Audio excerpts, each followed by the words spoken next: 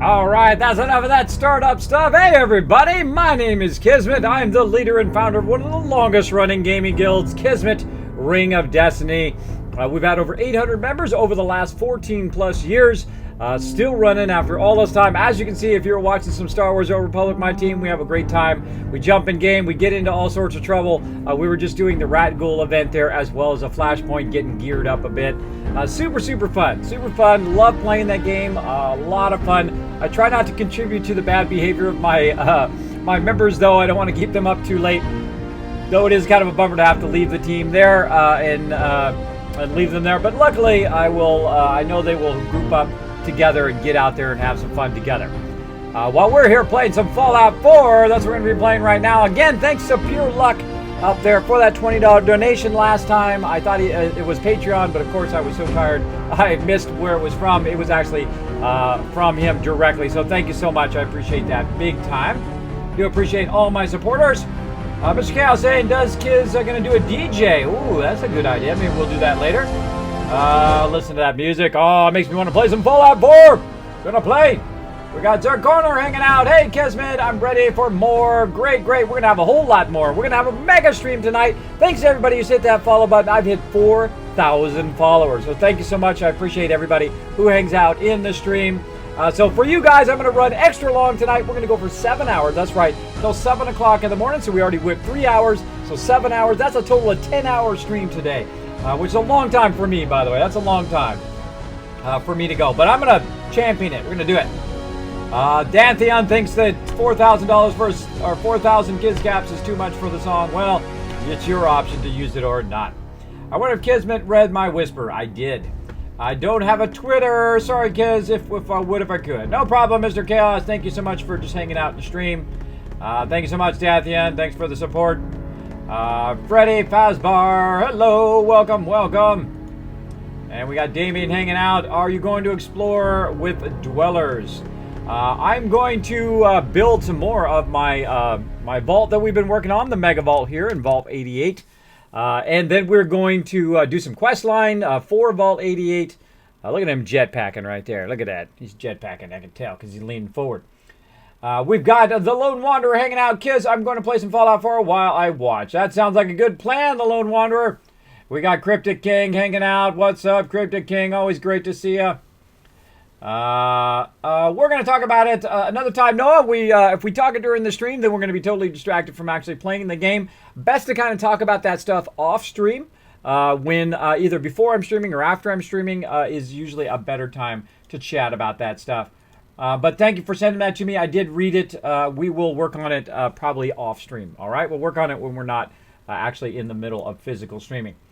All right, so we'll probably do that a different day because we don't have anything set up on it. We don't have it organized.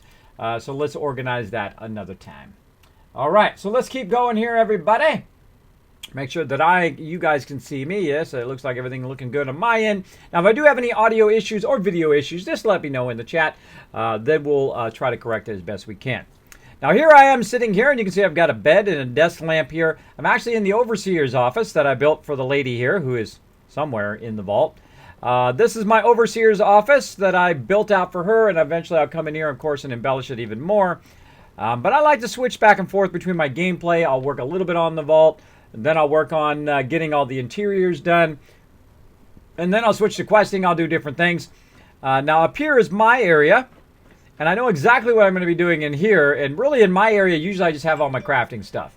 That's what I have. Now, the first thing I put down, typically before I even start my crafting stuff for my space, and that's what we're going to start with today, is getting myself access to the actual workbench. So we're going to go ahead and put that here. Now notice I'm above the Overseer, so I'm the Overseer's Overseer. Hope you guys like my cool Overseer desk and all my other cool stuff here as well. Again, thanks to Pure Luck there, I did add that $20 to do the getting me to TwitchCon. I am trying to raise enough to get to TwitchCon. We will see how it goes. TwitchCon is going to be in October. I'm trying to raise it by August so I can get cheaper airfare so I don't wait till the last minute. Noah says, okay, Kismet. Roby says, staying up to watch your stream, kids. It's 5 a.m. here in the UK. Wow, okay, well, I hope you don't have work tomorrow. Hopefully you won't be dead tired for work. General Stonewall, wow, kids, looking great. Thank you. This is only The interior, I'm going to show you guys a little bit of the other part there after I put down all my crafting stuff. Now, I do already have some crafting ones down here. So we're going to go down and we're going to grab those and put those up here for me to utilize when I'm here in the vault. Run all the way down here. And I'm going to do a little tour here in just a second. Let's go all the way down first. All right. Now, we're hanging out down here. Now, we do have a barber chair here, which I'm going to actually kind of move it here into the cafeteria. We're going to work on the cafeteria today and work on a little bit of this other stuff. Now, over here, we have another cooking stove, which I'm going to keep over here by the exit. So if I need to exit and utilize that, I'm going to keep that over there. And then we have some people just chilling out.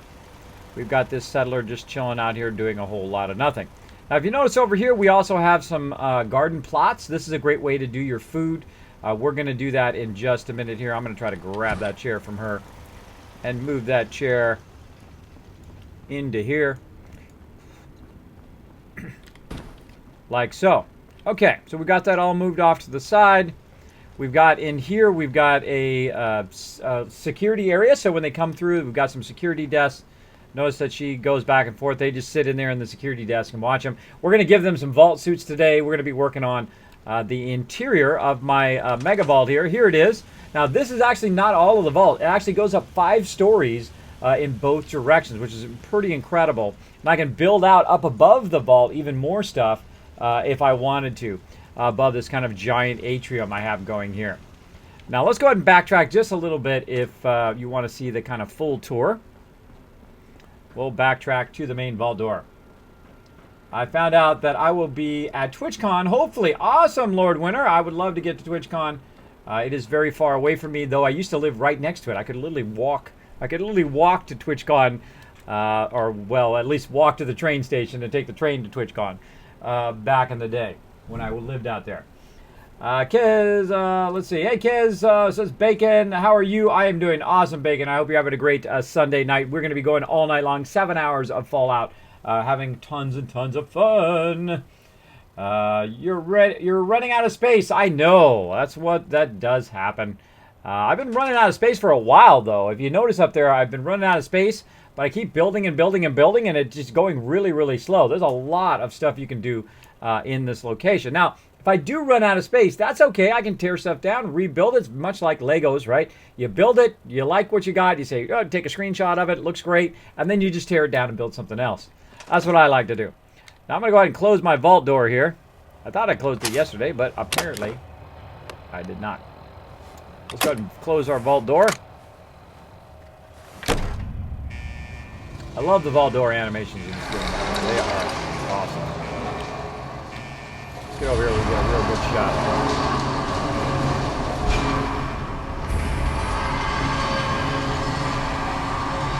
Sound design is awesome as well.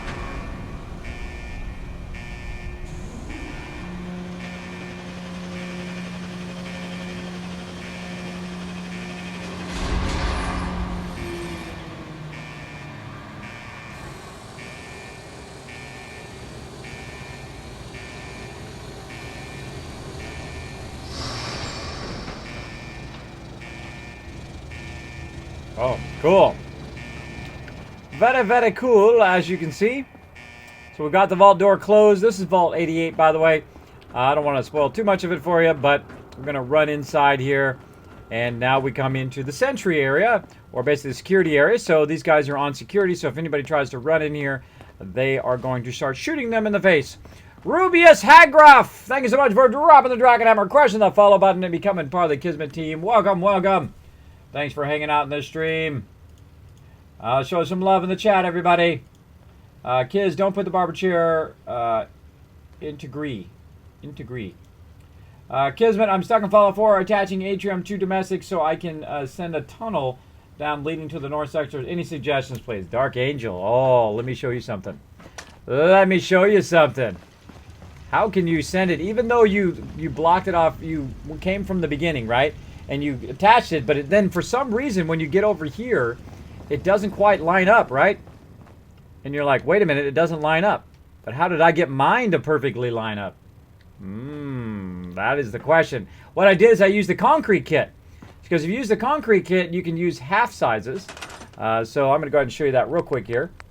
You can go ahead and use half sizes to build this out. Oh, wrong one right here. Go into the floors, and you can use these kind of half floors, which will allow you to kind of snap it in here.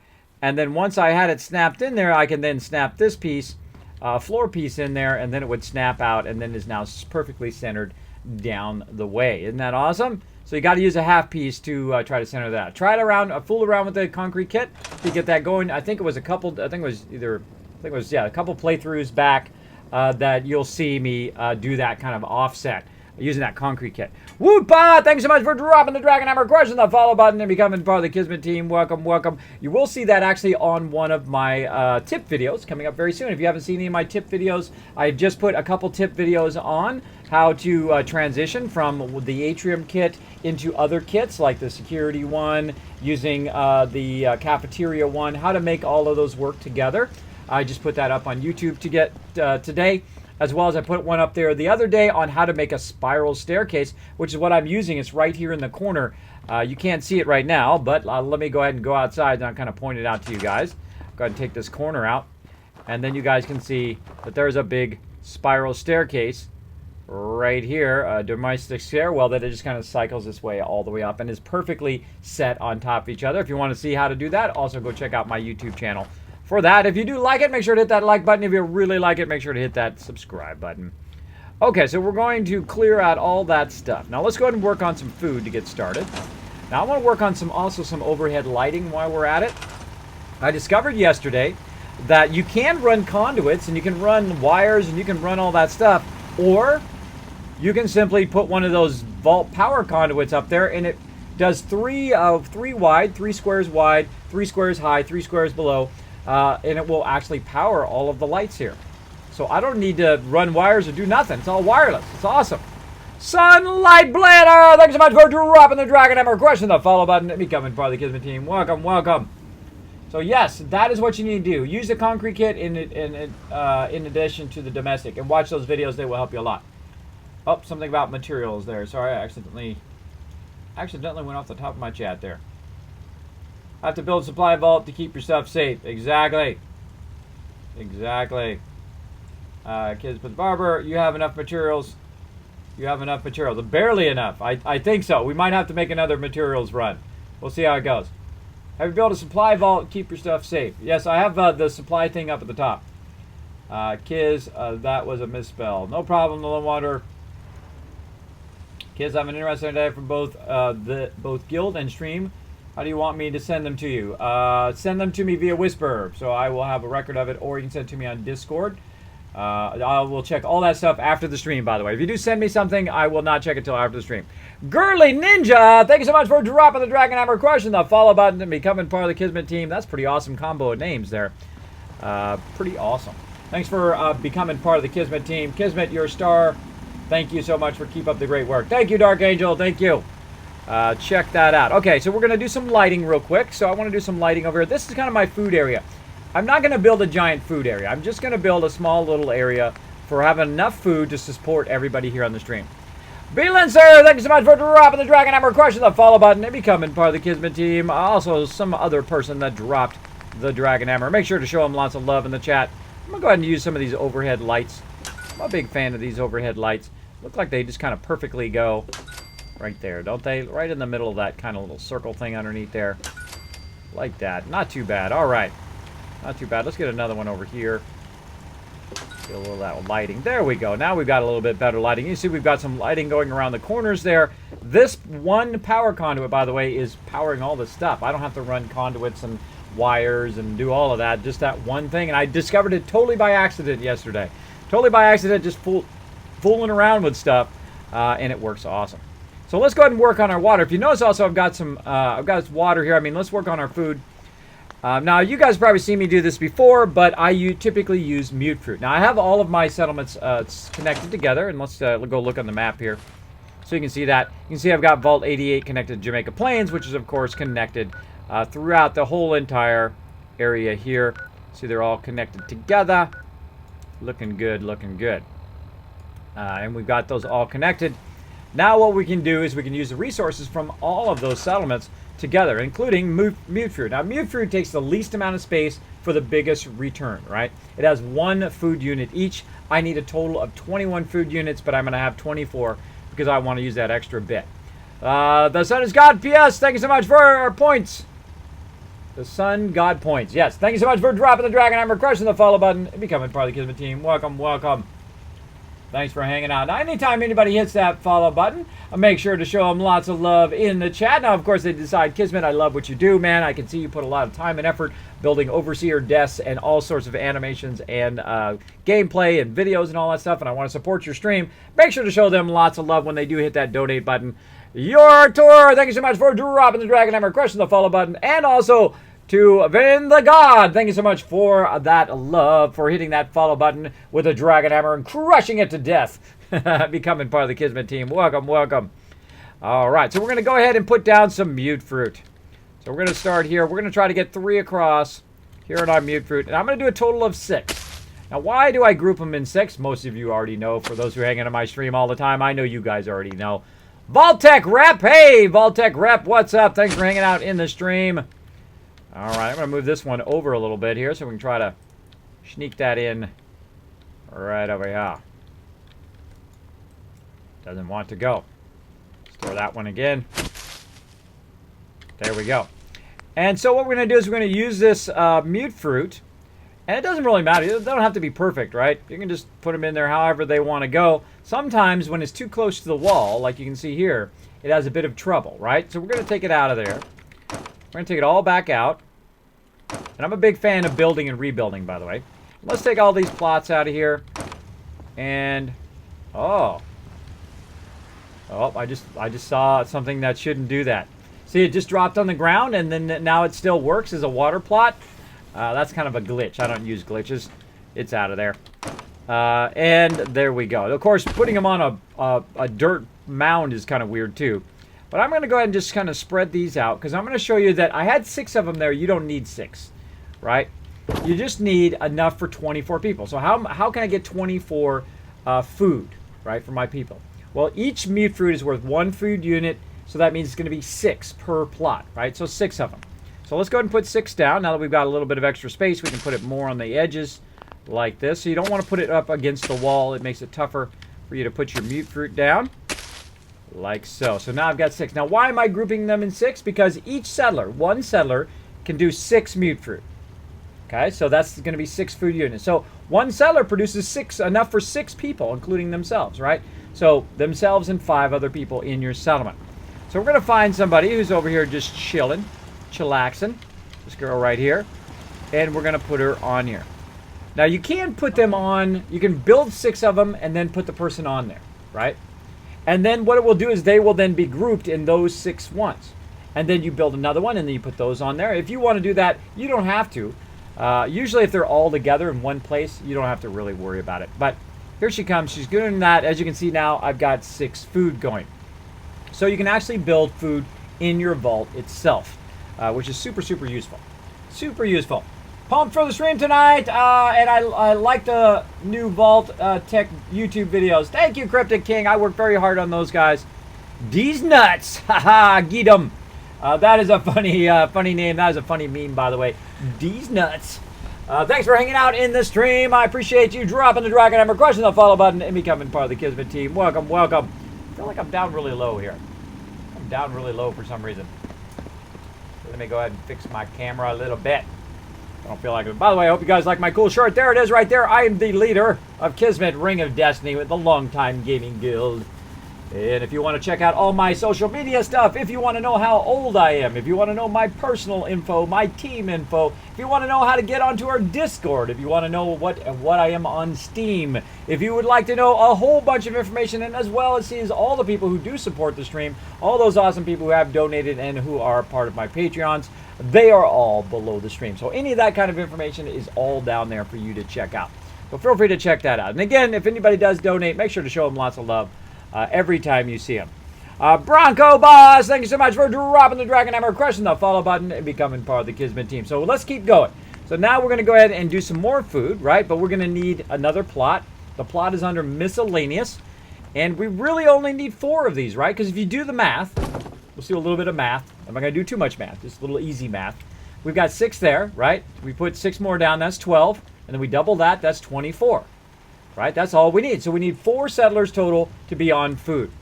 Kern Jess, thank you so much for dropping the Dragon Hammer. Question the follow button to becoming part of the Kismet team. Welcome. And so that's all we really need to fund the entire vault worth of food. That's it. 4 people. So what are you going to do with the other bunch of people, right? So say you have 21 people here. You got 4 people on food. What are you going to do with the other people? You can put them on scavenging if you want, which I will definitely do. Or we can have them on security if I want. But of course, I'll build some Kismet kill boxes if we have enough space. But we need to prioritize the things that are most important for the vault, right? Food, water, those type of things. Now, my water here, you saw I had that thing there. Let's go ahead and use this little vault door here. Now, I did get the question also, how to make this vault door snap, right? How do I get this vault door to work properly? Well, as pointed out to me on the stream, not that I figured it out myself, it was very nice of everybody to point out the fact that this is the old school vault door, like Fallout 1, where the actual door is outside, which is weird because why would you put the vault door outside the thing? But it is on the outside, so it needs to be like this, right? It needs to be where the actual opening of the door is out. So when you snap it, you want to go ahead and put one of these down, maybe an atrium or something like that, right here, and then snap it to it, and then you can take it away and then build out your floors or whatnot, which is pretty much how I did it, right? I went through and I snapped it to another object, and then I took that object away so that it would be perfectly in the correct place. Now, if you want to watch that back, you can watch that back here on my videos on demands on Twitch. There's a whole bunch of playthroughs and whatnot you can watch from previous days. So I'm going to go out here, though, and I'm going to go ahead and get rid of these water pumps that I don't need out here because I have a big water purifier going. I'm going to take those out and close that vault door. Because I don't want people going outside the vault, obviously, for any reason. I want them to stay in here and do their thing. Now, I do have a bunch of conditions on me right now. My action points are low. You're going to see that happen a lot. For people with ADD or whatever it is you got, I apologize in advance. I do let that stuff go because I don't have to really worry about it because I know I can solve it very, very quickly. So when I first did survival mode, though, and I'm in the new survival mode, by the way, I've played over 1,320 hours in the game. I played 500 hours in normal mode. I then played 440 hours in the old survival mode. And then I now have played all the rest of the time here in the new survival mode. This is very tough mode, by the way. I would definitely try the game first in normal mode, unless you're hardcore. You want to just dive right into survival mode. I found normal mode got pretty easy after level 90. Then I said, that's it. I'm going to try survival mode. I started completely over again in the previous survival mode, and then played it through till level 94 there, and then I'm now in the new survival mode, and I think I'm level 91 or something like that now in here. Though I don't really look at levels after about level 40 because they will happen over time. So there we go. We've got all of our mute fruit down. We're ready to put our people in there. The only problem is we don't have enough people, right? We've only got 8 people going on in here. So I'm going to go ahead and take some people off of the deal here, off the guarding, and put that guy there. And I'm going to go ahead and... if I can get these guys through the windows. No, apparently not, because the window's in the way. Let's walk around. And I'm going to take her, and I'm going to go ahead and... I'm just basically hitting E. I'm on the PC, by the way. I'm hitting E to say that I want to assign. And boom, assign. Now, where's all my other peeps, right? There's 8 peeps. Why do I only got just those peeps, right? We've got dude up here, Clem, who's assigned to running on there. What's up, Clem? You're creepy, boy.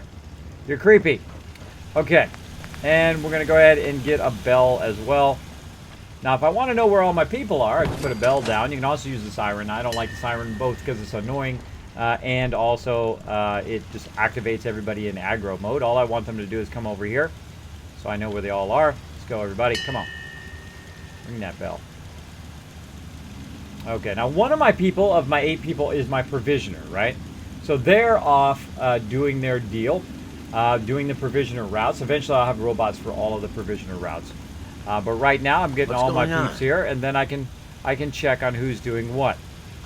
All right, so here's member number 2. He's doing food.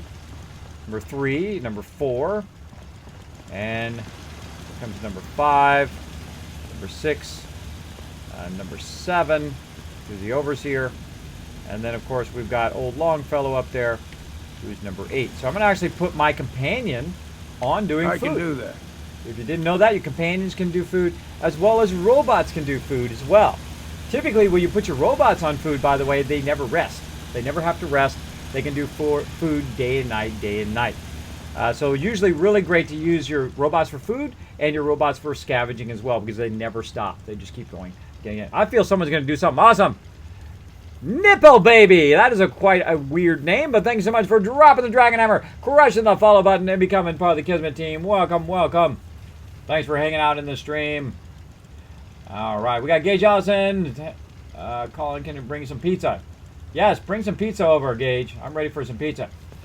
Do you like pigs and squirrels? Yes, I do. I like them both. Kismet, have you tried the vault sink and water fountain? They give you water, even though there's none attached to a water supply. I have not tried them yet, Dark Angel. I will get around to it. Okay, Kismet, for one more time, let's chat and game interrupt. Follow will come 15 minutes of game start timer. I'm going to, Kismet, for one time, let's chat, game interruption. I don't want to talk about Dell UK, but thanks for hanging out in the stream. Kismet, Bronco Boss, do you know any good X01 locations? I do, but I'm not going to just spoil it for you. I'm going to point you in the right direction, and then you get to explore and basically find it yourself, because I think there's a wonderful moment in finding those things without just looking them up. I suggest to go to the kind of the main part of the city, right around here, and I would explore around there. You'll find something eventually. You just go into all of those buildings and check it out. There's quite a few of them, by the way. There are quite a few of them around the wasteland. There's about 4 or 5 of them that you will run into in various places. So go check that out. Also, if you have an Automatron, just do some of the Automatron quest line, and you never know. You might run into a set. Never know. But I'm not going to tell you exactly where it is. I think exploring and discovering it as you go along is super, super fun. So give that a try. Now let's go ahead and catch up. Speaking of my conditions here, let me go ahead and fix my conditions real quick. What I'm going to do is throw down another one of these. Now I'm just going to put it over here like so. And then as you saw earlier, I'm going to put my water in there. Now you can use this to just put your water here on the corner usually, right there. And then you can drink out of this, which will basically give you some water. Like so. So you can do that, though it just seems like a little bit weird, right? Especially when you're in a vault. You'd think, like he said earlier, what if you use the water fountain? Well, let's go ahead and try that out. I think it's a good time to try that out now. WK, is this what Kismet is all about? He explains things as he plays games. Exactly! Exactly, Dark Angel. This is what I do. This is what I love to do. I love to hang out, chat. We talk about things that I've discovered. Hopefully it does helps you enjoy your game more. I do a lot of kind of chatting and explaining about things. And I think that's the coolest thing about being a streamer, is interacting with you guys. Now, if I could just sit here behind my overseer's desk and just go the whole time, but that's not very exciting. It's not exciting for me, and it's probably not that exciting for you. So that's what I love to do. I love to do this kind of stuff. So let's see if we can find that. I don't think I've even seen that yet. I would imagine it'd be hiding in here somewhere. Hiding in here somewhere. Maybe under miscellaneous. Let's see. What do we got? No. Surgery chair. Don't tell me where it is. I'll discover it. We'll run along here. Let's see if it's actually in the workbench. Maybe it's under furniture. Miscellaneous would be an interesting place for it to be. Taking a guess. Oh, there it is. Wow. That was a pretty decent guess. I didn't even know it was there. Okay, so there's some new stuff under furniture miscellaneous. You can see we've got various containers and whatnot. We also got sinks and toilets. So I guess we can give them a toilet eventually. But I'm going to go ahead and just put a sink down. Oh, and there's a workout outfit, workout stuff. Oh, how cool is that? We've got weight benches. Oh, produces happiness. Oh, so we can build a gym. Cool. Got a beautiful ottoman there. We got a projector. Cool. I haven't seen any of this. Oh, a nice brand new television. Some brand new television. I'm going to try the projector out. What does that do? Let's throw that down. Does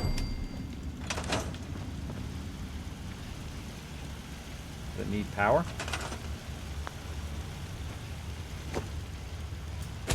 Lift it up by the power. It does a whole lot of nothing. It gets it back in the workbench. I'll fool with that later. All right, let's go ahead and dispenser. Different dispensers. And let's go ahead and just throw a water fountain. Let's make it a really easy place. Like when we come in the thing, we're going to put it right over here. Have the water fountain right here. And we'll just suspend disbelief that we ran the piping and all the water and all that stuff to make it work. I mean, come on, you don't make it too tedious where you would have to go and do all of that stuff too much to run every single piping and every single conduit and every single thing. Though I would love doing it, and I would probably spend an endless amount of hours doing that.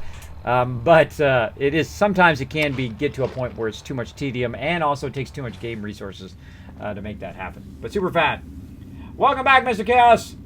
Or well, I'll see you when you get back. Sorry. Welcome to the stream.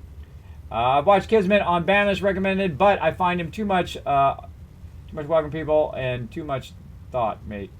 Well, hey, there you go, Dell UK. That is, that's the great thing about Twitch is you can do whatever you want, right? You can choose who you like it. Kiz, do you have an overseer's room in your vault? I do. We're going to be doing it here in just a minute. Kismet, workout stuff comes with actions to the settlers and yourself. Cool. Gunny Long Johns, thank you so much for that question. I am 46. You can see all that information below the stream.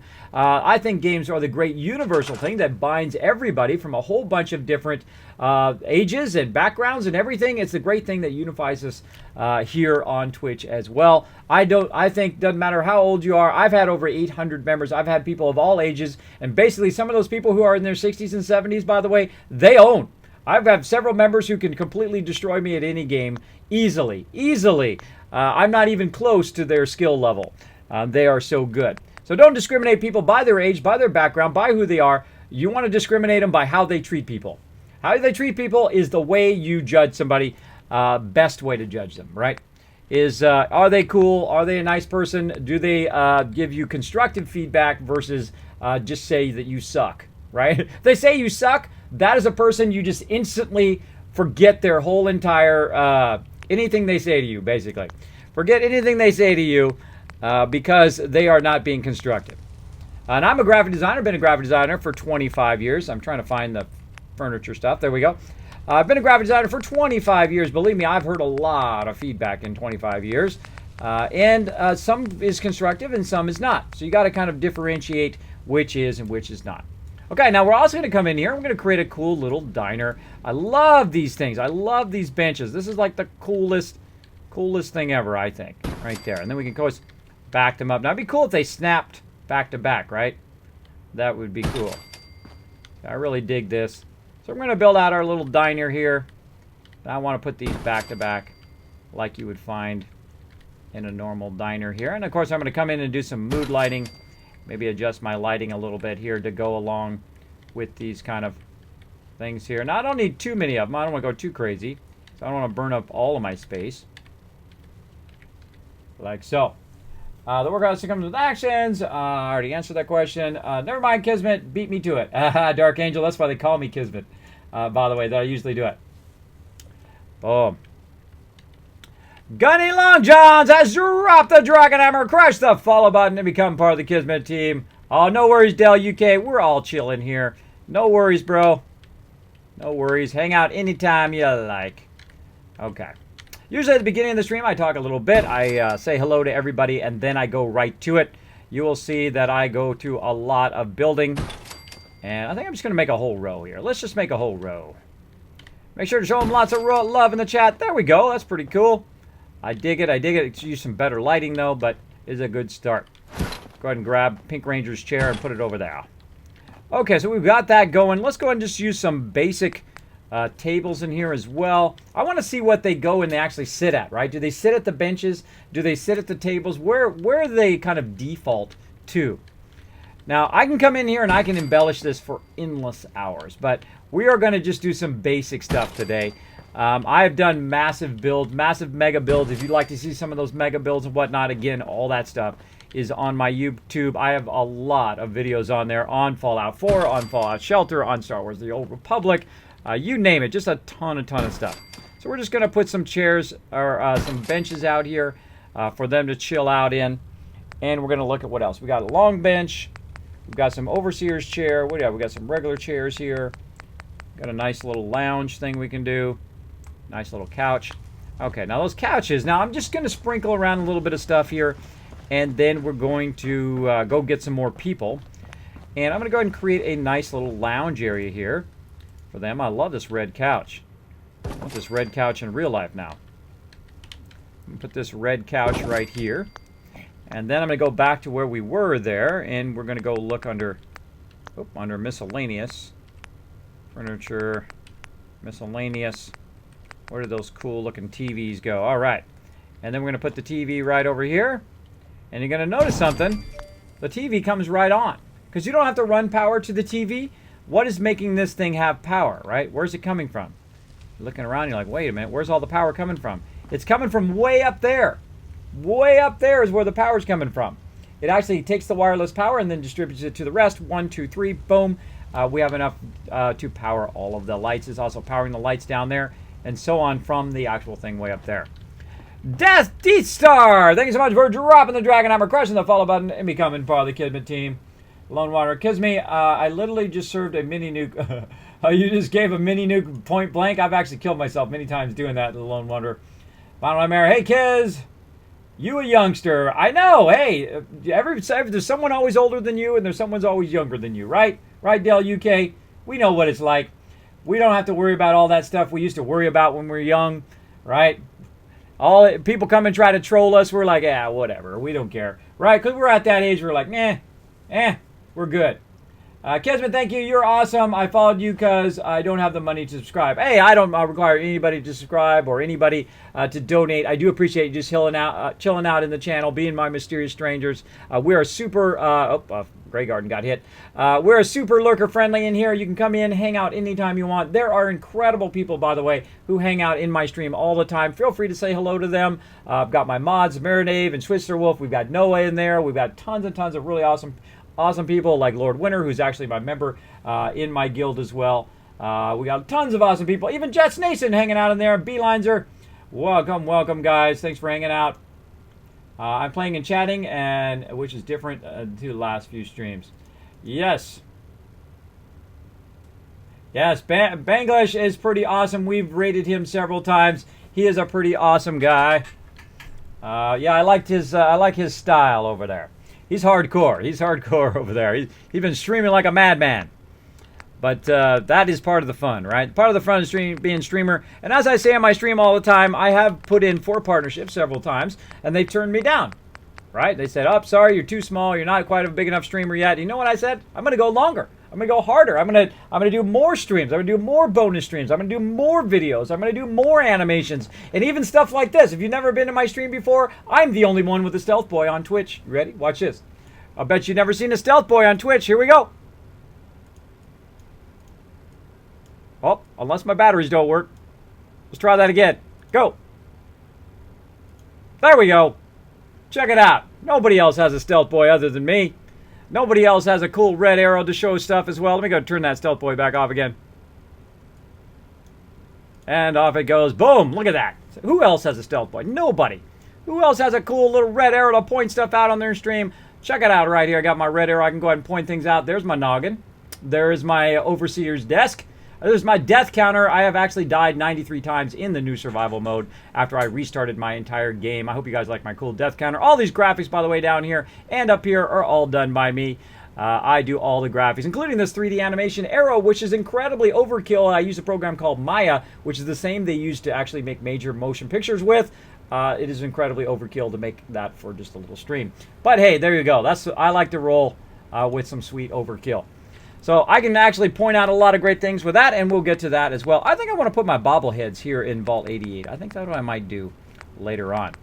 But let's go ahead and keep going here. Let's go ahead and put, I Oh, nice little thing over here. Let's try out some of these new little carts. Put those over there. And what else we got? We got ourselves a dispenser. We need to put that in the kitchen. And we've also got some workout materials. We need to put a bar in there. Well, let's put a little ottoman in there. Let them chill out. Let them chill out with the ottoman. I say I'd like to put the projector up on something and project it on the wall, but we'll fool around with that later. So I've started a little lounge area over there for them to chill out after work. And again, you don't have to build an elaborate thing. You want to start small, start with a little bit of stuff, and then get going from there. Party time! That's right, we're having a good time tonight. Would you consider playing Borderlands 2 on stream? Absolutely, Gun Johns. I have a giant list of games that I still need to go back and play. I was playing XCOM 2, which I've never played XCOM before. Super fun game, by the way. Super fun game. I'm going to add that to my list of games, which I think I might already have it on there, but I'll just put it in there anyway. Borderlands 2. How'd you get the Stealth Boy? I made it, Final Nightmare. I made it in a program called After Effects, if you're familiar with that program. Have you played with Curie as of yet? Well, Dell UK, I played over 1,320 hours in Fallout 4. I definitely have Curie. I've gotten her to max level affection before. Oh, I sense someone's going to be doing something awesome. What is it there? Who's going to do something awesome? I can sense it. Or it's not going to show up. We'll see. Come on. Going to happen. There we go. Genesis, thanks so much for driving the Dragon Hammer, crushing the follow button, and becoming part of the Kismet team. Again, I played through 3 times, all the way from scratch. I've done a lot of the other stuff. I've done the Curie, and I've done all the other companions, and I've got them all to max affections, and I've finished the game on the Railroad Quest line, though I haven't done all the other storylines yet because I'm in no hurry. I've done normal mode all the way to level 91. Then I did survival mode all the way to level 94. Then I started over yet again for the 3rd time in the new survival mode, which I'm level 91 now, and have played all the way through that as well. Now, I've bypassed a lot of stuff in this particular playthrough. I didn't do all the other stuff that I typically do. So we're going to be coming back and doing all that, getting Curie, getting Kate, getting all of those other companions that I haven't done in the playthrough yet. Because I bypassed a lot of that stuff because I wanted to get to Far Harbor right about level 40, which we did. And we did Far Harbor. We did a whole bunch of all the new content as well. But we will get back to that eventually. We will get back to it. Okay, so we want to put the kitchen back here in the corner. So we want to put some of our kitchen stuff back here. So let's go ahead and put a dispenser here. It'd be nice if it snapped up against the wall, right? To straighten itself out. That would be awesome. And there's a dispenser. This should be up on a table. That doesn't look like it should be on the ground. That should be more on a table. Let's see what kind of cool table we have. What kind of cool table we got for a kitchen? What do you got? That's not bad. That's not a bad table. Some kitchen counters. There we go. That's what we're looking for. Maybe a smaller counter.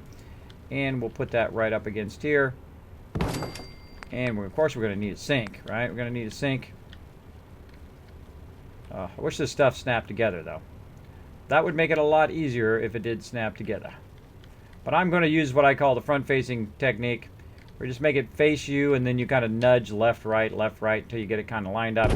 We could fine-tune it all day long, but we're not going to. Undead Red, thank you so much for dropping the Dragon Hammer, crushing the follow button, and becoming part of the Kismet team. Welcome, welcome. We want to have that facing the right direction. Like so. Put a counter in the back here. Again, we can spend a lot of hours doing this. We could get very, very into this for very, very many hours. But I'm just going to show you just some basic stuff here, and then we're going to roll on to some quests for unlocking some more stuff here. Or I've got to fix that. That will drive me crazy. Kind of an equal gap there. There we go. Oh, not quite. Not quite an equal gap. Let's just kind of spread them out a little bit. There we go. Okay, now we're going to go ahead and put those extra things. Let's see if we can put them up here. There we go. That looks better. All right, we want them to be up here on the table. And then this one here we'll put back here in this table. Like so. That looks pretty good. Pretty good. And then we've got a nightstand, which we can use in our rooms later on. And we probably want a nice counter or something. course, that's not a really great counter. Maybe we'll do a reverse counter the other way. What else we got way down here at the end? What else we got? We got some regular tables. I don't know. So I'm kind of more like this kind of counter, but facing that way. Let's go ahead and just try a little bit of that. See how that looks. Now again, what you want to do is you want to experiment with stuff and see if you like it or not. If you don't like it, boom, take it out of there. If you do like it, then you're good. The great thing about building is the second you see something you don't like, you will know it. You will know it instantly. Like, I'm not liking that very much. But that isn't going to stop me from trying. Even if you don't like something, give it a try. Yeah, I'm not a big fan of that, but that's okay to get started. That's an okay getting started deal. Now, we can also do some shelves here. Let's see what new shelves we have. Ah, yes. Nice. These are cool. These are cool. Let's go ahead and get a little round one here. Stick it over here. We can put various foods and whatnot on the shelf. I mean, we could really go insanely crazy. And let's put some shelves, say, over here. We can put stuff on the shelves. I mean, we can get really involved. Now, if you want to put stuff on the shelves, by the way, if I happen to have something on me, let me see what I have. Oh. No. Inventory. Junk. I have nothing on me. Okay. Nothing on me. But there's an easy way to get to the junk, is I simply just make a cooking stove, like I typically do, and we'll put it in there. I played with Curie yet. I have in other playthroughs. Kismet, I miss Curie playthrough. Yes. Hey, kids, how I know a good game. You do, the Amazing Vault Boy. Cool. Kids, I love how much you talk to the chat. I will subscribe soon. Oh, well, thank you, Gunny Long Johns. Appreciate it. Yes, I don't know why people don't talk to the chat. I think being a live streamer is the most exciting part and the most fun part, beyond having fun playing games, is to hang out with you guys. I don't know. That's just my take on it. Of course, it's other people's streams. They can do whatever they want, right? It's your guys' game. You can do whatever you want. It's their stream. They can do whatever they want. But I try to create a great environment for you guys just to come in, chill out. Maybe you're doing your homework. Maybe you're playing some Fallout 4. You can just hang out. We'll listen to the stream. Have a good time. Talk with some awesome people in the chat. Just have a good time. That's what I try to create here in my stream. Okay, so I'm accessing the vault-tec workbench here. And I'm going to try to get something out of here. I'm trying to remember. Oh, yeah, I was going to try to get a few things. Like, we'll get an alarm clock out of there. And I don't think I've shown this in a while. I'm sure a lot of you already know how to do this, but I'm just going to go ahead and do it again. I'm not using, I can use cafeteria tray because that's plastic. But I'm not taking any aluminum out of there. Aluminum is one of those things that are just so rare when you're doing the new survival mode. Let's see, coffee pot would be pretty funny. Not doing coffee tin, a couple of coffee cups. Okay, so how can you put this stuff down? So what you can do is you can go in to the workshop mode, and try to look around in there. It's not in there. Get out of there. What you want to do is go into your inventory here, and you can simply just drop it on the ground. I'm going to drop the alarm clock on the ground. Then I hold down the E or the action key, and I can pick it up. And I can set it where I want. Now watch how it interacts. It actually runs into stuff. That's a solid object. Fruit Bowl! Great name. Thank you so much for dropping the Dragon Hammer, crushing the follow button, and becoming part of the Kismet team. Welcome, welcome. Thank you, Gunny Long Johns, again for those kind words. I'm going to go ahead and put that in my nice things that people say. If you'd like to hear or read some of the nice things that people say about my stream, they are down below the stream. I actually have pages and pages and pages of them, of all the sweet and nice things that people say that inspire me every single day to work harder at my stream. All right. And then we're going to go ahead and put this. Now, we can rotate this around. We can do all of that. I find the best thing to do is just kind of smack it up against the wall. You can smack it up against the wall this way. You can rotate it a little bit and try to get it to line up. Now, another great way to line it up is just to simply drop it and then pick it back up again and then rotate it a little bit and then maybe knock it on the edge. This takes a lot of trial and error. It takes a lot of trial and error to get this to go. Now, the alarm clock is particularly funky when you're trying to get it going, right? Like so. And then you can also just, you want to set it up right, you can just go ahead and tilt. Try to set it up right. Oh, I didn't quite get it that time. Oh, and I just picked it up. Picked it up. Let's drop it again. Oops, I dropped the tray. Drop them both. See, you can just drop it again to line it straight up again. And then again, we'll just put it over here in the corner. Now the alarm clock, again, works a little funky, right? So I'm actually going to get up on the desk so that it doesn't fall over. See? The little trick where you jump up on the desk and you drop it, it won't fall over as easy. So we can go in here and embellish it. Robin Pancakes, thank you so much for dropping the Dragon Hammer question, the follow button, to becoming part of the Kismet team. Welcome, welcome. Kids, you can use the pommel horse. Exactly. Kids Mounter asks, where do you get your resources? A great question, Blonde June. Thanks for hanging out in the stream as well. I get my resources in two ways. One, this ain't no free ride, right? This ain't no free ride. If people are at my vault, people are at my locations, at my settlements, this ain't no free ride. So they're going to have to put some work in. They're going to need to work on the food. They're going to need to work on defending the location, right? They're going to also need to work on this, the scavenging station. Now, I'm a big fan of the scavenging station. Now, it's not like suddenly you're going to have like 10,000 tons of resources from this. But you got to think it's going to be over your entire game, right? So all of your settlements are going to be constantly getting you extra resources that you don't have to go and collect. So you want to put the scavenging station down. Now, most people just put just one. Me, at Sanctuary, I have about 15. That's right, 15 of these. And in several different places, I have a ton of these that are just generating tons and tons of materials that I don't have to go and collect. Now, I also go and collect them from various locations, right? I happen to know where the aluminum, one of the best aluminum places in the game is. I happen to know where we can get a lot of steel and where you can get a lot of things, and I go to those instances from time to time and get those out of there as well. Also, I'll just run around and kill stuff, and as I'm running around, I'll do something I call super looting, which you'll probably see me do later, where I loot everything. I take everything with me. I leave nothing behind so I can use it to build up my settlements later. Okay, so utilize this right here, the scavenging station, which is in the miscellaneous menu, which is, of course, in the resource menu. So resource, miscellaneous, scavenging stations. Make sure to put some places that you have, some of your settlements or vaults or whatever you're building to have a lot of people on scavenging. Okay, at least like 5 or 6. And that's how I get a lot of my resources. So there you go. Great question. Great question. Good morning, Iron Chief. Thanks for hanging out. Thanks for hanging out in the stream. Kismet, that's awesome. Nobody else has nice things. List, I love stream. Sorry. How many times I have to say that? No problem, Gunny Luck Johnson. No problem. Kids, did you make the graphics for your stream? I absolutely did, Ryan Barry. I've been a graphic designer for 25 years. I have done every type of design you can do. I've done also 3D animations, videos, presentations. I've worked for some of the top companies in the world. I've done billboards, and oh man, I could just list every single thing you could possibly think of for graphic design. But I've done billboards, I've done ads, I've done magazines, I've done cereal boxes, I've done labels, I've done stuff like Kahlua, you know, like the label that goes on that. I've done just about everything you can do. I did a lot of stuff for the music industry. We did CDs and inlays and even stuff that you'll see in the supermarkets, all those little booklets and whatnot that you see in there. I've done everything to do because that's what I woke up every day and I wanted to be. But since I was very little, I wanted to be a graphic designer. I got up, I wanted to do something with printing. I discovered printing like at the age of 9.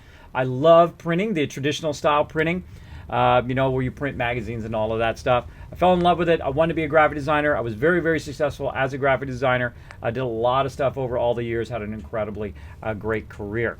Incredibly great career. Now, my second passion, other than that, of course, is games. Hanging out with you guys and doing all sorts of fun stuff on the stream here. So let's keep going. So we've got this going here. We've got our kind of things started there. Not too bad. We've got a nice area for them to chill out here. And I said I was going to do a little bit of lighting here. So let's do a little bit of lighting. What do we want to give them here? Do we want to make it a little romantic in here? A little romantic moment. Maybe they'll make us some little settlers. Going to throw that on the wall here. Have a little romantic moment. Or we can do, you know, some ceiling fans if we want. Now, I wouldn't suggest doing all of these together, but I'm just kind of showing a little bit here. Now, notice how my power is just instantly working, right?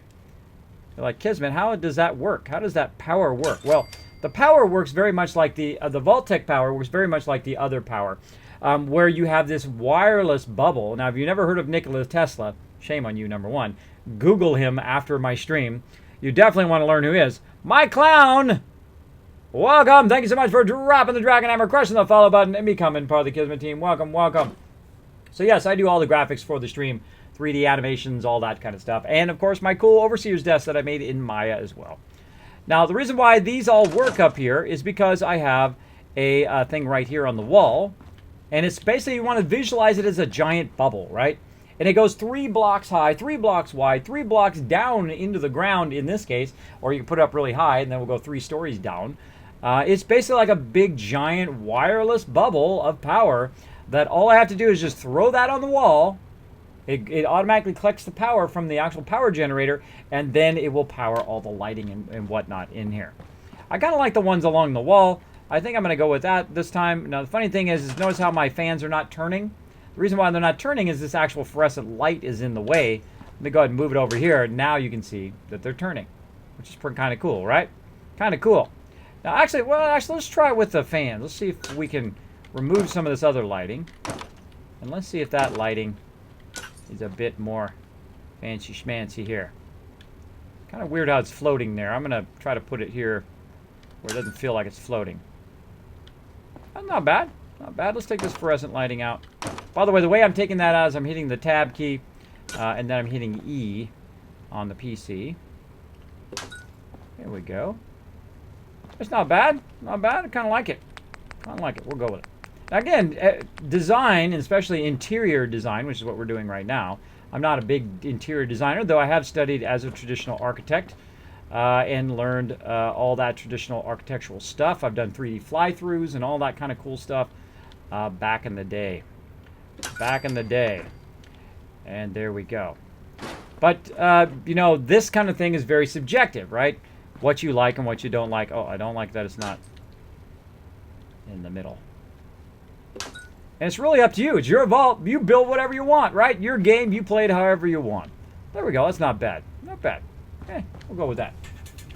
Have you ever created a game with the Unity Pro 3D? I said because I lost my game, came your Steam to be happy, and it worked. Keep it up. Awesome. Well, thank you. Like a good super loot. There you go, Jazz Sands. There's nothing like a good super loot. Ayang, thank you so much for dropping the Dragon Hammer, crushing the follow button, becoming part of the Kismet team. Kismet Fruit Bowl asks, hi, I'm new. Welcome, Fruit Bowl. Have you ever created a game with Unity Pro? I have not. I do not actually create games, which is funny. I play games, but I don't create them. Hello, Kismet. How's your day? It is going awesome. Simeon, thanks for hanging out. Dark Angel. Kismet, you found the building in Far Harbor that contains loads of resources I could tell you, but I've watched long enough to know you know spoilers. Exactly, Dark Angel. Thank you for not spoiling it. But it's not only just for me. Not only don't spoil it for me, but also don't spoil it for people in the chat who may not have come across it yet. That's why I try not to spoil stuff, and I try not to have people spoil it for me, but also for people watching the stream. What is the name of the power bubble? Or bubble? What is the name of the power bubble? I would call it the Tesla bubble myself. Tesla is the first one to think of that idea of wireless power. We would have wireless power right now. Now, let's just take a moment to think about the genius of wireless power, right? How would it change your life if we really did have wireless power? Now, we do have it to a small extent, but of course, a lot of the electricity and the power is lost greatly when you're using wireless power. So, you know, you might have like a 70% loss in power transmission, right? But imagine this. Imagine you had your cell phone, right? What is the number one thing you're always doing to your cell phone? Plugging it in, right? Plugging it in because it's dying all the time. And you're plugging it in and you're charging it and you're plugging it and you're charging it every single day, every other day. You're charging that sucker all the time. What are you doing sometimes also with your tablets? What are you doing with those? Plugging those in all the time. But if we had wireless power, you would never have to plug in your phone because your phone would be powered wirelessly. What about your car? What if you had an electric car and they had wireless power like they have right here, right? Officer Golden, thank you so much for dropping the Dragon Hammer, crushing the follow button, and becoming part of the Kismet team. Welcome, welcome. You would never have to stop to get gas, right? You could drive from one end of your country, back and forth, up and down, left and right, womp, and have endless power for your car. So you could go forever and never have to stop, right? Wouldn't that be amazing? That would be amazing. Of course, you'd want to stop for other reasons.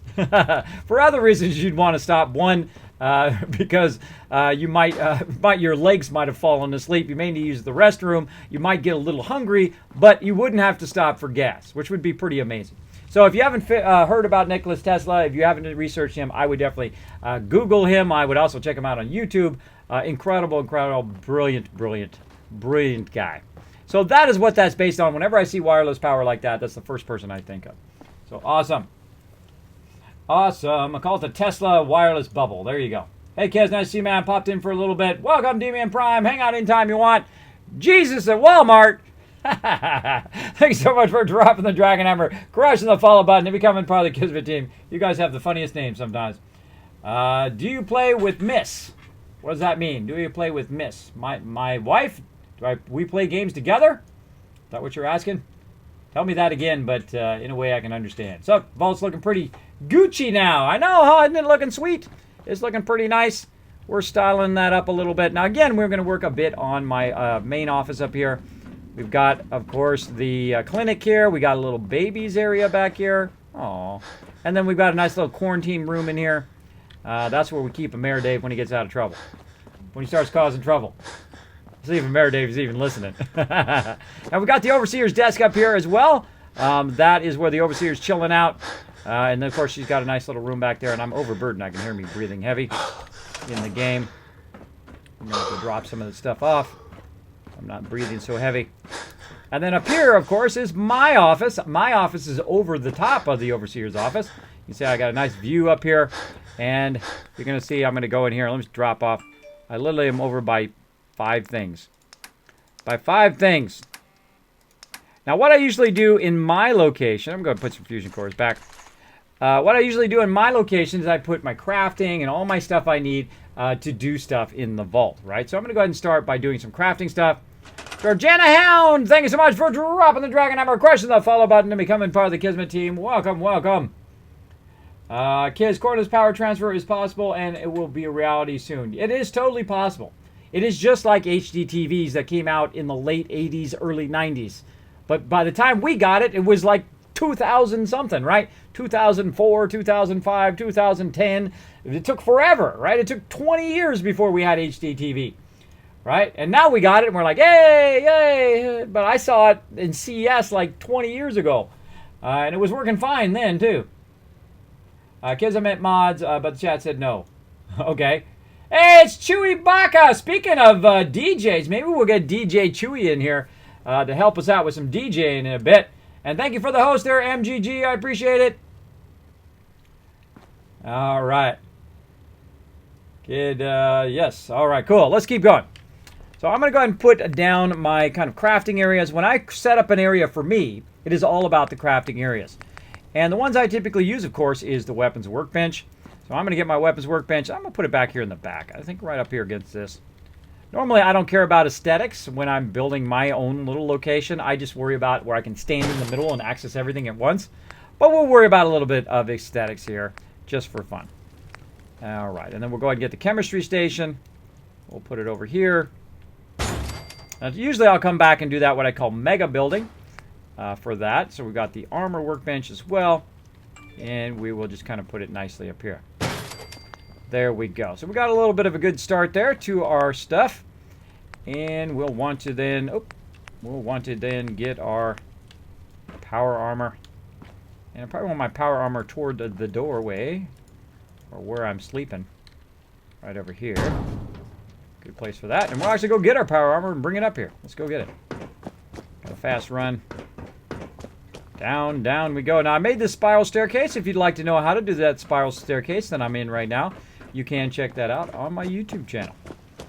I'll show you exactly how to do that. Now, I've also got power armor here for the dude himself, for Longfellow D's, as I call him.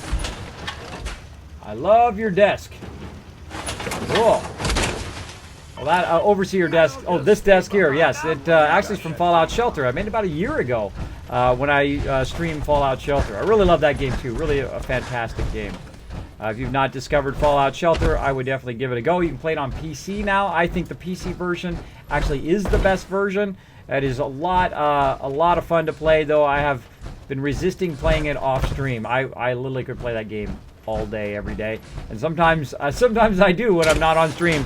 I will be playing on my iPad, which I've played for an entire year on the iPad itself. Speaking of iPad, I just accidentally turned it on. There we go. Boom. All right, so I've got my armor over here, and I can go here and craft and it's going to turn my armor around for me, and then I'm just going to simply get right back out of there again. So it's sitting there like that. Now we do have some other cool stuff that we can do now with our the new vault-tec workshop, and we're going to do that, and we're going to do it with the power armor there. Let's see. Jamie Carroll, thanks so much for dropping the Dragon Hammer, crushing the follow button, and becoming part of the Kismet team. Welcome, welcome. Jets Nation says, Kismet, so far, which DLC for Fallout is your favorite? Oh, you're going to make me choose. Like choosing your children, right? It's so good. All of them are so good. Oh, I don't know. I would have to say the vault-tec workshop is my favorite because I love building, and I get to build vaults, which is the signature thing of Fallout, and I'm having so much fun doing it. I would say this one, but only by just a thin margin, just because I love building and I love vault stuff. So, you know, I would say just barely above all the other ones, and all the other ones are home runs too. They're absolutely worth a definite buy. Probably the best DLC I've ever gotten into any game, hands down, without a fact. Home run, out of the park, down the street, hit that neighbor that you don't like, knock them unconscious, and boom, you're good. That good. That's how good the DLC is in this game. Totally worth it. And I got the season pass, so I got more than my money's worth 1,000 times over, easily. Okay, so we're going to go ahead and fuddle around here. Yeah, I said fuddle. You guys got to drink now. So if you guys don't know what I'm talking about, I'll talk about that in a minute. I'm going to find out where these are. I keep forgetting where these things... There's a lot of stuff here now in the game that they added, and I literally cannot find anything anymore that they've added all of this stuff in weird places. At least I think they're weird places. It's probably perfectly reasonable to them, but to me, they are in weird places. Let's see. I think it's maybe decorations. Yes, decorations, display, and power armor. Am I out of power? Am I out of steel or something? No, there we go. Okay. So I can do power armor display. I just had to go up. And lighted power display. So we got different types of display here. Actually, I think they're just different colors. And let's go with a red one.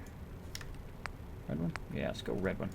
So we can go ahead and display our power armor right over here. And I've yet to use these, by the way. Yet to use these in the game. My last one, I had a whole museum for all the power armors. I had about 16 different power armors all lined up. Go ahead and get that power armor, and we'll move it over here. Activate. How do I activate it? So I guess I gotta activate it. I don't know how to even do this, by the way. We're gonna see what happens. Activate. Yep, there we go. Snapped right in there. So you just run up there, you hit activate, your power armor snaps in there, and it is lit. Except for, how do we make it light up? I wonder if I need wireless power. Maybe my power is not close enough. Let's see, can we run a light bulb? What you can tell is you run a light bulb and see if it lights up. Put it here on this side. Ah, see, no wireless power. So that's a definite giveaway there. And then we're going to get these things, which I was just talking about. This right here, the vault power conduit. I'm just going to go ahead and stick it on the wall here. And there we go. Now it's nice and lit up. I can see that my thing is going here. And this, and then we'll activate this.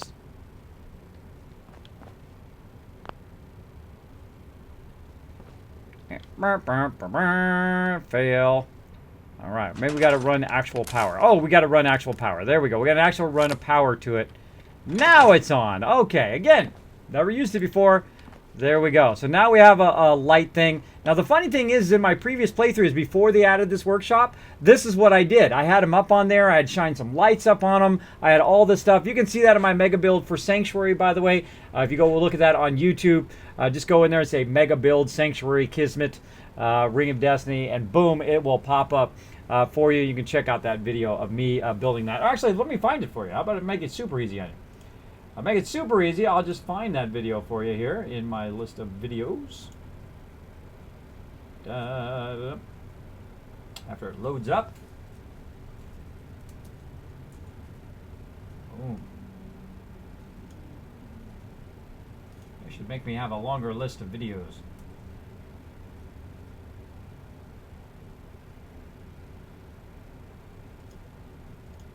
There it is. That's my mega build. Yep, that's it right there. So if you'd like to see that museum, you'd like to see one of my larger builds at Sanctuary, I think it's awesome. It's when the first Wasteland Workshop first came out. Let me go ahead and get that in the chat for you. Boom, I think you guys will enjoy that if you haven't seen that one yet. It is definitely a cool one. One of my favorite ones that I've done at Sanctuary, where I've kind of created the same thing, except for I have them all named on the side, and I created a whole little kind of rounded area for them. I really love this, though. This is cool. I know I'm going to use this for sure. I'm going to create a whole giant display of all the power armors I find along the way. Super, super fun stuff. All right, so we got that going, and let's keep going here. What else are we going to do? So yeah, that was under decorations, under display, different armor racks. We've got display cases we can put stuff in, which I think is super cool. And then, of course, we've got weapon racks. We got a heavy weapon stand. We're going to go ahead and just put this right here.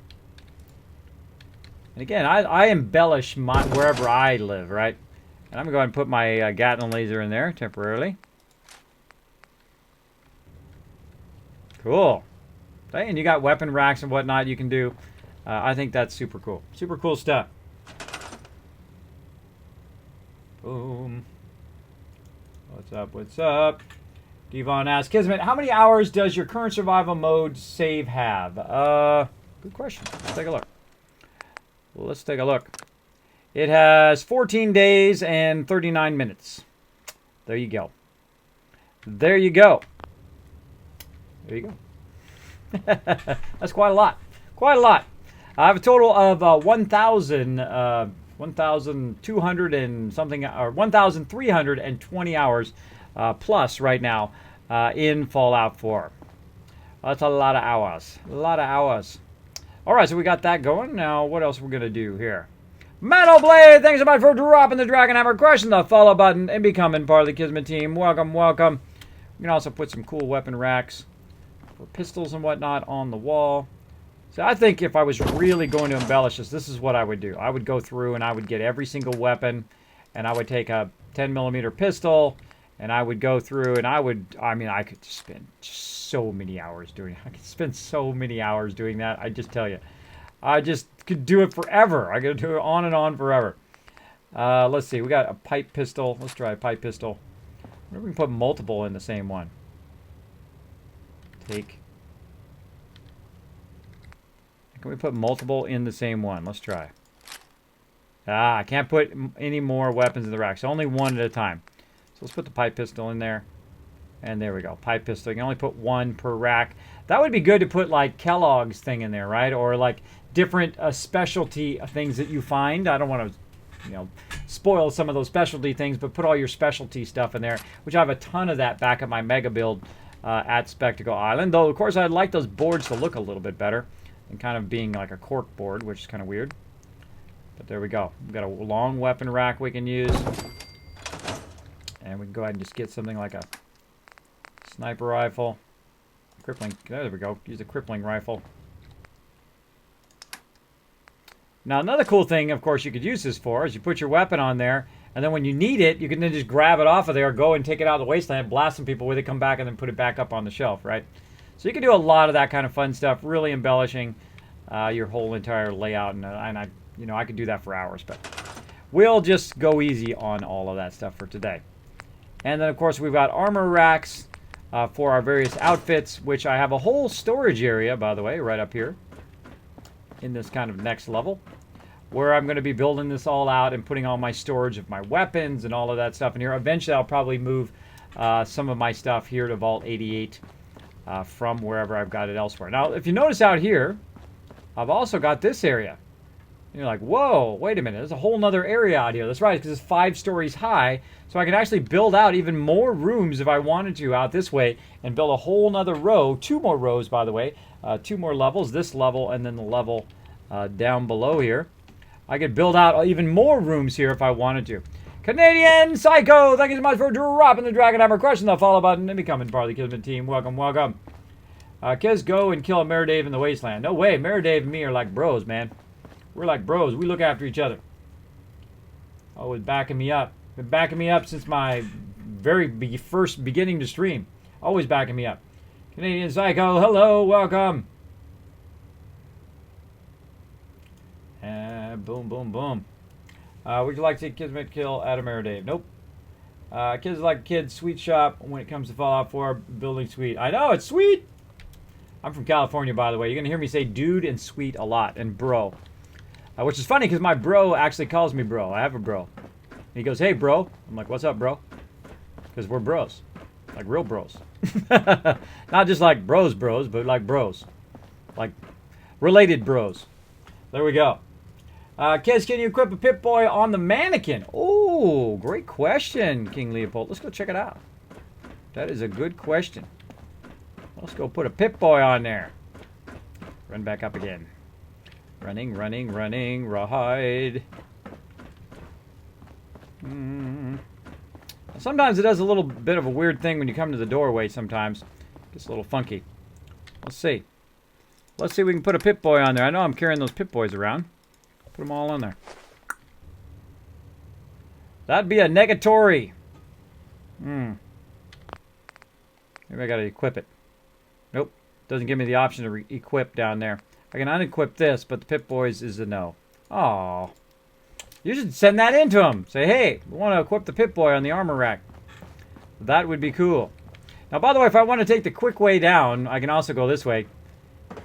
Take the quick way down. Like so. Are you mad? And there we go. You'll break something doing that. And then I'm out here. Boom. I can get my other power armor here. And move that up to my room.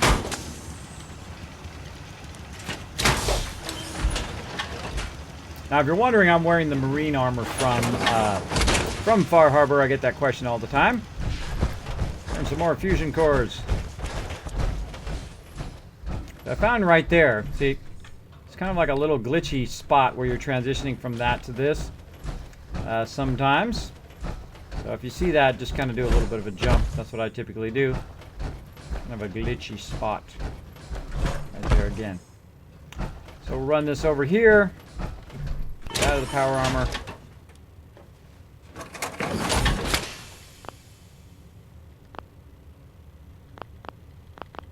Can't deactivate. Now I'm going to show you something right here that is pretty trippy. Ready? I'm going to go ahead and take everything out of here. Out of that power armor. And then I'm going to go over here to this power armor. I'm going to put all this stuff in there. You're like, whoa, wait a minute. How'd you do that? Well, basically, the power armor frame doesn't matter. The frame is the most unimportant thing of the power armor. It's the exterior parts of the power armor, so I can easily just transfer that instead of having to get that out, get in there, move that out, take this other one, and put that one in there, and so on, and do all of that stuff. You don't have to do that. I can just take the pieces off of that one, put it onto this one, and I'm good. It's as simple as that. I don't have to take it out of there. See? I know that you guys were thinking I was going to do that. Jump in there, take that one out, get in this one, attach that one, put it in there. I don't need to do that. You saw it's just totally easy. Totally easy just to swap that out. And I just put it on the other power armor frame. All the frames are universal. All the pieces that you put on there is the thing that makes them different. Again, I'm going to walk this over here. So.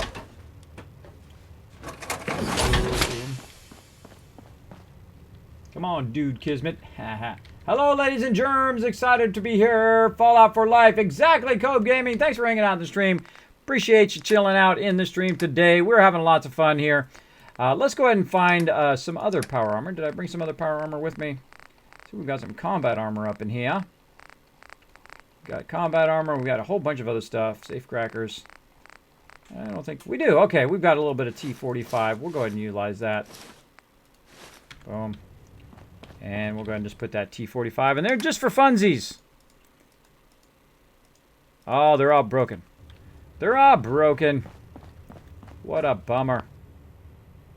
That's okay. I got my power armor over here. I can actually repair them while I'm here. All I got to do is have a suit of power armor here, by the way. I don't have to actually put the things on the power armor to repair them. I just got to have a base, just a frame over here to repair them. Okay, so I repaired them. And now I get out of there, and then I can run back over here. Actually, that's a great example of doing that. I didn't mean to do that on purpose, but it does help. There we go. And we put the T45 on there. And we can go through and we can fool around with it and do all sorts of stuff, by the way. But you can just take it off of here and just run over here and do all the stuff you want to do with it, and then bring it back and put it back on there. You don't have to actually walk the power armor over here. You just take the pieces off and do it. As long as you have a power armor frame, wherever your power armor station is, you take pieces on and off, you can adjust them, you can mod them, you can do whatever you want, and then go back and just put them right back on the pieces over there and work with them. So a great Kismet tip there for you. Great Kismet tip. So what else we got here? We got lots of, let's put those pistols back in there again, and sunglasses. And we want to get the vault suits out, so we're going to get those vault suits out, and we're going to vault up everybody here. Where is my apparel? There we go. Vault suits at the bottom. Welcome, Kobe Gaming. Kiz, I watched the video. I laughed so hard at the end when you said goodbye. So funny. I know, huh? You like that? Bye. Actually, I have to go check it out here at the end, too. I can't quite remember the end of it. Let's go listen to it.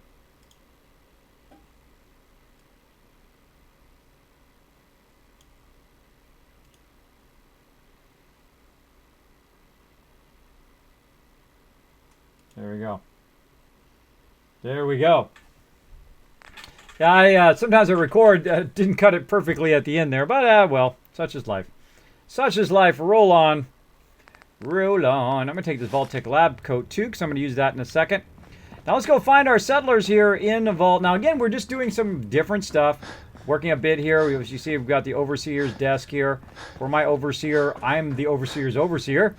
So I have my, of course, my office is up above hers. And we're going to go down here and we're going to find some peeps. And we're going to put them in their vaults here. Now, it looks like it's nighttime, so they're probably up there sleeping. Let's go check on them. Oh, stuck on the corner. What's up, Cogsworth? Bet you didn't even know that even looked like Cogsworth. They're both in their vault suits. I'll do well. Promise. Nope, we're going to trade, trade, bro. I just need to trade some things with you. Sure thing.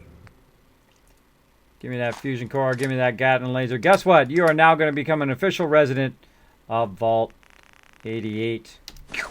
There you go. Equip. There you go. Old Longfellow has come from Far Harbor, and now he's part of the Vault. Once you get the chemical formulas, our next experiment can proceed.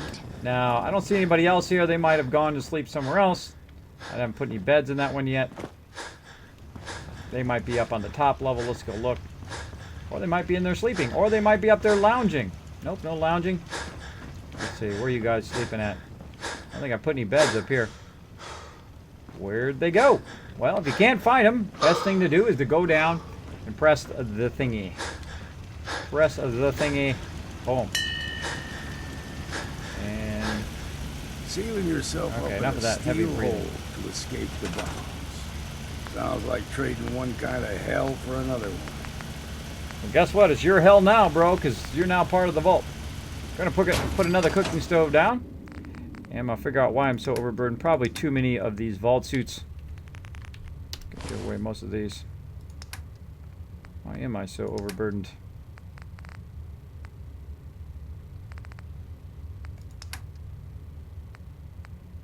Too much 308 round, maybe. Cut that down. Cut that down to, say, around 250. There we go. Okay, everybody, what's up? What's going on? Just wanted to trade a few things. Of course. Okay, so we're going to trade this girl. We get her in her vault suit. And then we're going to take everything she's got. She's got an assault rifle. Equip. The road leathers. And eventually, of course, I'll come in here and I'll give these guys all super nice weapons and whatnot. Alright, so let's do it right now. Give them some super nice weapons. Now, I can also give them combat armor. Let's do that, too, while we're at it. Let's give them something really nice, like a combat shotgun or something. Let's see which one's... What's my most highest damage weapon I have in here? We've got rocket launcher, which I don't want them shooting rockets in here. The sighted combat rifle. Let's give her that. Sniper rifles, combat shotguns. Ooh, we got lots of nice stuff in here. Lots of nice stuff. Let's equip all these guys out.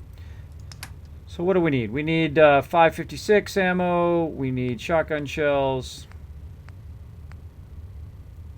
Yes, and shotgun shells. I'm sure I've got some in here somewhere. Let's get them shotgun shells. Now, I don't need to give them much, by the way. You only really need to give them one of each of those. But we'll give them a whole bunch of that anyway, or at least give them 2 of each thing. So I'm going to go ahead and get this girl here. Talk to her. I just want to trade a few things. I forgot the combat armor. Let me show you the combat armor, too, while I'm at it. So we'll get a chest piece. We'll get a couple of these. We'll just get a whole bunch of this combat armor. Like so. So not only can I put them in vault suits. Let's trade some things. Okay. Like so. But I can also give them a real nice weapon. Let's go ahead and put the highest damaging weapon up here. Let's give her the combat rifle. We're going to go ahead and equip that. Then we're going to give her some 308 ammo. And we're only going to give them 2, because she will not run out of 308 ammo. Other ammo, they do run out. Fusion cores, rockets, those kind of things, they will run out. Thanks, Nation! Thanks so much for dropping the Dragon Hammer, crushing the follow button, and becoming part of the Kismet team. Welcome, welcome. Kismet, how do you power up the power armor frame? You just put a fusion core in there. Put a fusion core in there. Kiz, I think it's the perfect, you should leave it like that. It shows how funny guy you are. I know I'm not going to change it. Once I put it up there, I'm like, oh well. Oh well. Did you charm Overseer? Exactly, I did.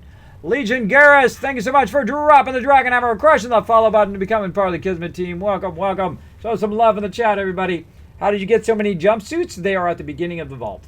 You get them out there. I'm not going to tell you exactly, but at the beginning of the vault, you'll find them. Kids, can you put your YouTube link? Anytime you would like to know my YouTube channel, it is super easy. There's a link down below the stream, or you can just simply type !YouTube in my chat, and boom, you got an instant link. If you want to know what my Twitter link is, guess what? Same thing. !Twitter, !Facebook,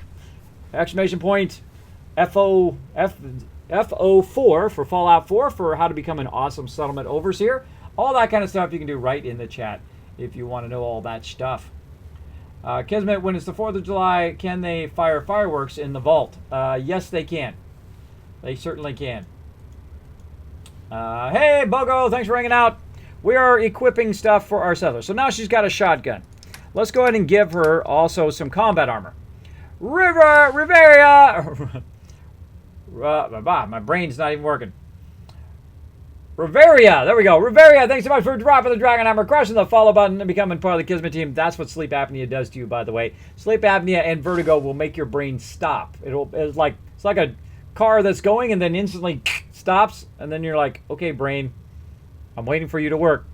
Then it eventually, hopefully, will start working again.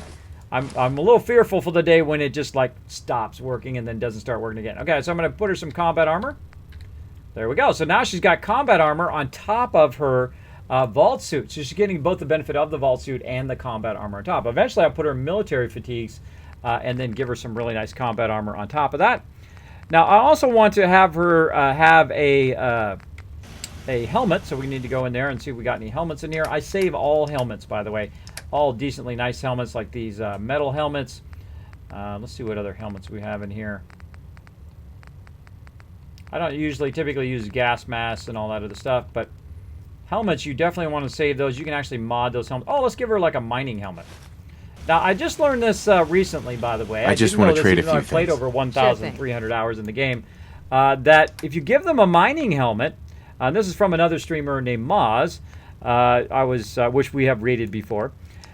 She was using these mining helmets, which is genius, by the way, on her settlers, and then the settlers would have like these little lights shining everywhere in the vault, which I think is like the coolest thing ever. But it doesn't have a light on it. I found the one without the light. Of course I found the one without the light. But apparently you can go in and modify those. Let's go ahead and actually mod that. Go ahead. Let's get her helmet back. I've never modded those before. Let's go mod that real quick. And see what we can do with it. Going up, yeah. Overburdened again. Constant with the overburdenedness. You'll find you are overburdened quite often. in the new survival mode. And another thing I need in here, I need my own little bed. I'm going to go ahead and make myself a nice bed back here in the corner. So I can also sleep, so I can save. One of these nice new ones. And let's just save all of that. Let's go about 8 hours. Jacob Roby says, Kismet, I subscribe to your YouTube. Are you going to make YouTube video of your vault when it's done? And can you say my name at the end of the video and cut it of the middle? It would make me so happy. Pretty please. Jacob Raby. Maybe. We'll see. No promises. Final Nightmare. I meant how DP you power up the armor craft frame. And how DP you power up the power armor crafting frame. Oh, how do you power up the power armor crafting frame? Well, the crafting frame itself doesn't require any power. This thing over here doesn't require power. This thing over here does require, which is basically like a power armor display, does require power, and I powered it by just throwing it here on one of these vault-tec power conduits here in the corner. And then I just run the power and then just activate it, and then it works. And then it works. Okay. Got that going. We slept there. Now we're still a little bit overburdened. Constant overburdenedness. Took out too much ammo. Too much ammo. I'm going to go the other way, actually. There we go. Took out all those weapons, too. Took out all those weapons. Oh, let's put our Gatling. We already got a Gatling laser there. Oh, I have the other Gatling laser on me. That's why I'm so overburdened, because I have this Gatling laser. That Gatling laser away. Combat armor. We got all that other stuff. We're just going to run it. We're just going to run it. I feel like somebody's about to do something awesome. Do you sense that? Do you sense they're about to do something awesome? I sense it. Let's see. Let's see if they're going to do something awesome. There we go! Punk Spine! Punk Spine, thanks so much for dropping the Dragon Hammer. Crushing the follow button. Becoming part of the Kismet. Also Identify! Thank you, Osimo, for dropping the Dragon Hammer. Crushing the follow button and becoming part of the Kismet team. Welcome, welcome. Thanks for hanging out in the stream. Once you get the chemical formulas, okay, our next experiment can proceed. I get it, Overseer. I get it. I get it. All right, I'm going to hit my bell and try to wait for my lady to come back again. Oh, we forgot to mod the thing. I'm just too lazy to run back there. You know what I'm going to do? Cold Gaming, thanks so much for dropping the Dragon Hammer, crushing the follow button, and becoming part of the Kismet team. I'm just going to build another crafting thing because I don't want to run all the way back there. And just build an armor workbench right there. There we go. Be stuck in one of these rattles. Okay, mining helmet. Let's do it for the first time. Okay, so I can go in and I can change the actual color of the headlamp of the mining helmet. Let's make it Vault Boy. Yeah, this will be the first time I've done this, even though I've played 1,300 hours. I didn't know you could do it. I was just throwing these things away. I thought they were junk. But apparently you can go in and modify what they're projecting. What's going on? I just want to trade a few things. Sure. And give her the mining helmet. This is to you, Maz, for your awesome discovery. Heard about but it doesn't look like the helmet's on the lights like on the front of there. Human decency must have been in short supply back then. Very strange. Oh, I'd well, like we'll to get this trade guy some now. items. Sure thing. Okay, I'm gonna take all his stuff. Thanks for the stuff, bro. Thanks for the stuff. Now we're going through and we're giving all of our current people some vault suits. Like so. So we know they're all part of the Vault 88. Some people Just looking to trade a little. but not me. Go ahead. Just have. Now this guy also is my defender. So I'm going to give him some really nice stuff. Let's give him the best, highest damaging weapon. Let's not give him my Overseer's Guardian, though. Let's give him a combat shotgun.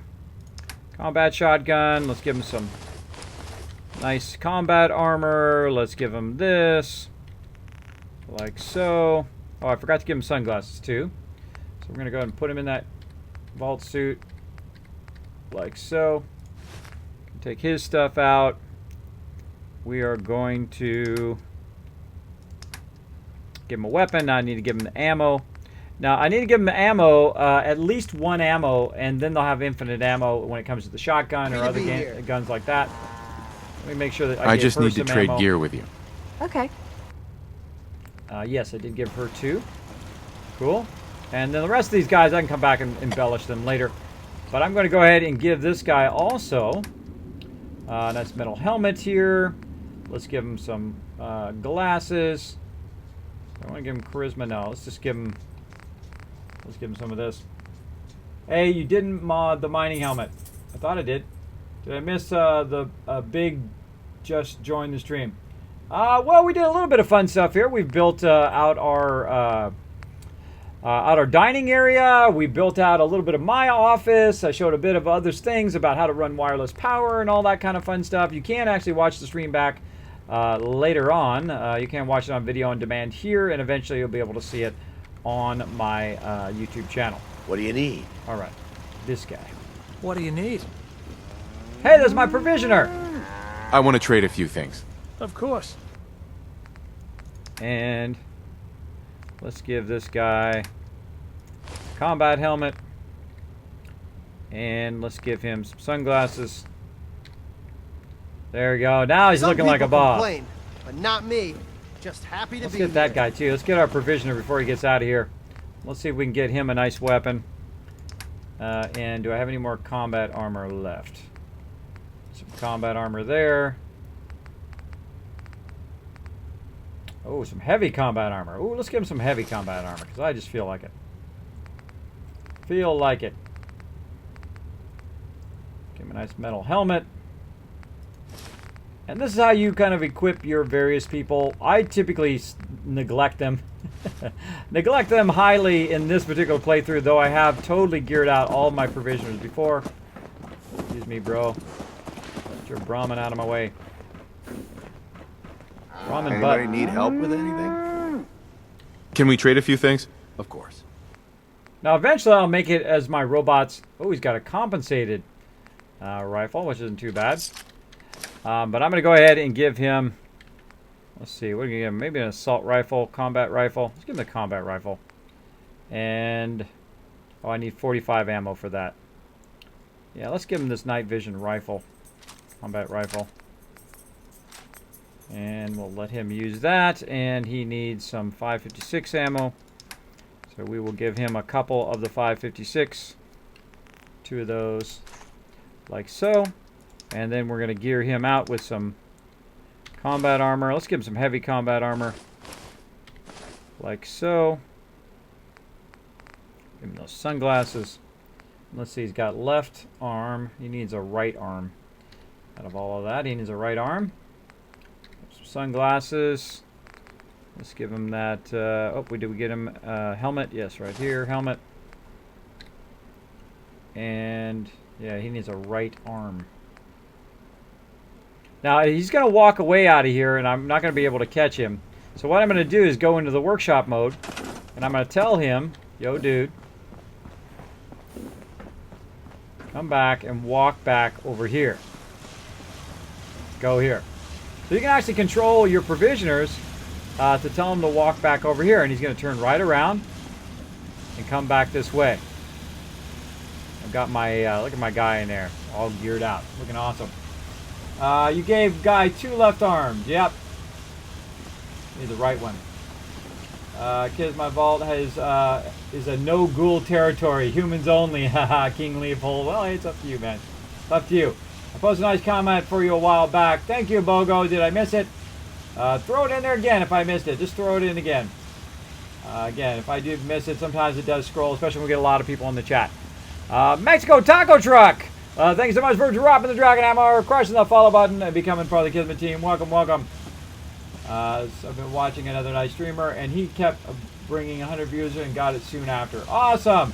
Well, Jacob Raby, I've been having 100 viewers in my stream for over several months now. I've been #1 in Fallout countless times, #1 in Star Wars: The Old Republic, #1 in Fallout Shelter forever, for a very long time. But we will see how it goes, right? Because when they say no, I just go faster and harder and longer and do even more. Okay, so we need to get this guy a right arm something. So I don't think I have combat. Do I have left leg? Auto stim combat armor left leg. Ooh, let's give him that. Let's see. He needs a right arm. I got leather. Not sure if I have a combat right arm. Combat armor chest piece. Let's just sort it by what it is. Right arm, left arm. Polished metal right arm. Combat armor left arm. I'm just going to grab it out of there so I don't look at it several times. There we go. Right. Bet you that's going to be a light right leg. I just know it. I just know that's going to be a right leg. Sturdy combat armor right arm right there. That's good enough. That's good enough. All right. Yes? Let's talk to dude. I just want to trade a few things. Sure thing. Okay. So we need to give him a right arm. This right here is a right leg. See, I knew it. Or is that a right arm? We'll find out. Bet you it's a right leg. Yeah, heavy right leg. I knew it. It'd be too easy if it was a right arm. Let's just give him a sturdy one. And there we go. So we gave him glasses, we gave him a helmet, we gave him a combat armor, we gave him an assault rifle, we gave him just 2 ammo, which is going to carry him over. And So, now the dude I is just keep rocking pedaling? it. Yeah, you just keep pedaling until I shoot you in the head. Keep going. Okay. Suddenly went all dark side in here. Went all dark side. All right, let me get all this heavy stuff off of me. That's enough of that for right now. We need to go get some more settlers. And I'm going to show you how to do that. How to get more people in your various locations. And I'm going to show you the best place in the entire game to get that going on. Offload a lot of this stuff. And let me go ahead and work on my conditions. Now, right now, I actually need somebody to remove my... I need a doctor to remove my conditions. But I'm going to just burn, even though these are fairly rare, I'm going to burn my antibiotics, which is going to, of course, make me very thirsty. Now I want to go and drink something. So, of course, where did I put that? I put it over here by the door. Now I need some water. There's a point to it, right? We've added a nice water fountain, which you can find in the new vault-tec thing, which is pretty awesome. I can't wait to get a sub button, Jacob Raby. I'm hoping I'm getting partnered before TwitchCon. That would be amazing. Are you going to give them Pip-Boys? Yes, in just a minute. Yes, it's not that you give them just one Pip-Boy. I did learn that. Someone, I forget who it was, who told me on the stream, says you have to give them more than one Pip-Boy for some reason. I don't know. Maybe it's like multiple parts of Pip-Boys and you give it to them and then they make a Pip-Boy out of it. But you can't just give them one. And I'll show you what happened. I did the same thing. I was trying to give him one, and like he wasn't taking it. Once you well. get the chemical formula, Promise. our next experiment can proceed. All right, she's got one. This girl does not have one. Okay. How'd anyone I wonder stay how high the sane vault in numbers a go. place like this? I would imagine. Can we trade a few 2,000. things? Go ahead. Okay, so now I'm going to give her a Pip-Boy. Now, you find these also in the vault. But if I give her just one, see, nothing happens. Right? Or at least it shouldn't happen. We'll see. No, it did.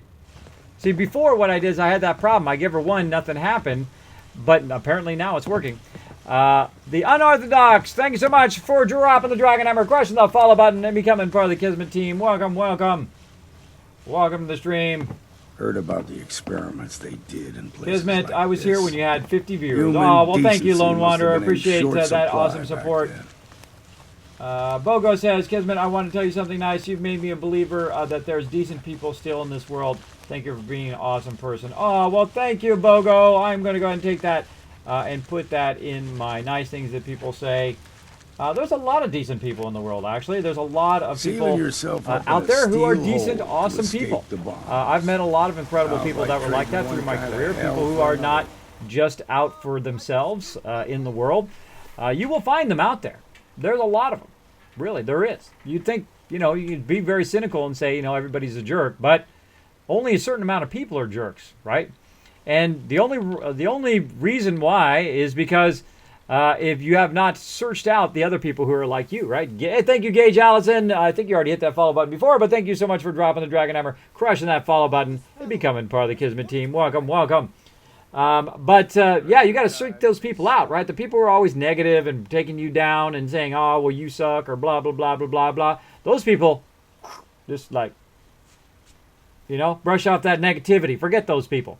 You want to find out other people who enjoy things that you enjoy, right? Like games, or maybe they like baseball or football or whatever. I have a lot of great friends that I have in real life that I knew before as I was growing up, that liked all the same things I like. Comic books. They liked going out and playing baseball. They liked going to the water and going surfing and boating and sea-doing and all of those kind of things, and going down to the beach and hanging out at the beach all the time and boogie boarding and all of those things. You got to find people who are common to you, and people who are, you know, jerks to you. Just ignore those people. By the way, if you are young and you still haven't got out of high school yet, all those people you know right now, you will not see any of those people again. You will not see any of them. They'll all vanish from your life at some point, and you might see a few of them, maybe a couple.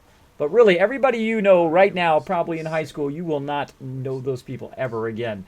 You will not see those people ever again, which is an interesting thing, because it's just like your whole world when you're in high school, and then you get out of high school, you go to college, you go to do all of these things, and then you're off on your own bigger adventure than you had before, right? You're on a small adventure when you're still young, when you're still going through school or whatever. Most people are. Some people have big adventures when they're young.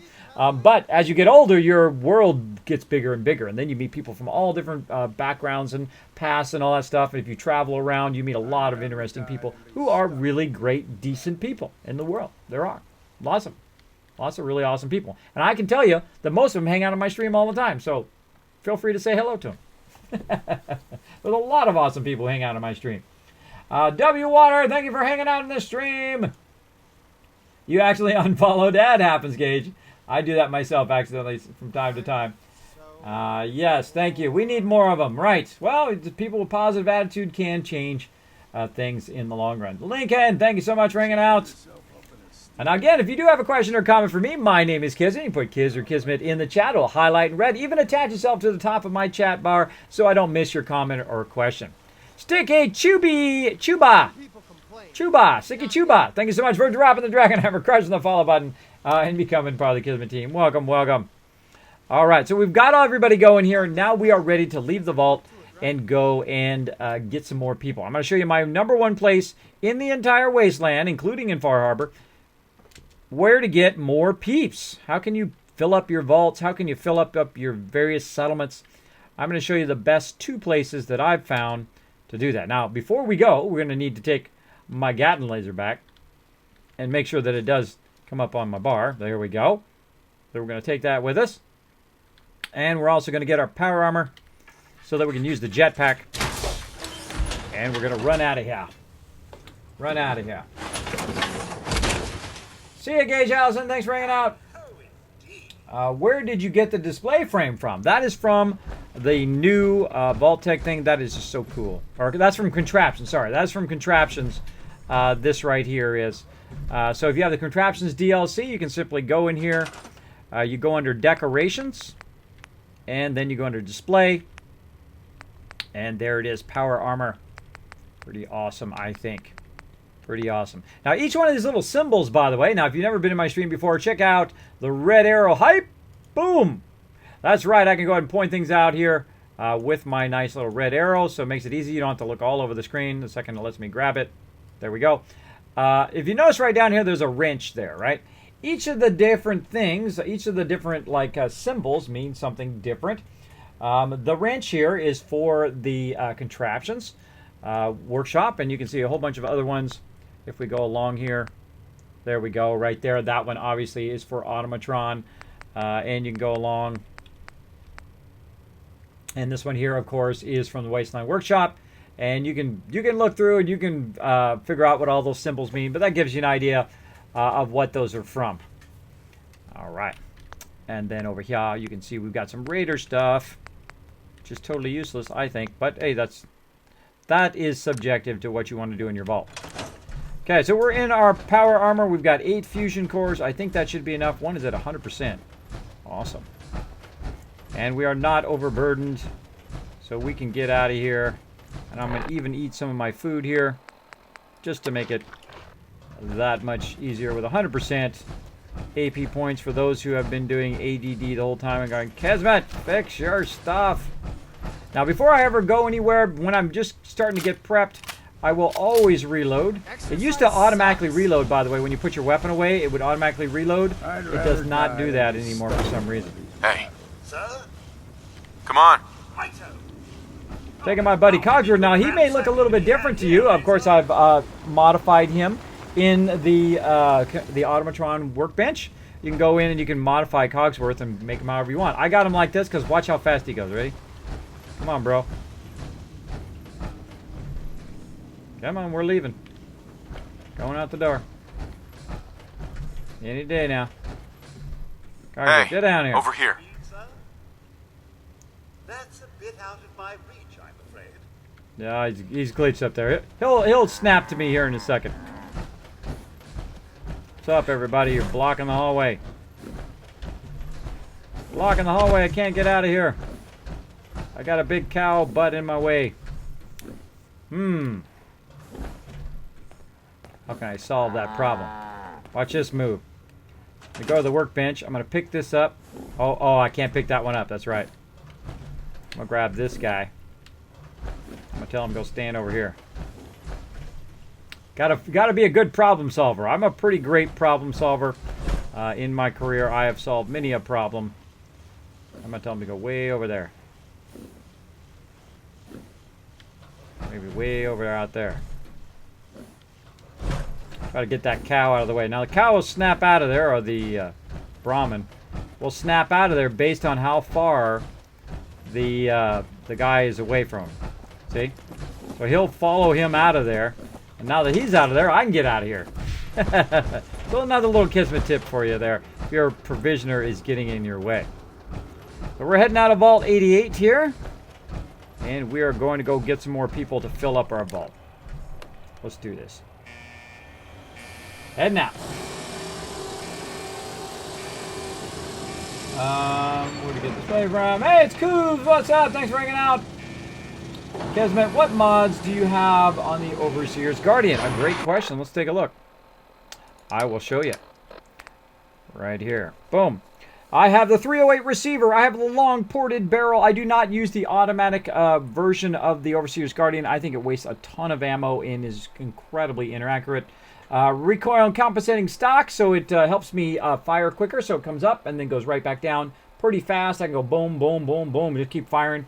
I have the large quick eject mag, so I have it reloads fast, and I also have 40 per shot, or 40 per clip.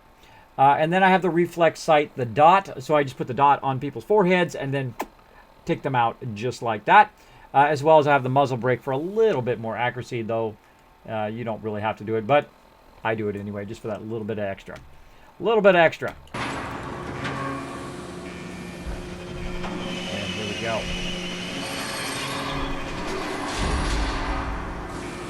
Cool, Noah. Your birthday's coming up. Are you excited for Nuka World? I think I was more excited for the vault-tec than Nuka World, but hey, I'm all for Nuka World. If it's anything like the other DLC they've done, it is absolutely a home run. What is the benefit of keeping the Overseer's Guardian instead of letting her go to other vaults? Keeping the Overseer. What is the benefit of keeping the Overseer instead of letting her go to other vaults? I don't know. In my storyline, I talked to her and she kept there, and we can do science experiments, I guess. In the vault, she also gives me quest lines to go and do, which we'll probably do while we're out and about here as well. So let's head out of Vault 88, and we're off and running. Kiz, how is the lighting bin in your vault? I was at a loss for what to do about it since the vault conduit requires physical connection. Some items require one or more energy to radiate power. It doesn't require physical connection. It doesn't. It doesn't. You can just put up one of those conduit things up on the wall, which I was talking about earlier. Just snap that thing to the wall, and you have wireless power to everything. And then also, if you need to run a wire, you can run a wire from there. You don't have to run conduits. I don't know who's telling people you have to run conduits, but my experience is I don't have to run conduits. I just put that thing on the wall, boom, instant lighting everywhere. I don't know. That's my experience. I don't know. Maybe it's unique to my game, but I seriously doubt it. I seriously doubt it. Now, if I was in the vault, I would show you what I was talking about, but just go to the power and scroll all the way over, and there's like a wall plate. It's a white wall plate that you put on the wall, and that thing takes all the power and brings it to it, and then you can run a wire from it if you want, or you can just plop some things around. I put light bulbs everywhere. I did lighting all over the place, ceiling fans, all that stuff from those conduit things I just stuck on the wall. I did not run any conduits. I did not run any wires. I didn't even run any conduits from my power station, which is way off in one of the subtunnels. So, again, I don't know why people are saying that, but there you go. Maybe I'm missing something about it. So give that a try, Coos. That will solve your power and lighting problem.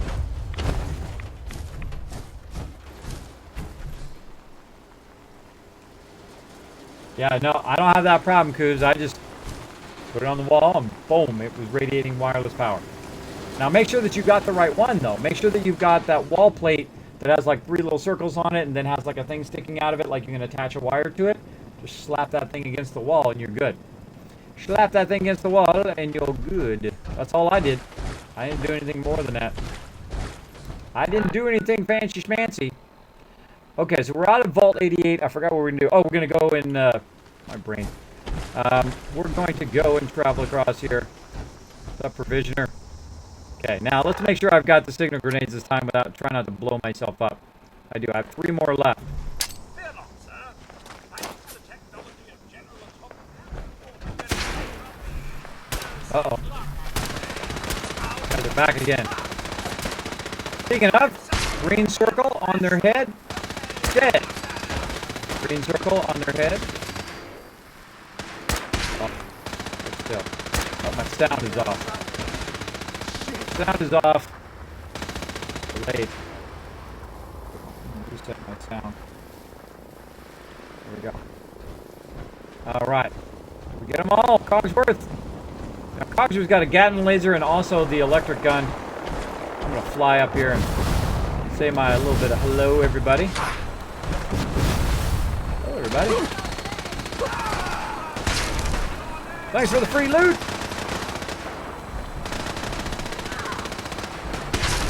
Ah, hello there.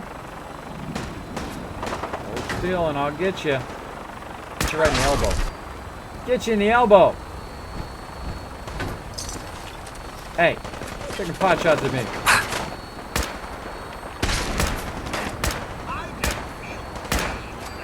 I didn't even shoot him in the head. I just shoot him a whole bunch of times. Wow, the whole thing reset over here. Man, this place resets like crazy. This place resets like crazy. This is like the greatest place to... this is like the 3rd reset. Normally, this place takes forever to reset.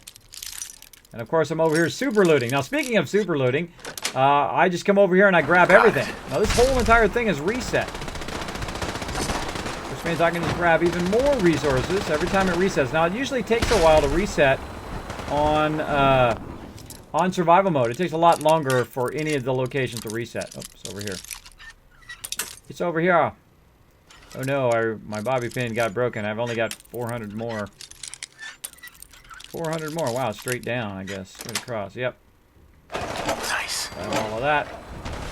And now just let Cogsworth do his job over there.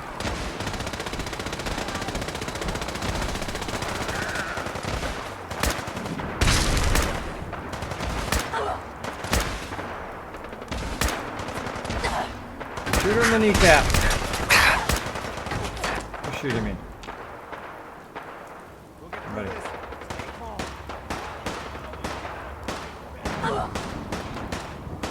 That's who's shooting me, you little bugger.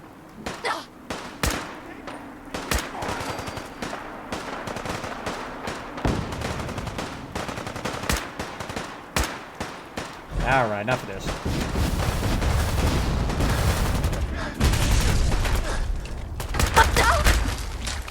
Later. Laters! Thanks for the loot. I'll get my companion there in a second. Get me tons of loot first. So yeah, all this respawn. That's a sweet. That is sweet. That means we need to go into super looting mode. Let's activate super looting mode. Super looting has been activated. We're gonna get it going on in here. We are gonna super loot. We're gonna grab every single item in this entire location, and we're gonna use it to build our settlements with later. So we're gonna get that going on. Kiz, how's the lighting been in your vault? Kiz, I put a mini vault at Sanctuary and I've been using mini doors for armories. Oh, there you go. Cool. Amazing vault boy. Kiz, it was my experience. I placed on the wall, didn't radiate. I tried again. Oh, it's got messed up again.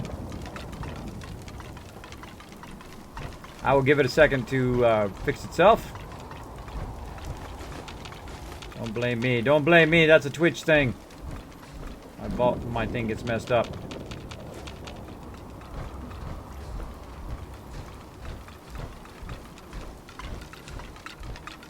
Get that loots. Get that loots. Super looting is in effect. Alright. Let's go ahead and get some music on while we're waiting here as well. Let's get some super looting music on. Find out where it went. Let's do this. Now we're going to get some gameplay on here.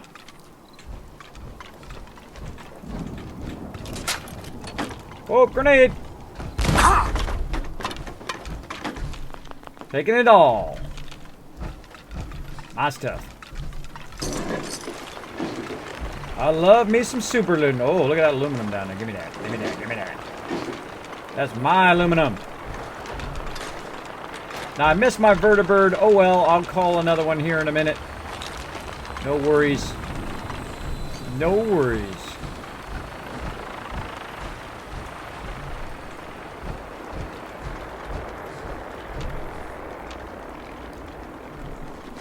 Just what the mechanic ordered, eh, sir?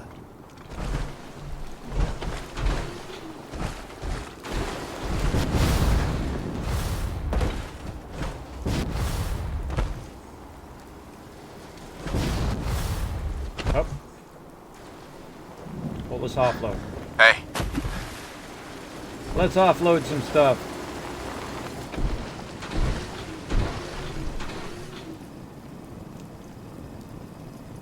Ah. Can't talk to him.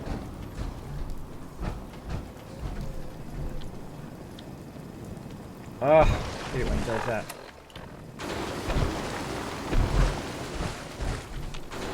Hey, move here. Can't talk to him in the water, apparently. Great. What's mine is yours, sir. Now, I've got Cogsworth here for a reason. For him to carry all this stuff. Eventually, we'll sell that and make that money. Give him all this miscellaneous junk. Give it all to him. Carry all that stuff, Cogsworth. We're out of here.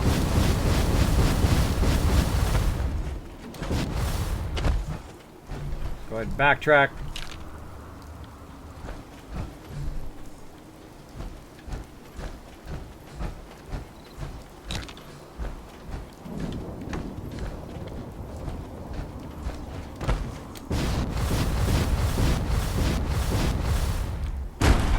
Nailed it!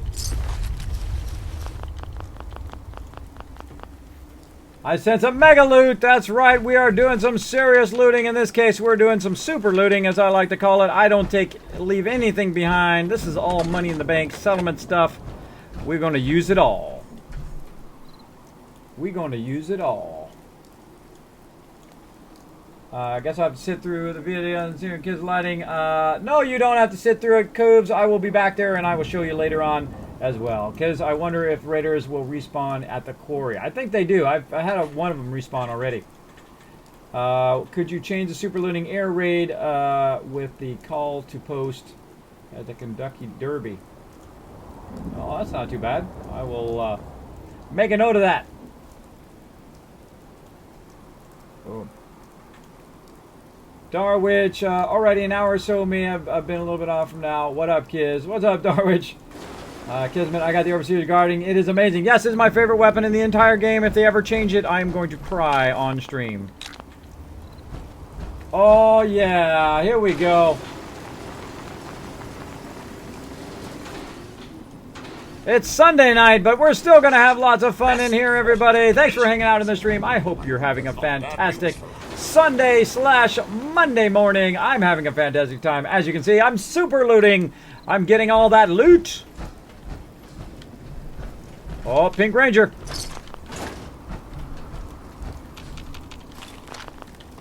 But I'm going to make the dollar bills right here by super looting all this stuff.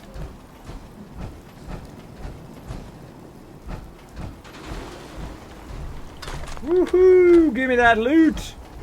That's my loot. That's my loot. Give me all your stuff, bro. Bones, hammers, stuff just laying around. Someone went through a great deal of trouble to fortify this place. Now, the reason why I super loot is so that I can get everything out of the area so it will respawn the next time it shows up. Now, it's respawned 3 times already, which is a lot in survival mode. That's a lot for it to respawn. It's giving me a massive amount of resources, which is good. Which is a good thing. I think that's good enough. I think I already looted this girl. Yep. Looted all that. That's good enough for now. Let's get on out of here.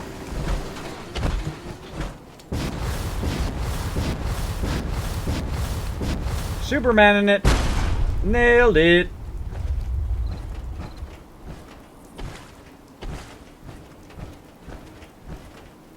Now we're going to go ahead and throw out... What? Just wasted another fusion core. Hey. Sir. I gave him my grenades. That's what happened. That probably happened last time. I gave him my grenades. I just about blew myself up with a fusion core. I wish I could rename those so those are at the bottom. Okay, and I got him equipped this time too, right? Nope, I don't have him equipped. I would have got myself with another fusion core. Alright, super looting over. Turn that off. Try to wait for another vertibird. Serwin asks, do you have the X01 power armor? I certainly do, Serwin. I've had it several times. I've had it several times. And I have it right now in Far Harbor. You gave Cogs your signal grenades. Ah, Bogo. Thank you. Thank you, Noah. You guys tried to warn me. But I still almost got blown up. Thanks for the warning. Why, I had this song stuck in my head and just got it out, but thanks. Sorry, Lincoln. It is such a great song. Just gave you signal grenades, Cockroach. Thank you, Noah. It happens. If you make mistakes in life, just roll on. There is nobody who has ever lived who hasn't made a mistake in their life, and there will be nobody who ever lives who will not make a mistake in their life in the future. So, hey, you make a mistake, roll on with your life, right? Don't worry about it. Roll on. Everybody does. All right, so we're here at Vault 88, which is down here in the corner. We want to go to the #1 settlement recruiting station in the entire Commonwealth. Boom! Let's do it! Fortnite. Stand by for takeoff. Weapons hot and ready to bring the pain, sir. I'm ready to bring the pain on some cars. Let's find these cars. Don't shoot by your provisioner, though. Don't shoot by your provisioner. What happened to my gun? My gun glitched out. Give me a laser gun. That's my settlement. See, by the way, you can use your Gatling laser and fire out of here, too. Pretty cool, huh? You can also use the Overseer's Guardian. If you want to try that. But it gets glitched out sometimes.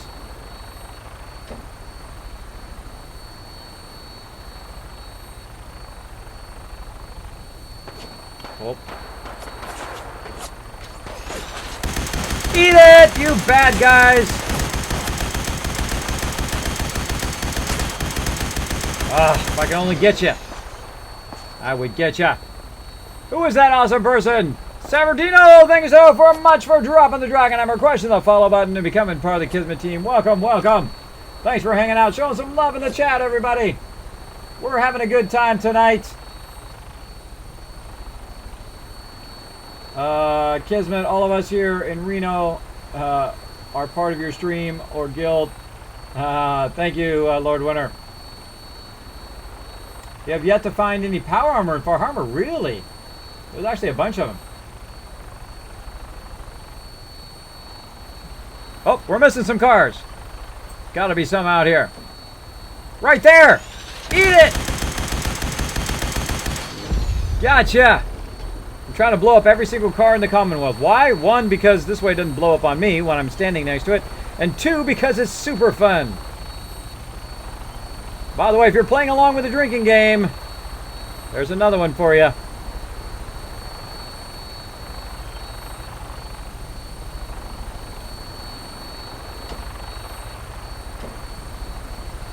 So many cars. I've already been through here. You can tell they've all been blown up. Check these ones.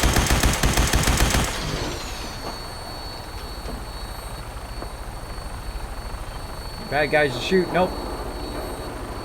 There's the bad guy. Get him.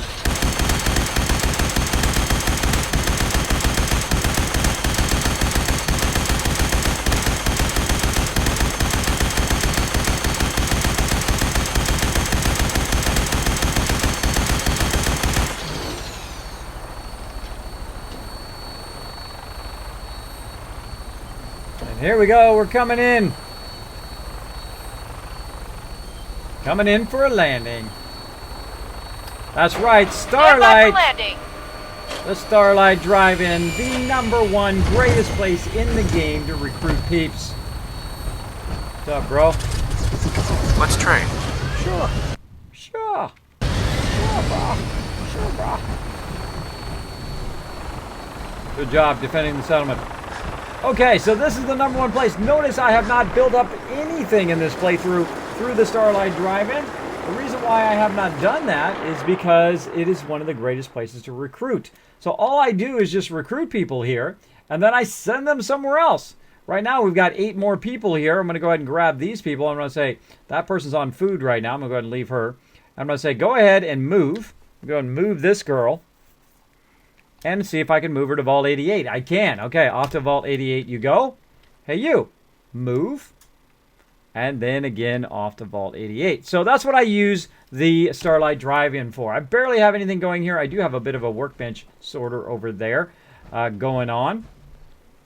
But other than that, not much else going on here. You can see I've got a bunch of various stations there so that they can defend the area. By default, they will come in, they will automatically do food, and they will automatically defend the area. But I'm going to go ahead and send all these people over here to Vault 88, like so. Find anybody else I haven't assigned, and move this guy to Vault 88. A great way, a very fast way to build up your vault very, very quickly, or your settlements very, very quickly. Now, this is what I did at the very beginning of my survival playthrough.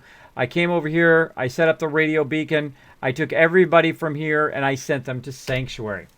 Now, the reason why I sent them to Sanctuary is so that I could basically build up Sanctuary quicker than this area over here. I'm even going to move this girl. I'm going to move everybody except for my Provisioner. Boom, you're out of there. So they're all off to Vault 88. Now I've only got one person who's my Provisioner who goes back and forth between here and Red Rocket. Now, speaking of Red Rocket, well, let's go ahead and talk to Cogsworth here for a second. What's up? Yes, sir. And we're going to give him this stuff. And we're going to keep going with our music here.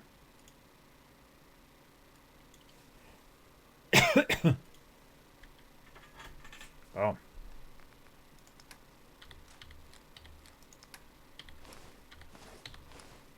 I'm going to go ahead and give them all this stuff till we're underburdened. That's good enough. And we're off and running. Now, I could take another vertibird, but I want to save my last vertibird thing for going back to the Pridwin. But here we go. We're out of here.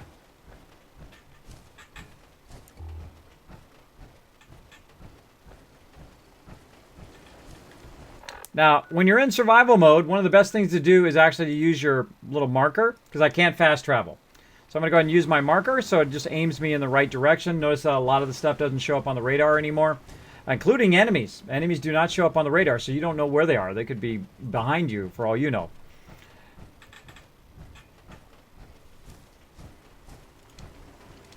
If you do have a question or comment for me, my name is Kismet. You can put Kiz or Kismet in the chat. It'll highlight in red. Kiz, do you know where the mascot head is found? Yes, I do. Am I going to tell you? No. Just keep searching. It's out there. I can tell you it's kind of in a sub-level of a building. Kiz, what happened to that minigun? I don't know, it got glitched out. Sometimes it gets glitched out and you can use your Gatling laser. I ain't got time to bleed. Exactly. We ain't got time to bleed. Great old Jesse the Body Ventura.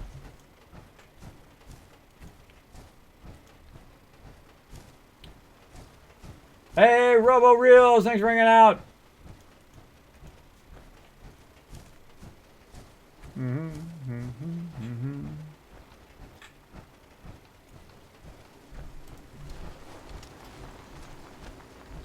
Sure, I'm fully loaded on the Overseer's Guardian. By the way, based on which weapon you have is how fast you run. Which weapon you have ready, and then what you're going to pull out. So if you have the Gatling laser, now watch how fast I'm running there. I'm going to go and pull the Gatling laser. And put that away. Notice the difference in speed? There's a slight difference in speed. I don't know if you guys can tell, but there's a slight difference in speed. Let's see if this is respawn. Nope.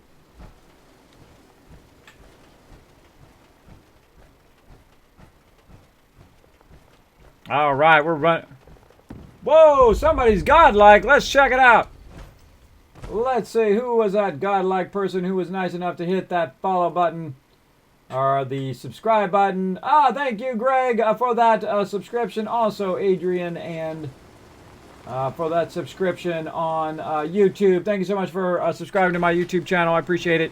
Now, again, the second most awesome place to recruit is Red Rocket. Now, I don't build Red Rocket up anymore. I have in the past, though. I have built it up very extensively. Same thing with the Starlight Drive-In, but I don't anymore. And this is why. Look, boom, I have 14 people here now. I already sent all these people away a bunch of times to various other places, and now I'm going to send them to Vault 88. Like so. Now, be careful you don't accidentally send your provisioner. I have actually done that before. Be very careful that you don't accidentally do that, or you don't accidentally hit your, make everybody into a provisioner line thing. You want to, I'm hitting move and not provisioner, which is very easy to do, by the way. Very easy to make that mistake. Oh, that person's already going. Did I get this person? That person's already going. See how Vault 88 didn't show up in the list? That means they're already going there. He's already got them. Boom. And I'll keep going until Vault 88 is full. There we go. Vault 88 is now full. It will not let me send anybody else there. Go ahead and just check one more person. Nope. So there we go. Now the other places I want to send people to, maybe Dalton's Farm. I can send them to Hangman's Alley. Starlight Drive-In I can send them to. But the next one I'm filling up is the incredibly useless Boston Airport. So let's go ahead and send them there. Do it. This guy here, move. Send him to Boston Airport. Confirm. And in here, we got that person on food. Ah, let's get them. Let's get them out of here too. So I like to fill up every single one of my settlements first, and then I will come back and work on Red Rocket, and the drive-in will be the absolute last thing I do. Of all the settlements, these will be the last ones. And again, Boston Airport. Boston Airport is an incredibly useless place, just like the Mechanist Lair, which is too bad because you'd think the Mechanist Lair would be an awesome place to do stuff. I think I already sent these guys, so I'm going to leave those guys be. And that should be good for now. That should be good for now. So look, nothing's built up, just a little bit of food. You can see I have all these basic things. So when people arrive, they'll automatically go into defense. They'll automatically go into food. Even though I've sent everybody else away. Like you can see those people walking toward there now. I've sent all the other people off to Vault 88. And that will basically allow me to do that. Now, if you guys would like to see my Sanctuary, my current Sanctuary build, and I've built up Sanctuary many, many times, we'll run over here real quick so you guys can take a little peek at that. Take a little peek here. at my build. I call this a super build. Basically what it does is it generates me profit. You can see we've got some water being purified out there. I've actually done water all the way down and under the bridge and over there before in previous builds, but I didn't do it in this one. Again, less embellished than my previous one. I'll get around to it eventually. Now in here we see we've got a Kismet kill box. Anybody that is dumb enough to run in here is going to get simply annihilated by the kill box. If you have not discovered the kill box yet, I would definitely watch my video on that, or just build one of these right here. That's all you need. You don't really even need these walls. The only time you need these walls is when you're in the new survival mode. If you're not in the new survival mode, all you need is this turret line, like this with the skinny turrets. I call it the Kismet kill box, because if anything's dumb enough to come running into my settlement, it will just get absolutely annihilated by that Kismet kill box. So give it a try in your settlement. Let me know if you do build a Kismet kill box. Get a screenshot of it. Throw it to me on Twitter at KismetBP, like Bravo Papa. And I would like to see it. That would be awesome. Now you can see I built them a little bunkhouse in here. They're chilling out, having a good time, chilling out in there. And then we've got some people up here as well. We've got Ada hanging out. Actually, I think I'm going to get Ada here. And let's get moving, Ada. Time to hit the road. Wonderful. I look forward to traveling with you. Now what I'm going to do is I'm going to take Cogsworth and I'm actually send him right here to Sanctuary. Now the reason why I'm doing that is so I can get Ada. And then Ada I'm going to go ahead and send off to... Oh, look, there we go. Someone with a mining helmet. See that? Isn't that cool? It's like they're walking around with their mining helmet on. That's cool. So I went ahead and got her, and then I'm going to get Cogsworth here. I can catch up to him. Hey, Cogsworth. May I accompany you, sir? Come with me. Please do. Splendid. All right, now I got Ada. Now notice I got Ada as my companion so that I can send her wherever I want. Because otherwise it will say, oh, sorry, this area is full. You can't just move her there. You have to actually send her there as your companion. So I can send her to Vault 88, and she's going to help out with Vault 88 as well. Now I've got Cogsworth back, and I'm good to go. And of course we got... still ain't perfect, but we're surviving. Yeah, well, that's why you're in the stockade, because you irritate me. You irritate me. Stay in there and enjoy it. Now if you listen, what's that noise? That's the sorter going on. That's right, it's sorting right out of the workbench. I call it the mega sorter. And it's sorting all this purified water right here into this last container for me. I can go ahead and grab all that out of there. I don't have to do nothing. It's doing all the work for me. It's doing all the work of sorting the workbench for me. Now, the only thing I'm trying to get out of this particular workbench, shut of about course... this place. Can't trust anyone. Hey, go back in the stockade. Back in the stockade. You can see that it sorts it for me automatically. Of course, I could just go to the workbench and grab it myself if I wanted to. I could just go in here and get the purified water out. I can also get some bottle caps. I can grab everything if I wanted to. Sir, like that. it's able to carry more than you, eh? And then, once all the stuff gets to the end, I can then grab it out of the conveyor storage here and take that with me as well, if I want to sell that later on. I'm going to go ahead and flip that to off. There we go. And then in the back here, I also have a nice garden. I like how it's kind of a raised garden. You can see I built this beautiful, they have a really wonderful garden kit. It's pretty fun. We've got various melons, we've got razor grain, we've of course got potato plants and mute fruit in the back for various cooking of various things. Got my nice little lounge here. They can sit here, a little dog meat thing here. Dog meat likes to sit here and watch TV.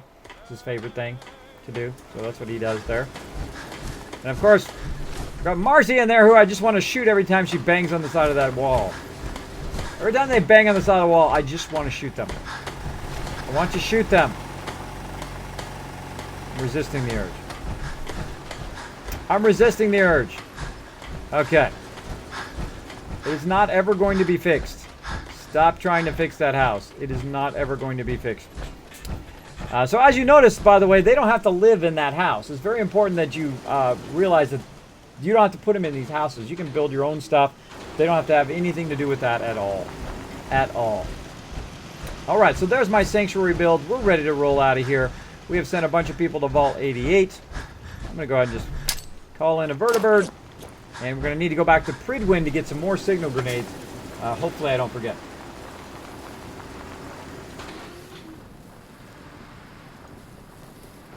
Hopefully I don't forget. For Gitsies. Oh, now we're going all night long, everybody. It's about 2:30 my time. We're going to go about till 7 a.m. That's right. We are mega streaming tonight. We're going to have a fun time all night long doing a whole bunch of vault stuff. We're going to be doing some questing. I'm going to go ahead and run over to my main mega settlement, what I'm using right now. Hey, Pixio, thanks for hanging out. I'm going to run over to my mega settlement over at, I've got Cowsang Friendly hanging out as well. Hello, welcome to the stream. We're going to run over to my mega build over at Spectacle Island here after we stop by the Pridwin. Okay, and that was my last vertibird signal grenade. Luckily, we were able to get on the vertibird. And now we're going to head over to the Pridwin. So that's how we get more of those. And that's how I do fast travel in new survival mode. By simply using the vertibirds if you can. Your minigun should be loaded and ready to fire. Loaded, ready to fire. Now, you can also be asking, Kismet, why is that person red down there? Why is that red? That's because I have the targeting HUD on my helmet that you can add. You can mod that out. Drez, thank you so much for dropping the Dragon Hammer, crushing the follow button, and becoming part of the Kismet team. Also, Cowside Friendly, thank you so much for dropping the Dragon Hammer, crushing the follow button, and becoming part of the Kismet team. Welcome, welcome. We do have a lot of awesome people hanging out here in the channel. Oh, make sure there's nobody I can shoot along the way. We have a lot of awesome people hanging out in the channel. Feel free to say hello or not, or feel free just to hang out, be a mysterious stranger. We are super lurker friendly in here. You can come in and lurk anytime you like. We have lots of fun. Get it. Toast.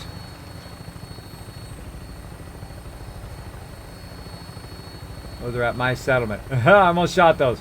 Those are at my settlement. I don't want to shoot those.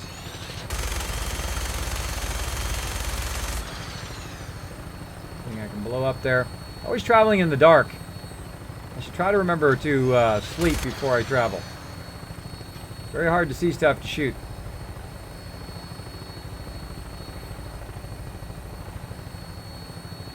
Right there. Gotcha. Now, why am I blowing up cars? Because it's fun. Love my music.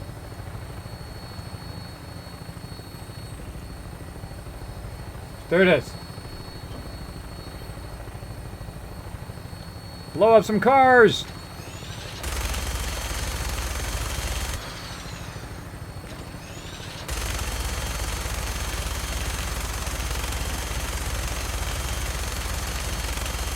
Oh yeah, I've been through there.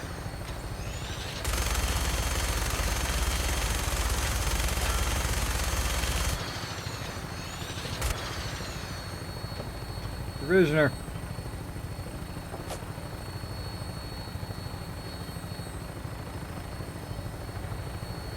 Let's get him, let's get him. I hear someone shooting at me.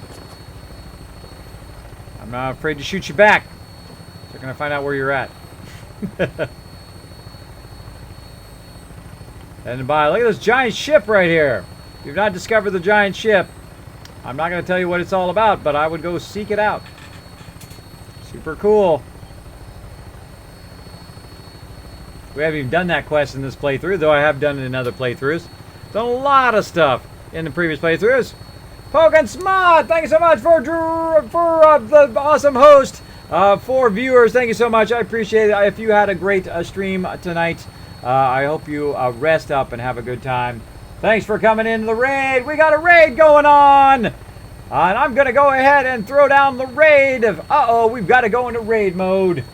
We're going to go into raid mode. Here we go. We're getting raided. Let's go ahead and go into raid mode. Burp. Let's open up that door and see who's raiding us here. That's right. We're getting our raid going on. Setting her down at the target location. Oh, you guys like my cool raid animation? Raid alert. So there we go. Pokey is raiding. Thank you so much for that raid. And of course, I go above and beyond in my stream here. I'm going to go ahead and throw you a big thank you for that raid. Right here. Boom, look at that. Even put it right there on the edge of the thing. Oh, you got a long name though. It doesn't quite fit. Break it down just a little bit. There we go. There we go. Thank you so much for that raid.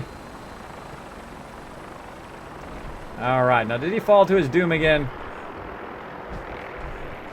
I have a feeling he did. I have a feeling he did. All right. Well, thanks, everybody, for that raid. Thanks for hanging out in the stream. Let's go back over here. Do appreciate everybody. Panzers, thanks for hanging out. Kismet, what's your favorite faction? Oh, I like them all. I mostly like the Brotherhood, and I like the Minutemen. Those are my two faves. Those are my two faves. So thank you so much for the raid. I appreciate that big time. Panzers, thanks for hanging out. Appreciate the return of the love. All right, and there's Cogsworth. He didn't die this time. Awesome. Now, what happens sometimes when you come back to the Pridwin is my people fall to their death as they're getting off of the little of the vertibird. Attention, all personnel. This is to serve as a reminder. Scribe Naraya's died all rat 3 times subjects back are to not back. pets. Ouch. They are crucial military resources. It happens.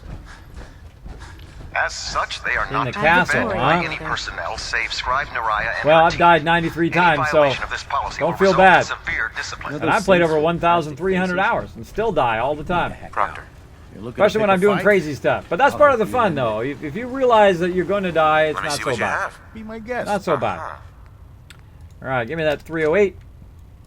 Give me that signal grenades. And I don't know, I feel like buying the Gatling laser. Let's get the Gatling laser. Let's see. Oh, got a nice combat helmet there. Nice, a cool combat helmet. Kind of tempted to buy that too. Let's buy that as well. And let's go ahead and get a whole bunch of his stuff here.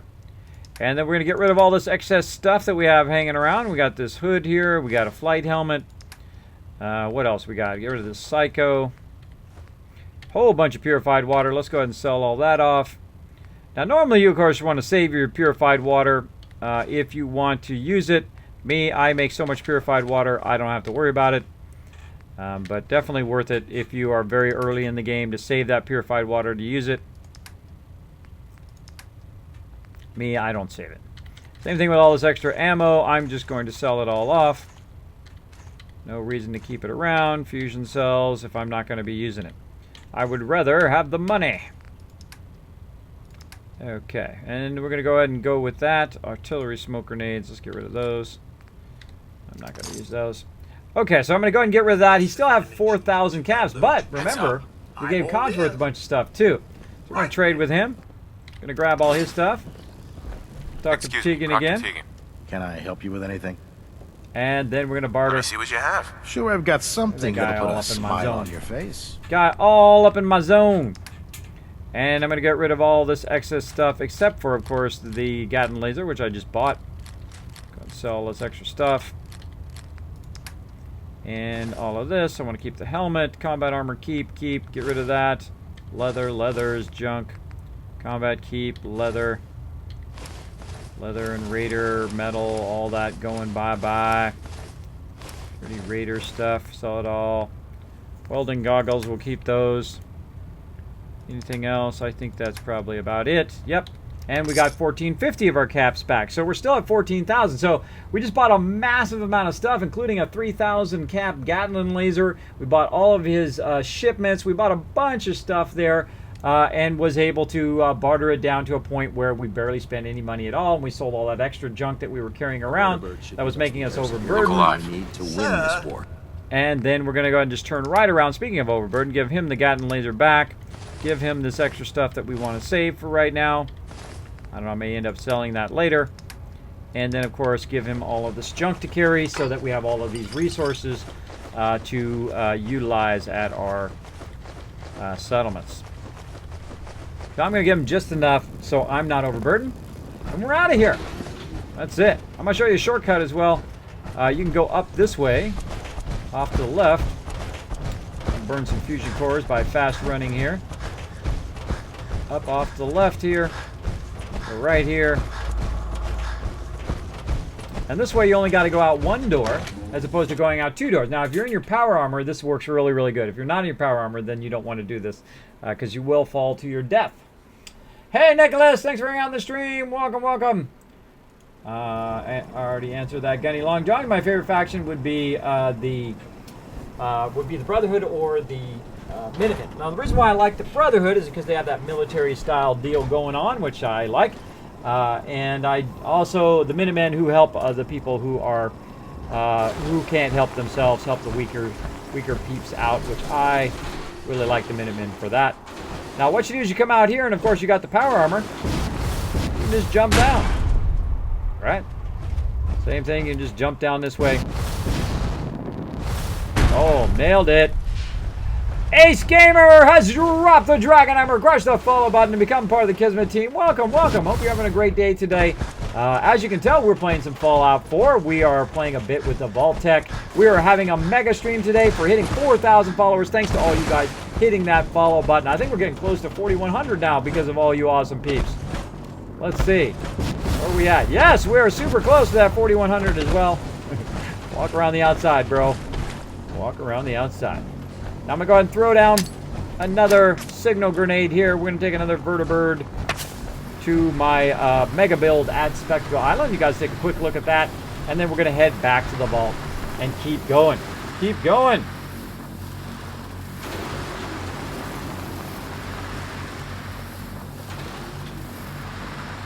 Hey, Panzer's hanging out. Less than one death per level. There you go. That's true. Cowboy, thanks so much for dropping the Dragon Hammer. Rushing the follow button and becoming part of the Kismet team. Welcome, welcome. Kids, the only way I could do a death counter is by using overlay and streaming it through my computer, right? Well, yeah, you just use an overlay. What I do is I use an overlay and then I have the ability to change the numbers at any time. Like I could go in and say that I had 5 deaths. Boom, see, and it instantly changes down there. Like so. I have a lot of things. I have about 25 different programs that do run my stream. I used to have about 50, and I tried to downscale them because it was way too many interactive things. I can also do a soundboard also, or I can do things like this.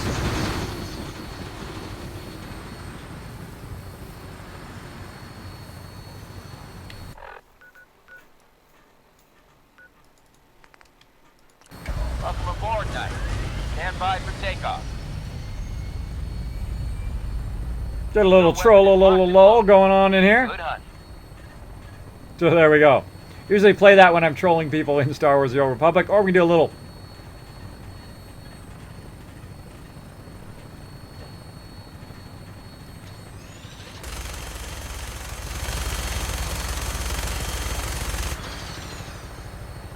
Whoa. Somebody stepped on a squirrel. All right. So there we go. So I do have that as well. Lots of cool stuff I have going in my stream. Dredge Nakin, thank you so much for dropping the Dragon Hammer, crushing the follow button, and becoming part of the Kismet team. Welcome, welcome. Yes, so you can work on that death counter. Just do some text in there, and then just change it as you go along. And then, of course, I built the graphics in all the graphics you see here, the 3D graphics of this vault table, or my vault desk here, or my overseer's desk, all the graphics down the bottom there. That's all me. Did that in Photoshop and various other programs, as well as you see my video intros, my animations I do in Maya, all that kind of stuff. You can learn all that stuff down below the stream, by the way. There's a lot of info on that down there. How goes the stream, says Glorious Irish. I am doing awesome. It is going fantastic tonight. We've been building up the vault. We're now here at my mega build at Spectacle Island. What's up, Nick? And we're heading way back over here. Now, it's a bit rainy right now. We're going to need to fix that here in just a minute. But we're going to run way over here.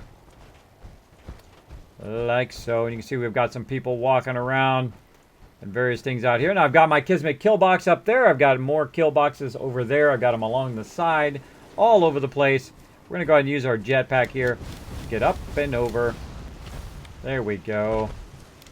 Now, I could just use the doorway, but using the jetpack is way more fun. You see I've got a kill box going there. I've got an L-shaped kill box going there. If you don't know what I'm talking about when I'm talking about a Kismet kill box, you can check that out on my YouTube channel on how to build those and make those rock your settlements. Now, I'm going to go right over here, and I'm going to actually go to this one. And I'm going to grab this out of here.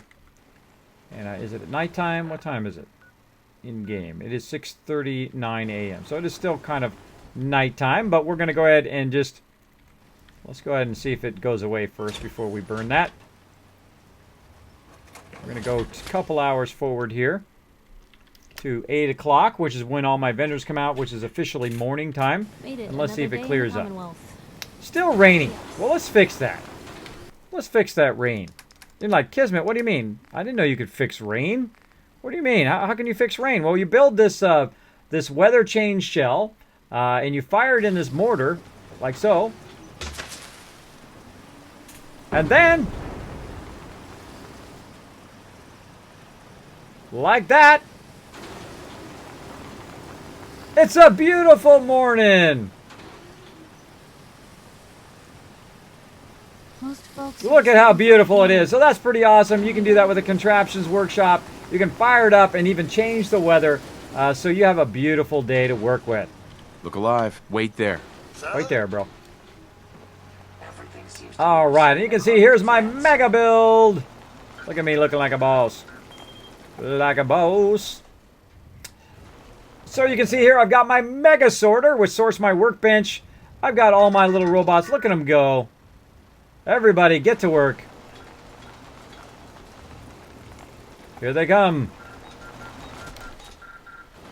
Now, if you look in here, look at, like I was talking about scavenging stations, how to get resources. This is how you get resources. Look at that. I've got a ton of them in here working away for me, building or getting resources for building my settlements.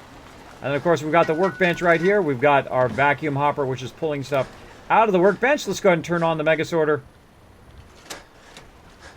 And what it's going to do is it's going to pull stuff out of the workbench and sort it along all of these lines here. You can see we've got one for food, we've got one for stuff for sale, we've got armor and whatnot. If we go on this side, I actually even got a little fluorescent thing marking all the end of it here. For sale, food, etc. Now also what it does is source stuff that I need to take with me, like food and purified water and whatnot. Right in here. And you can see I've got lots of stuff that it's sorted. And let's look and see if it's reset my little water farming out here. And I can make that go really, really long, by the way. I can make a massive thing of water farming. And let's see if it's got any caps. Oh, we've got 956 purified water. We're going to grab that. Going to grab those extra caps. Thank you so much. And we're going to go ahead and drop all of the extra stuff that I have into the workbench. And while I'm here, it's going to do some sorting. And I need my person here, who is apparently AFK. Ain't looking for trouble, I hope. Let's talk to this lady. All right. So let's go ahead and talk to this lady here. Hey. You want to do some trading? Did you buy the vertibird grenades? Yes, I did, Cryptic King. I did buy the vertibird grenades up there. Hey, everyone. Hope all is going well. It is going awesome, King Lionheart. Thanks for hanging out in the stream.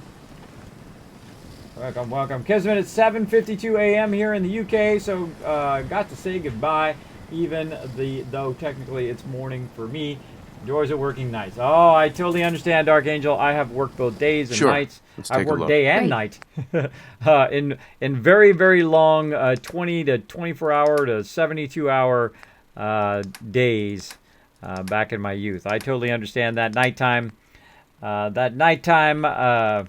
night shift action. All right, so I'm going to go ahead and give her 922 caps, right? Or 922 purified, 922 worth of caps worth of purified water.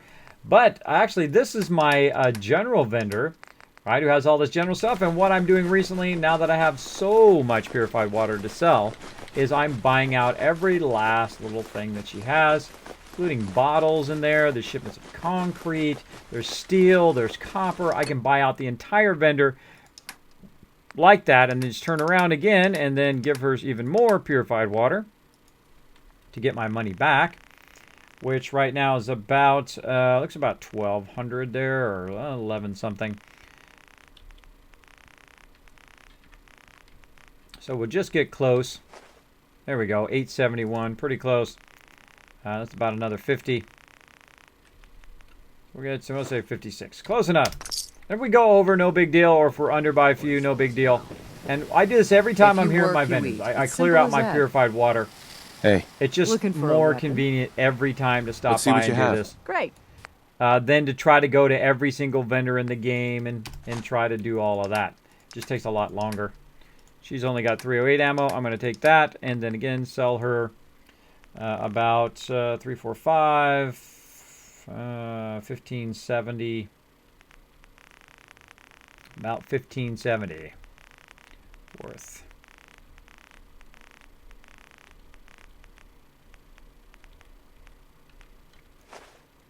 Close enough. Close enough. Again, just very quickly run through here, sell it off. I'm not even going to be able to sell this off. Nothing but trouble. Excuse me. You look like someone that needs a drink. I look like someone who needs to sell myself some purified water.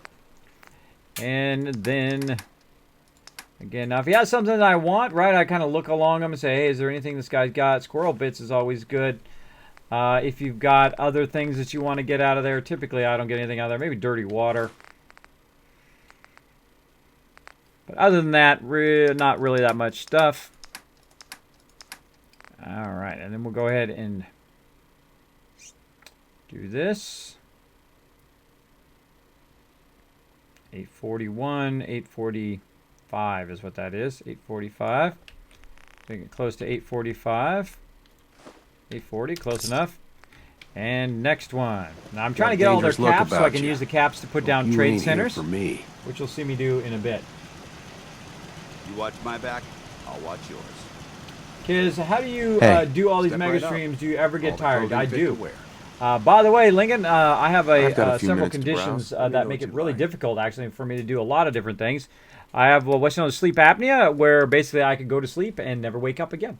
I could just, tonight could be the night. I go to sleep, wake up, never wake up. That's it. I just suffocate in my sleep, which is not cool.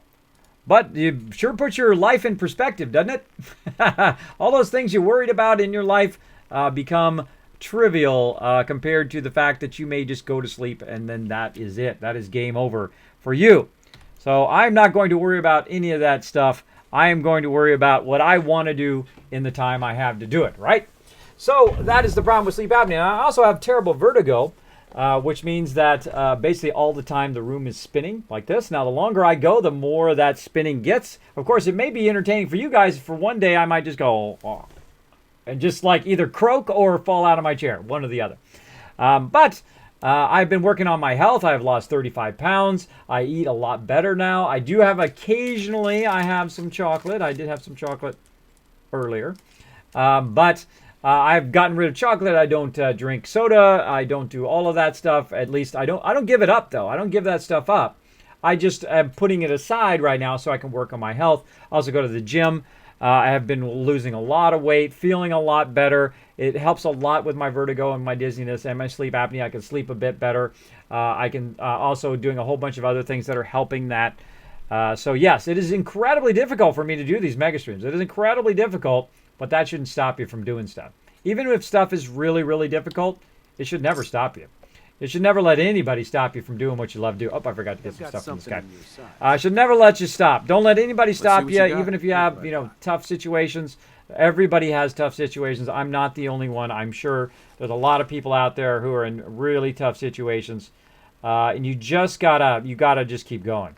You can't let nobody stop you. Don't let their negativity, don't put their negativity on your shoulders. It's not your job to carry around their negativity. Just get out there and push forward as best you can. So that's what I do.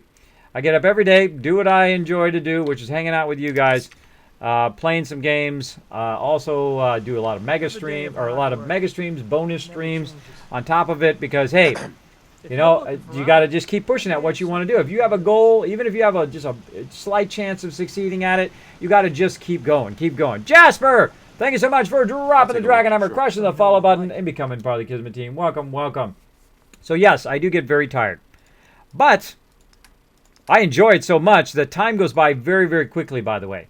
Like, how long is it? Wow, it's like 3 o'clock in the morning. Really, I've been streaming for about 6 hours. It feels like about 10 minutes. And that's when you know you're doing the right thing. That's when you're knowing that you are doing the thing that you are enjoying so much that time goes by, right? I'm sure you've all done that. So let me know in the chat, everybody, who here in the chat has done something and then all of a sudden looked up and it was like nighttime. You started doing it in the morning, you look up, oh my gosh, it's like dark, right? Like, what happened to my day? My day went by like that. How How did it go by so quickly, right? It could be hanging out with a loved one is a great thing. When I'm hanging out with my wife, man, the days go by like that. When I am playing games, it's like that. When I'm hanging out with my team, and it's like that. It just goes by like in seconds. It's almost like a time machine, right? It leaps forward. So if that does happen to you, let me know. Let me know in the chat. All right, so we got everybody done there. We're ready to roll out of here. What is it that does that for you? What is it that... Oh, almost shot Cogsworth in the face. Here, hold all my stuff, Cogsworth. Let me get all the stuff you got. And let's put that in the workbench. I'll let that be sorted. Not put the Gatling laser in there. Let's put all this other stuff in there, and the Mega Sorter will sort that later. Let's go ahead and get rid of all this excess stuff. Let's keep the purified water. Maybe we'll swing by Diamond City. Try to offload some of that purified water. Get some more resources. Let's offload that miscellaneous stuff. And that's it. Alright, so we're going to go up here and offload some of this miscellaneous stuff. Kismet, I ignore negativity. When I want to do something, I let nothing stop me. There you go, Lord Winter. That's right. You're going to have some tough times in your life. I'm in a tough spot right now, but you just keep rolling on. Kids, that happens to me anytime I load up Fallout 4. There you go, Coobs. That's when you know the game is great, right? That's telling you that, look, you're getting such value out of your money when you play a game like that. Now, I love Fallout 4. Again, I've played over 1,300 plus hours, and it is super, super fun. If you like this type of game, if you're into Fallout at all, I would definitely, if you have not played it yet, which I can't imagine anybody who hasn't tried this game yet, but for whatever reason, if you haven't tried it, I would definitely give it a go. And I'm going to go ahead and take that Gatling laser with me. Take that Gatling laser with me. Maybe I should take all this stuff too and put it up in the vault. That's what I'm going to do. I'm going to take all this stuff too with me. And all of this other stuff too. Take all that stuff. All this miscellaneous stuff I'm just going to leave there. Okay, so I'm going to take all my, what I call my collector's items that I find throughout the wasteland. And I'm going to take that with me as well. Hey, moving out. And then I'm going to get in my power armor here. Oh, I forgot to take my fusion core out. My bad. What happens if you don't take your fusion core out is sometimes people will jump in there. Your vendors, Trash Can Carla will jump in there. Raiders will jump in your power armor and take off with it. So you got to be careful. Oh, I forgot to get my Lover's Embrace. Let's get that Lover's Embrace going on. Hey, it's the wonderful Newski. Good night, Jess Sands. Thanks for hanging out in the stream. It's the wonderful Newski. Show Newski lots of love in the chat, everybody. One of my Patreon supporters. An awesome person hanging out in the stream all the time. Time flies. Oh, that's the way it goes, Lord Winter. Yeah, it does. It goes by pretty fast. Now I'm going to get that Lover's Embrace. I have Piper here. Let's see if we get it here on the first try. Let's get that loving going on.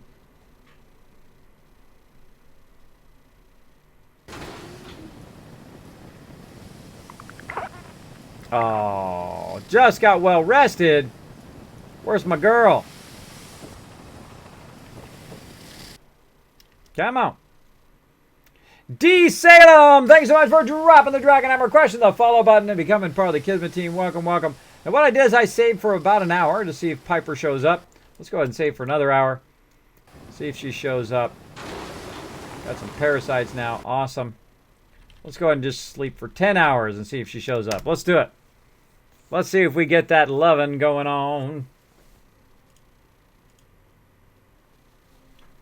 Oh. Sup, sup. Thanks for hanging out. Oh, don't advertise your channel or Saltbot will get ya. Kids, ever thought of streaming older Fallout? Absolutely. I love the older versions of Fallout. Who is this? This is Marcella. My back hurts, my feet hurt, everything hurts. I didn't get my guys yet. Oh, not time yet. I want to save, get Lover's Embrace, but also talk to the. Anything I can do? There she is. Say the word. Okay, now she's over there. I don't know. Did I get Lover's Embrace? I must have missed it. Let's see. Let's look under perks. Did I get that Lover's Embrace? I did not get it. Oh well, I got to sleep for another 8 hours to get that lover's embrace because she's right here. She has to be close to where you're sleeping. Now, Spectacle Island is huge, so I try to put her right next to where the bed is. Eventually, she'll show up there. Then I can sleep, and I can get that loving going on. There it is. Got that lover's embrace. Let's take a look at it while we're in here. There it is right there. +2 endurance. And +2 agility. +15% XP for a limited time. That's when you got a romantic companion that you got up to max affection. You can get that loving going on. Get that extra bit of XP as well. All right. We're getting on out of here. Nothing stays hidden forever. At least, Playing Fallout 4. I got time. It'll be early and then it'll be night. Yep. Probably know it. The sun is up. I've done that many a time. I've also done the old one more level or 1 more hour, right? The old 1 more hour thing. So yeah, and then like before you know it, it's like 3 more hours, and then it's 5 hours, and then it's 6 hours, and then it's like afternoon time. So there you go. Awesome breeds awesome. You're getting awesome viewers because you're an awesome streamer. Oh, I think it's awesome because I attracted a few awesome people, and then those awesome people attracted other awesome people like you, Nushki. You are fantastic. Thanks for hanging out in the stream. Just Nation, Kismet, I know that you will be available to do anything you put your mind to. After all, you're a great streamer and YouTuber. I wish you nothing the best. Yes, I know the secret to getting things done, which is just stay at it, right? And right when you're on the edge of failing, right? Right on the edge of failing is that's when it's going to happen, right? It's either going to go big or it's not going to happen at all, but at least you should try, right? Even if you have a 10% chance in streaming, by the way, a very low amount of chance that you're going to greatly succeed like some of the giant streamers, right? You have a low amount of chance that that's going to happen. But that shouldn't stop you. That shouldn't stop you from trying. That should never stop you. Not much. I'm very successful. But it's something. That's true. That's true. Where are you going? Where does my doctor go? Doctor. Where you at, doctor? Right there. If you need fixing up, this dude. All right, cure me. I don't want to burn my antibiotics. Cure me. There, I'm trying to jump past this real quick, and we'll get back on the road. We're gonna head back to Diamond City. Done. Speaking of Lover's Embrace, I found today my Soul Survivor and McCready are kinky. He said to me after a night's sleep, I didn't know. Oh, man, that is too much info. That is too much info, there, King Leopold. Hey, more power to you. That's your thing. Okay. But there you go. There you go. Let's see. Got that going on. I got that removed. I've got to have some water.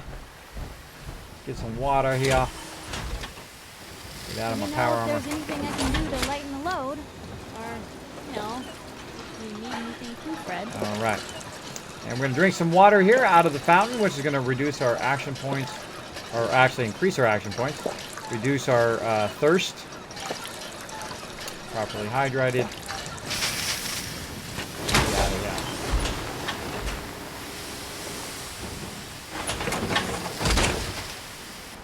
Now back here you can see I've got a little thing spraying along here. You can actually have it on a trigger plate.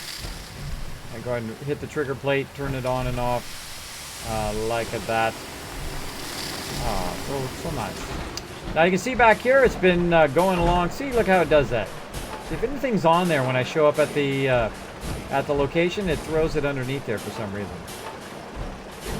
That's a little bit of an odd bug. When I spawn, it actually... It's probably because the tables haven't spawned yet. That's what it is. But these top parts haven't spawned yet. The item spawns, it drops, then the tables spawn, and that's why they're on the top. I bet you that's why. I bet you that's what's causing that. I think I just figured it out. The camera down there in the toy truck. Yep. Well, that's going along there. I'm going to go ahead and just flip that off. Boom, like so. A whole bunch of plastic there at the end. And we're going to roll out of here. Let's get going.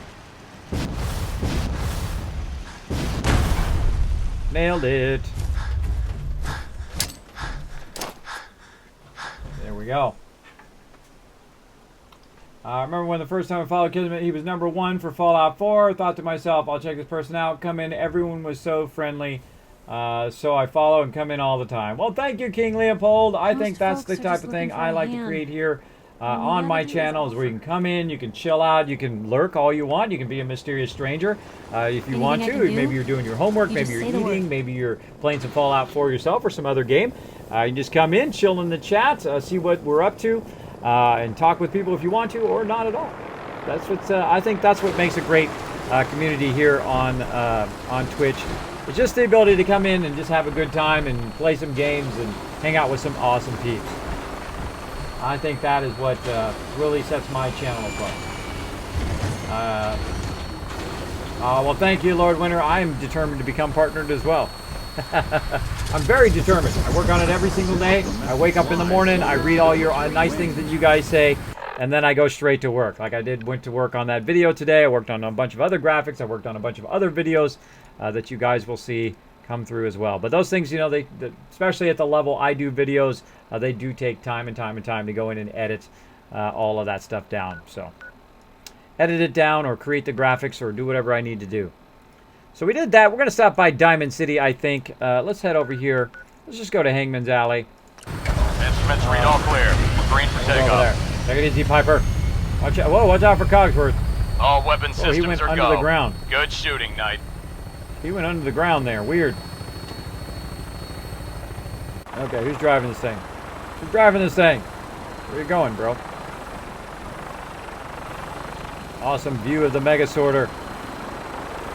And my mega build there at Spectacle Island. Though I have built giant towers there before. I had 3 towers there to see if people would walk back and forth between the tower, and they do. You can check that all out on my YouTube channel as well in previous playthroughs.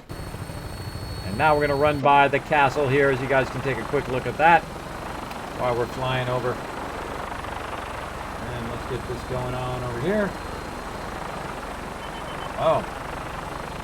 Let's get this going. There it is right there, fully built out and well defended with a Kismet kill box, the castle.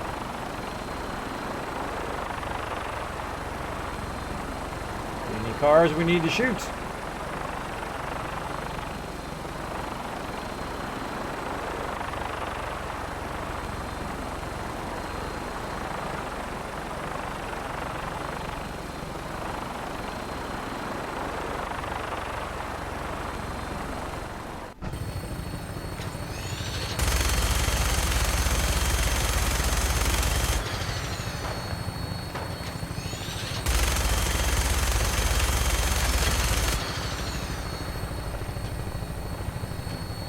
Let's get this stream going on. We've got plenty of stream left to go. We got another 4 hours almost of streaming tonight. We're going to keep on keeping on. We're doing a mega stream today. We're going up, up and away. Peaceable Ally says, Alloy says, Kismet, any advice on someone who wants to get into Twitch? Yes, don't do it for the money. Don't do it for the money. You can go get a job and make more money doing a job. I'm just telling you. If I could still do design, I would be probably doing that more often. But since I can't do that, and my second love is doing this is what I'm doing. So don't do it for the money. Just do it because you love it. Play some games you love to play. It will come off on the stream. Don't worry about getting people in the beginning. What you do is you start talking to your bot, mute bot or whatever. You start talking to that. Do what you love to do, and then it will happen. Now you got to also think in any business, if you're going to be a streamer or if you're going to be a designer or you're going to be anything, it doesn't instantly happen. Most successful people, they look like they got instantly successful, but they didn't. You didn't see the 5 or 10 years before that they were busting their butt to get to where they are now, right? All the time and effort, like me, I've been doing it for a year, and I've put lots and lots of time and effort into it. Streaming a lot, working on graphics, working on what I want to do on the stream every single night. I think of it in advance, getting my music going, that kind of thing, and meeting a lot of awesome people in the chat. So do it because you love it. That would be my suggestion. Love it, and then it will never it will never be that you are working. It's never a job. When you just love it. All right, we're going to stop by Hangman's Alley so you guys can see my Kismet kill box here in the corner. And, of course, we got one up on high. Anything comes in here, it's a dead meat. And we've got, of course, here in the lower level, we've got some water, we've got some food. Of course, we got them scavenging. Hey, this ain't no free ride. And then up above here, we've got a nice little bunkhouse for them to chill out in. Now, they don't like it when the beds are that close together, but hey, what do they want for free, right? I'm the one who had to go get all those resources. They can have it. And then, of course, here at the top, we got power, more power. Out here, you gotta take things one day at a time. Hello, Gaming's Fun. Thanks for hanging out. Imagine building out a door, a vault, and Spectral Island, the possibilities. That is I'm totally going to be doing that. Though I need a lot of resources to be doing that. I'm going to grab everything out of the workbench. I don't even know what's in there. I'm just going to grab it out of there anyway. And take it with me. Let's go. Let's go. I'm overburdened anyway. I might as well just grab it and hit the road. J Red Dragon! That's funny. The Red Dragon has dropped the Red Dragon Hammer and crushed the follow button and become part of the Kismet team. Welcome, welcome. Thanks for hanging out in this stream. I hope you're having a great night tonight. Let's show them some love in the chat, everybody. I was on my X-Bone and looked up Fallout and shows clips of people playing on Twitch when you looked up games. It was Kismet playing. After watching for a little bit, I decided to make a Twitch account just so I could watch Kismet on my iPad. Wow, Nooshki. Oh, that is a great story. I'm going to go ahead and put that in my nice things that people say. That is very inspirational. A very inspirational story that you actually made a Twitch account just to watch my channel. Hey, I'm honored. I'm honored. Thanks, Nooshki. I appreciate it big time. Big time. All right, let's keep going. I didn't even look for the super mutants. I'm glad they weren't there. They would have just shot me in the face. So let's keep going. So we're trying to make it over here to Diamond City to get a whole bunch more resources while we're here, so we can build even more cool vault stuff. We got plenty of time to build vault stuff, to do some side questing, and all of that stuff. And I've sent a bunch of people over there to Vault 88. It should have been now filled up with people. We're going to give them their vault suits. We're going to give them all that stuff here in just a minute.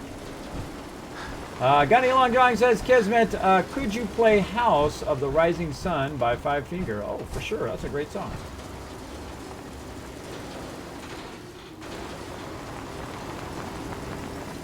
Now, on Tuesdays, we do DJing, by the way.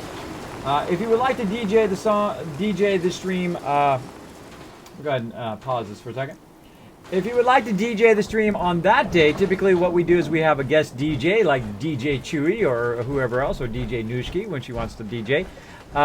Basically what you do is you put the name of the song and then the artist in the chat, and they add it to the queue. I do not let just anybody add to queue for obvious reasons, that someone will come in and do a John Sienna, or they'll do some weird song or obscene songs.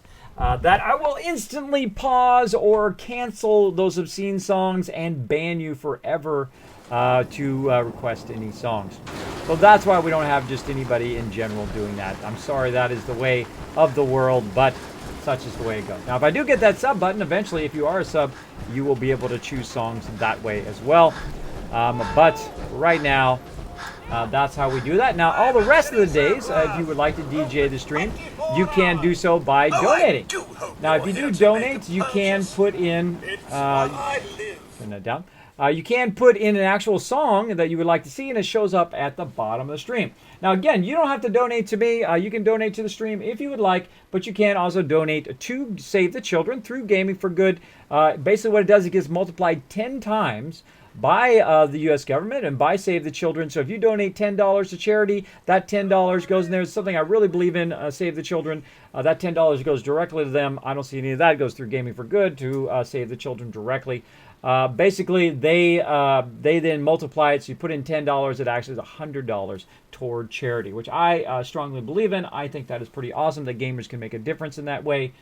So you can do that, and you can also DJ the stream. And just to show you, I'm going to go ahead and have it do a little test thing here, so you can see that in action here. Oh,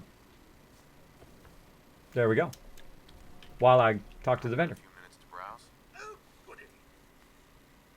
Oh.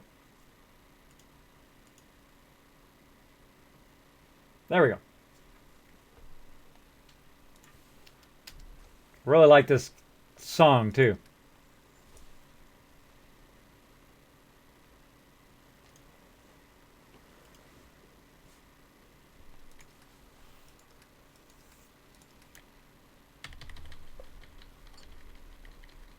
I'm going to buy it all. Oop, this way. I'm going to buy it all.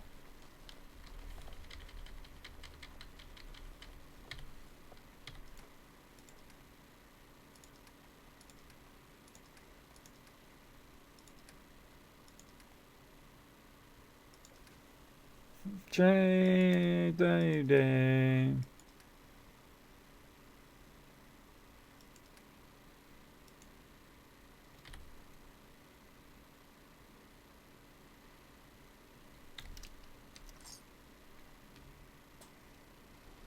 So boom, there you go. You can actually DJ that. That is the Gaming for Good song. What they do is they help children throughout the world through Save the Children. Incredibly great organization. All right, Save the Children. Incredibly great. All right, Roby Kismet. My purified water never appears on my workbench. I have 184 water. I've been playing 2 actual real life hours. Do you have any idea what could do to fix it? Your people are drinking it all. Because if you have it both at one location and then you have it connected to your other locations and you don't have any water in your other connections, they're drinking it all. That's what's happening. So what you do is you sleep for 24 hours and grab it out of the workbench. Sleep for 24 hours and grab it before they drink it all. Smoke some Raiders gunners for me. No problem, Coobs. I will totally take them out. Sorry, gots to get my kids. No problem, Lord Winter. Take it easy. Thanks for hanging out in the stream. Hey, it's Black and White. What's up, man? Thanks for hanging out in the stream. Jet says, Kismet, why do you enjoy Fallout so much? I enjoy Fallout because it's the perfect combination of classic Americana and future fantasy. Well, I have a little bit of nostalgia with Fallout, as well as actually, as a graphic designer, one of the things I got to do was work on the original Fallout 1 box and all the materials that went in there. Back in the days, you got a box. You got all sorts of cool stuff that came with it. Back in the day of early games. Now, of course, you just download it electronically, or you buy the collector's edition and you get all the extra stuff. But back in the day, every game came with stuff in it, which was pretty cool. One of my favorites, of course, is Ultima 4, where you got an actual cloth map and you got a little translator guide and you have a little thing to write down your adventure. Ultima 4, by the way, the very first RPG game of all time, is the grandfather of all. It's the reason why we have Fallout 4 and all the other RPG games that came after it. That is why that game is my all-time favorite. Very first RPG game, and the moment I fell in love with gaming was playing that game. It was incredibly fun to play. I've played that for endless hours. That and also Fallout 1 for endless hours. So yes, that's why I like it. I like it as a great combination of both combat, of hard moral choices, not easy ones, right? It's not just like, the bad guys versus the good guys, right? It's like, both people are right from their own perspective, but you have to choose who's more right, based on your morals, right? Based on how you want to play, maybe your role play of your particular character, right? So sometimes you might side with this guy, sometimes you might side with that guy, but it really asks you to make hard moral choices that sometimes you have to make in real life too. There's some real hard moral choices you have to make that are really on that kind of gray line where you're like, I don't know if that's the greatest choice, but you have to make them in this game. That's what I really like about it. A lot of action in it, and I thought the idea of it was well designed. I don't know if any of you guys ever play any old school role-playing games. I had Dungeons & Dragons back in 1977, the original Dungeons & Dragons kit as a child, as well as I used to play this one called Gamma Wars, which is pretty cool. People down the street would play it, and I'd be like, yeah, come over, I'll play something, I don't mind. Play some various of those kind of traditional role-playing games as well. Those were super, super fun. Super, super fun. Gunny Long John said, Kismet, holy butt balls. You're awesome. Not only are you a great guy to donate, or not only that, are you a great guy to donate to Save the Children. Thank you so much, Gunny. Yes, I think that is a great cause as well. So thank you so much for the kind words, and I'm going to put that in my nice things that people say as well. And I look at those every single day. I log in my computer. I turn my computer on. I go and I just kind of randomly scroll. I read about 5 or 6 of them.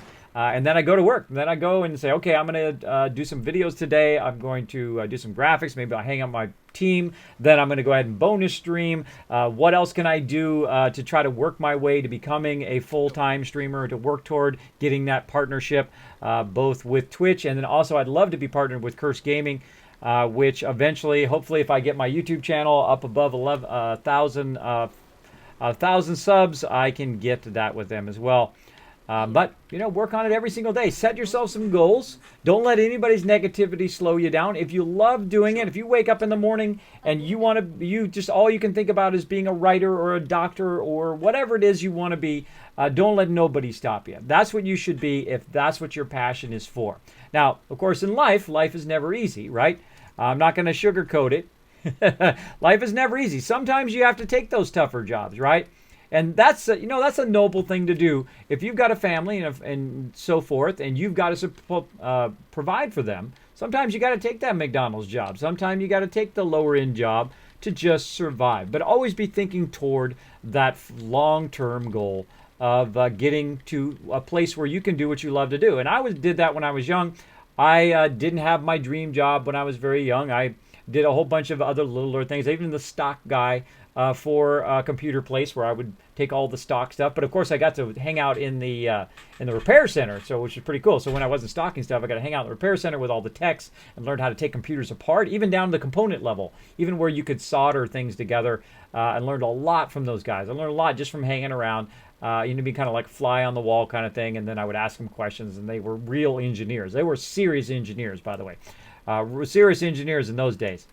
And I learned a lot from them. I learned a lot from that stuff, just from asking questions and being around in those kind of first jobs. And then I was always thinking that goal. I went to college. I learned about graphic design. I got a really amazing jobs with a lot of incredible people who they were so good at what they did, they inspired me to be even better at what I did, right? And those are the people you want to be around. The people who inspire you to be better, right? That are so good at what they do that you want to be that good as well. And it doesn't matter what field you are, you want to seek those people out in your career, and it will raise you up to a whole nother level as well. And I've been very lucky to be around a lot of great people like that. That raised me up to a whole nother level because I want to be as good as them. So there you go. There you go. Hey, Tyrone, thanks for hanging out. Do you stream Star Citizen at all? I do from time to time, Peaceable Ally. I'm a huge investor. Well, not super huge, but probably the most money I've ever spent on any game is Star Citizen. I dropped $1,000 on Star Citizen when I had some money. Now I spent it all. I basically said, okay, that's it. I'm going to go all in. I'm going to buy an 890 jump. I had the Phoenix, which I really liked. And then I'm going to get the big ship for the guild, right? And because I really believe that in the past, all the big corporate gaming companies have been just pushing out tons and tons of junk. And a lot of us are sick of it, right? A lot of us are sick of buying a $60 game and the game just totally sucks, right? And you just wasted $60. Then you buy the DLC and the DLC is terrible and so on and so forth. Now, this is the exception to that, right? Fallout 4, incredibly great, incredibly well detailed, incredibly well done. And then all the DLC is incredibly good because it's gamers making games for gamers, right? People who game understand what we're looking for more often, and of course they listen to feedback and all that kind of stuff. Really helps them build a better game. If they're just trying to build a game to make another dollar, then I find that they just, skip all the part that makes the game fun and just try to take an established name, or they try to come up with something that will basically just make them money, right? That's it. And that's kind of a bummer. Now, the difference with Star Citizen, for those who don't know about Star Citizen, I'll take a minute for Star Citizen here while we're doing this. And I'm going to just go ahead and grab all of that. I'm just going to pay for it with cash money. Grab all those resources. And let's head out of here. And we'll talk about Star Citizen here while we're on the flight back. Now, I could go here and sell purified water, and I could sell stuff to all of these vendors and get a bunch of caps back. But we're just going to head out for right now. And while we're on the Vertibird, we will chat about Star Citizen. Okay. Anything else in here?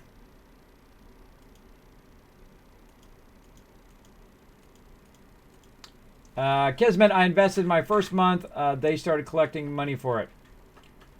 I invested the first month. They started collecting money for it. Oh, in Star Citizen? Exactly. Well, the thing about Star Citizen is it's completely crowdfunded.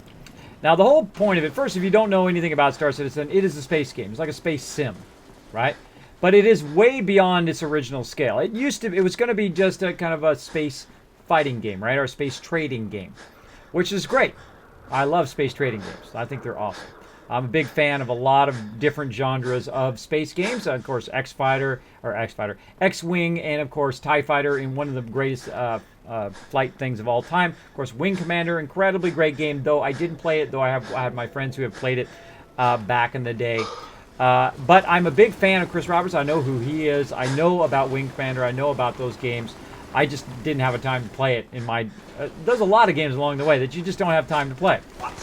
Whoa, hello, hold on. Go get him. You are going to be the first one to die. Welcome to the jungle. Trying to run me here.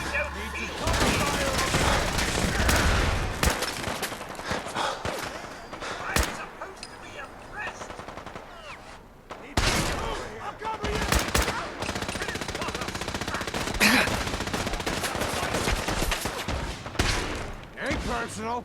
Just you or me.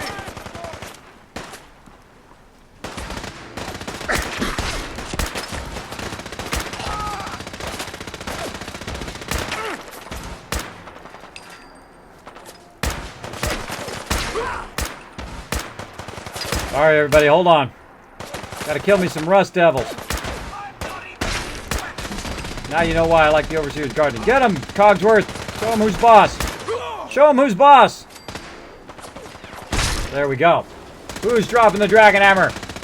It was Peaceable Ally. Thanks so much for dropping the Dragon Hammer, crushing the follow button, and becoming part of the Kismet team.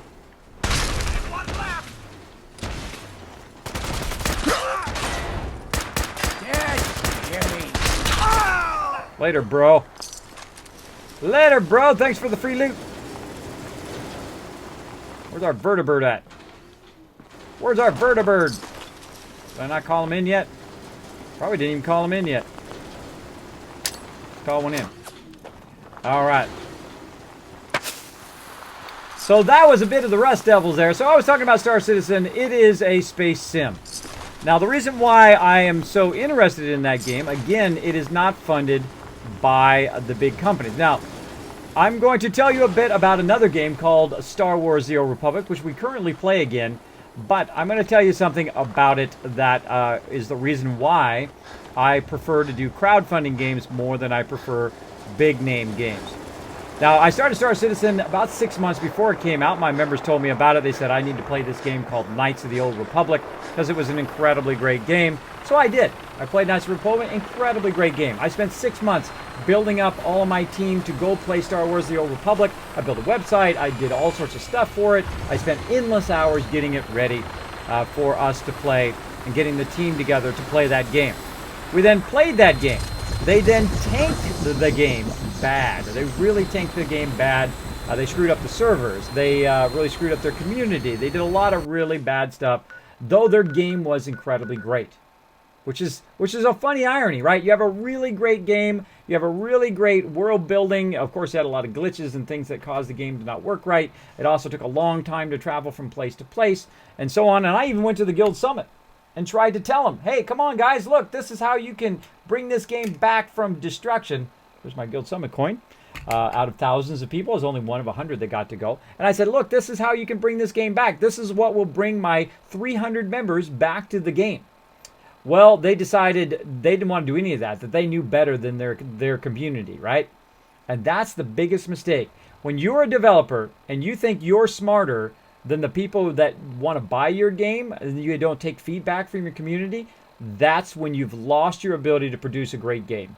And that's what happened with Star Wars: The Old Republic. Basically, everybody said, you know what, I hate this game, I'm out of here, I don't like it, I'm going, and everybody left. 300 subbed members, by the way, 300 people who were playing $15 a month. That is thousands of dollars that I had brought to the table as a leader, right, and brought all of these people to play their game. and they basically tanked it, which was terrible because it's such a good game. But of course they did recover from it later, and they now they got rid of all those people and they brought better people in, and they had built it up, and now it is a really great game again, which originally it was in the very beginning. So then I got burnt out on, of course, buying those big name games. Now I bought 2 collector's editions. That's about $600, by the way, with 2 collector's editions for that game, which I threw away because I didn't think we were ever going to play that game again. But apparently we are. It's a really great game. I enjoy it. I enjoy playing it. But of course they messed up the community side of it. Well, that's where Star Citizen is different. And where am I going? I'm going to Vault 88 over here. I'm going back over here to Hyde Park. Welcome aboard, guys. So what I saw the Star Citizen to come out, and I missed where it had launched, right? It was out for like 6 months or so. And what they had done is they said, you know what, Chris Roberts said, you know what we're going to do is we're going to try to make about 2 to 5 million to show investors that people want a space game. People want to play a space game, not just fantasy like WoW and all of that stuff. And I'm a big fan of WoW. I'm a big fan of fantasy gameplay. I'm also a big fan of space. Oh, car. Gotcha. Let's not forget blowing up cars on the way. And so I'm a big fan of that. So I went and saw Star Citizen, and they were doing it right? They were doing it right where they said, hey, I don't know where you are, but I would shoot you if I could find you. They were doing it right. They were being crowdfunded. So they tried 2 million. They got 2 million. They got 5 million. They got 10 million. Right? And then they thought, we don't need investors. We don't need no big corporation to come in and try to push out the game too early. So we're going to just keep going with the crowdfunding thing. So then they got 20 million, 30 million, 40, 50, 100 million. The number one crowdfunded game of all time. The closest one to them was 10 million. So they got 100 million, and then they increased the scope of the game incredibly.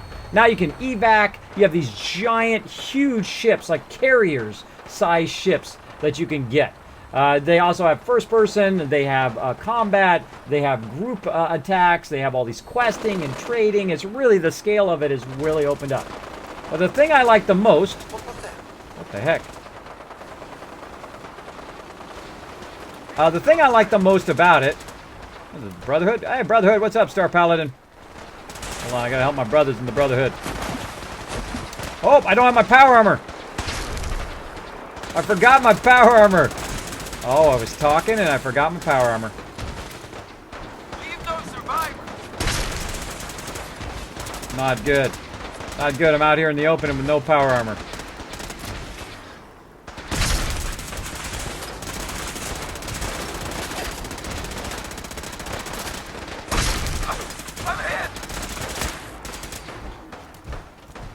Got him. He's got a rocket launcher.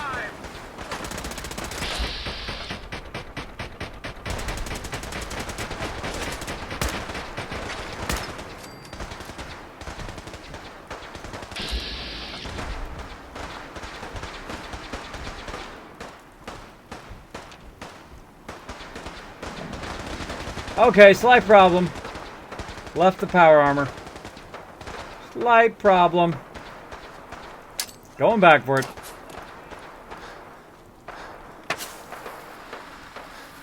All right. Slight problem. So I tried Star Citizen. I've streamed it before in the past. Yeah, level 91, Darwich, yeah. I'm level, actually I think I did level 92 now. Let's see, what am I at? Yeah, level 92. Right now I'm going in the luck line. I want to go ahead and try this 4-leaf clover one, which I haven't tried before in my other playthroughs. We're just trying to work our way down in luck. What I decided to do was invest in that, and I did. I bought the Constellation first, which was about 200 bucks. I bought that and had then upgraded it to the Phoenix, which is a kind of a luxury version of it. And then, of course, they came out with the 890 Jump, which is like a gigantic luxury, kind of a luxury yacht, space yacht. So I said, okay, well, I'm going to get that. So then I upgraded again, and then, of course, I've subbed for many, many months, for over a year for that. Because I believe that that type of game, a crowdfunded game by gamers, making it for gamers, is a better way to go about it. To crowdfund the smaller gamers the smaller producers of games. Also, I also crowdfund Shroud of the Avatar, also another great thing, who is, of course, the person who, Richard Garriott, who is Lord British, who is the person who came out with Ultima 4, which is an incredibly great, the RPG that started all RPGs. The man who started all, also an astronaut, by the way. Very, very cool. Very, very cool. Alright, we're going to take the vertibird and maybe shoot some of these guys on the way out. So I left my power armor. I was talking to you guys. I left my power armor at Diamond City, so I got to run back there. It just dawned on me that I was taking them on without my power armor on when I came out of there. I'm lucky I didn't die. I'm lucky I totally didn't die from taking on so much damage. Because I'm in the new survival mode, so I could have easily died from that group or from this group. Just two-shot me easily. Weapons hot and ready to bring the pain, sir. Honk, like that.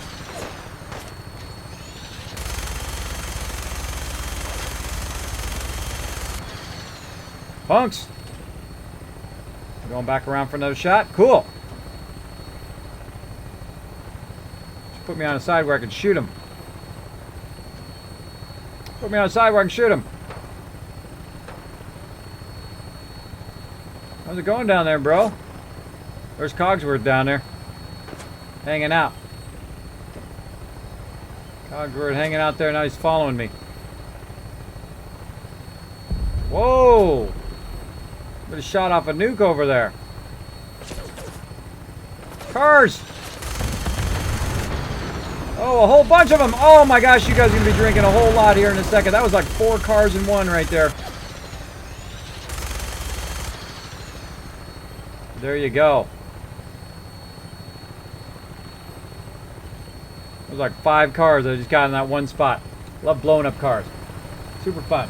So yeah, so I'm a big fan of Star Citizen. If you would like to check out Star Citizen, oh, there's someone put it in the chat there. Thank you so much. Kids, you have a perk point. Yes, I added my perk point.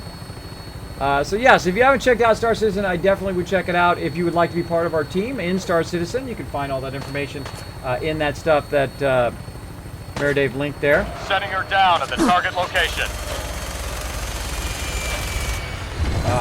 Couldn't shoot him. Blocked by a tree.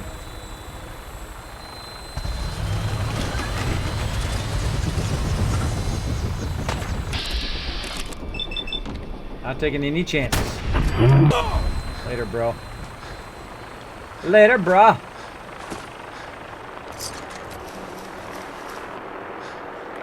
Yeah, totally forgot my power armor. Could have got completely and utterly killed from not bringing my power armor.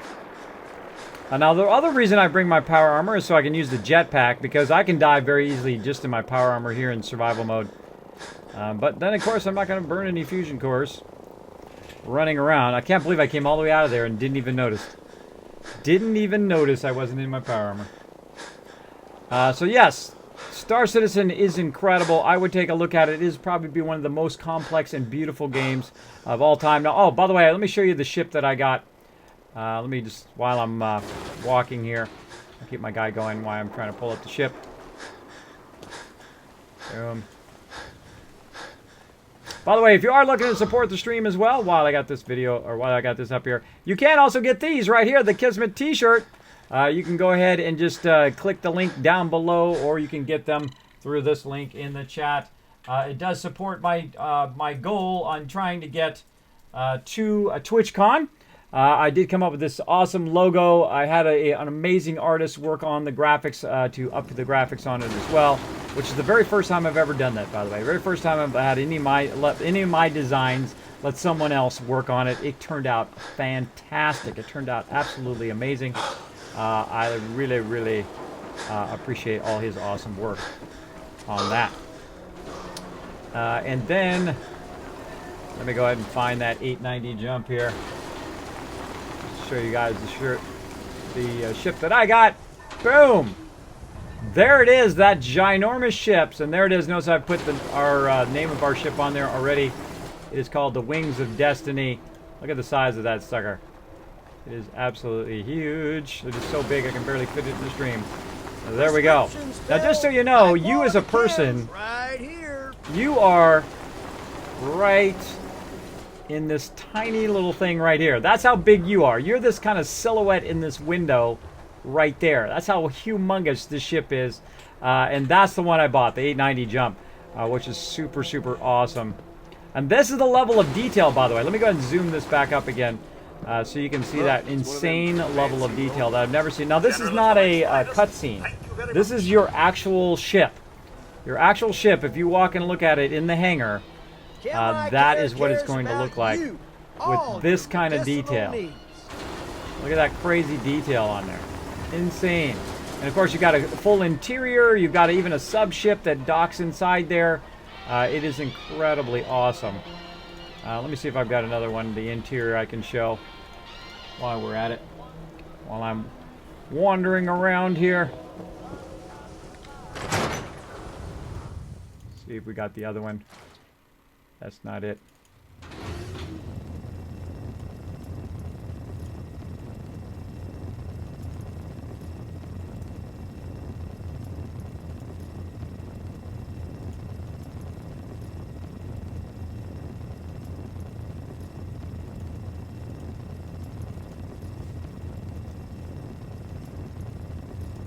See if I can find it in here. I've got it somewhere. There it is. Look at the detail. So humongous. It's so highly detailed that it's humongous. Look, check out the detail in the actual... This is you inside that cockpit. Look at the detail level of this game. It is so insane. It is the highest detailed game I've ever seen. It is incredible. So yes, give him a power armor and get on out of here. So yeah, check that out. That is called Star Citizen. I plan to kind of catch up a bit with Star Citizen. Do a little bonus stream, see what's been going on with it. I know mine's not in the hangar yet. They're still building the 890 Jump. They're building a bunch of other ships as well. Sadly, mine is not in the hangar, so we can't tour it yet. So hopefully at some point it comes into the hangar and then I can tour my ship and show you guys that. But right now my hangar's empty. There's nothing else in there because I had gotten rid of my Freelancer. I got rid of my Hornet.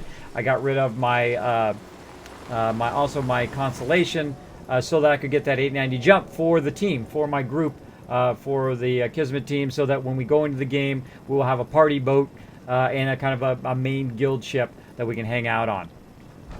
And that's why I got the 890 Jump. Nothing to see here. So there we go. Hey, hi King, what's up? Just checking out Star Citizen. Did I see Gary Oldman in a cutscene? Yes, it is Gary Oldman. He is like the big leader guy. They have a lot of really awesome motion cap stuff in there.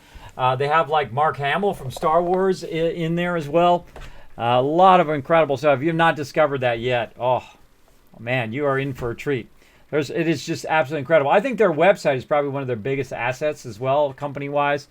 Their website is incredible. They have some really top people doing their website. I wish I could steal them away. Steal them away and have them work on my stuff for a little bit, and then, of course, let them go back to do what they're doing. But that would be super expensive for me to do it. But maybe one day. Maybe one day I'll hit them up to make me an incredibly awesome website like that. Now, am I in my power armor this time? I am. All right.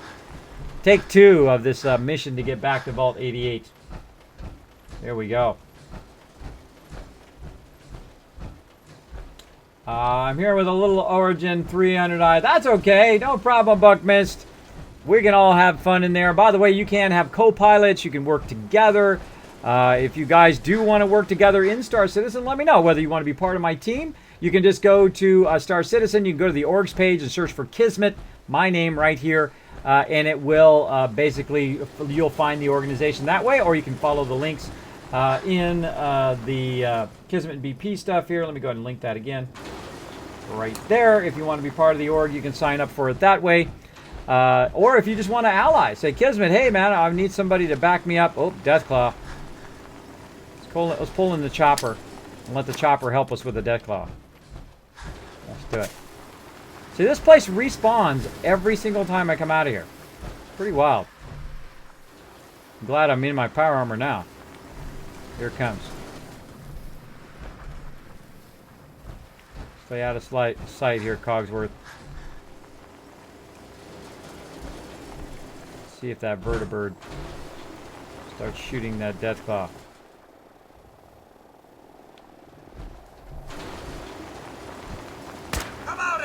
Gonna aggro him just in case. Hey. Yep.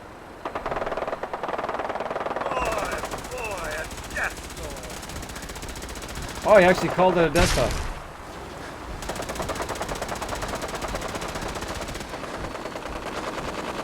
Chasing after a death claw is never a smart idea. What they do is you chase after them, you think, oh, go get them. And then they turn around and they do that. Get him. Almost dead.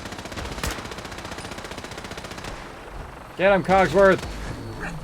Nice job. They turn around, they come right back at you, and they kill you. So. See if he had anything worth taking. Oh, I just want to take it myself. There we go. So yeah, running after a death claw is usually a bad idea when you're in survival mode, at least. Be very, very careful. Reload. Okay. Now we got our stuff. We're ready to finally get on out of here and head where we were trying to go. Back over here to Vault 88. Back to Hyde Park. Instruments read Off we all go. clear. We're green for takeoff. Now, Hyde Park constantly respawns all the time. You see, as I go back there, there's people there all the time. This area right here respawns all the time. So, great place to just kill a bunch of stuff, get a bunch of loot. Boom. Frisch hanging out. Yeah, it's very involved, by the way, and that's the hardest thing for me to explain it to people, is how deep that game is. It is incredibly huge. It's incredibly deep. You have the single-player Squadron 42 game. So I'm talking about Star Citizen, by the way. And then, of course, you have the Persistent Universe, which is kind of like the MMO part, where you're going around and you're trading back and forth, and you're flying around in your ships, and you're fighting off pirates, or you are a pirate and you are trying to steal other people's stuff. All that kind of stuff running around in the world. Which is going to be super fun, I think. But I'm like, no rush. Take your time. Take your time, people at Star Citizen, and make it great. Make it really, really great, because that's all I care about now, is that they make it truly great. Make it super enjoyable to play. As opposed to just rush it out as quick as possible, like all the other game companies have been doing lately. Oh, got shot in the back.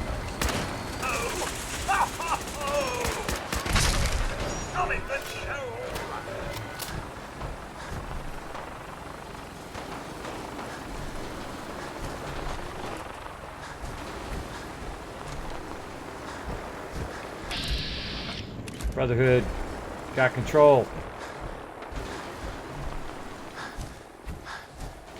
Brotherhood shot some back here too. Man, am I getting the loot or what? Like crazy tons of loot. They're shooting at me.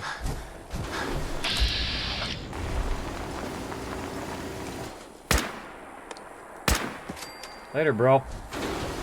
Laters. Go up here and get me some loot. Despite the fact I'm overburdened. Oh, there's a veteran up there too. Alright, you ready for this?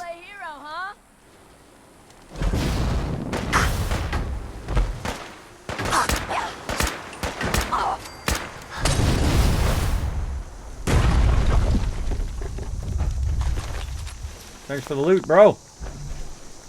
Man, this place is like respawn heaven.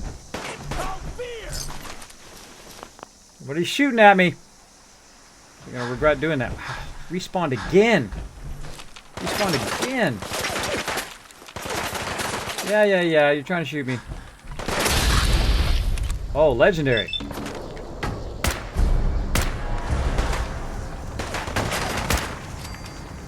Actually did some damage here. Did some damage. Oh, that's who it's up here. Anybody else want to die? I've got plenty of bullets left. Anybody else wants to die? Who does? Anybody? Bueller? This guy.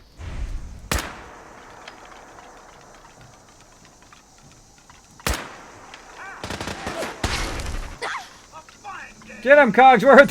Cogsworth down there taking him out.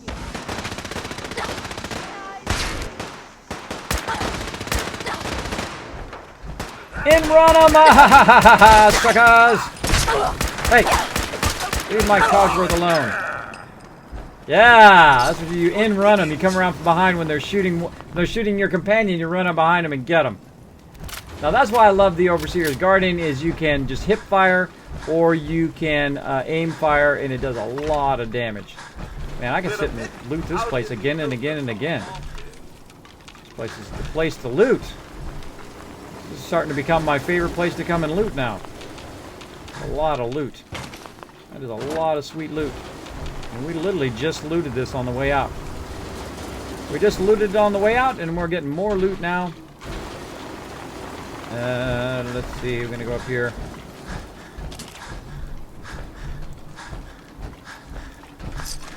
That Raider veteran that we shot earlier. We got bottles. A bunch more people up here. Man, this is the stuff. This is the stuff. Do I like to play stealthy? No, I don't. I'm not a great stealth player. I usually am not into it. There's probably one exception of all the stealth I've played is probably in Lord of the Rings Online. There is a burglar that you can play on Lord of the Rings Online, if you're into Lord of the Rings. That is super fun to play. Super fun. I love the mechanic of it. You go along and you can pickpocket people while you're in stealth, which is super fun. So you kind of just sneak up on people and pickpocket the NPCs and whatnot, the bad guys, and then you just gank them from behind out of nowhere. And I have my guy had a little ninja outfit on, which is super fun. Super fun to kind of sneak around with your little ninja outfit as a hobbit, and then pickpocket them.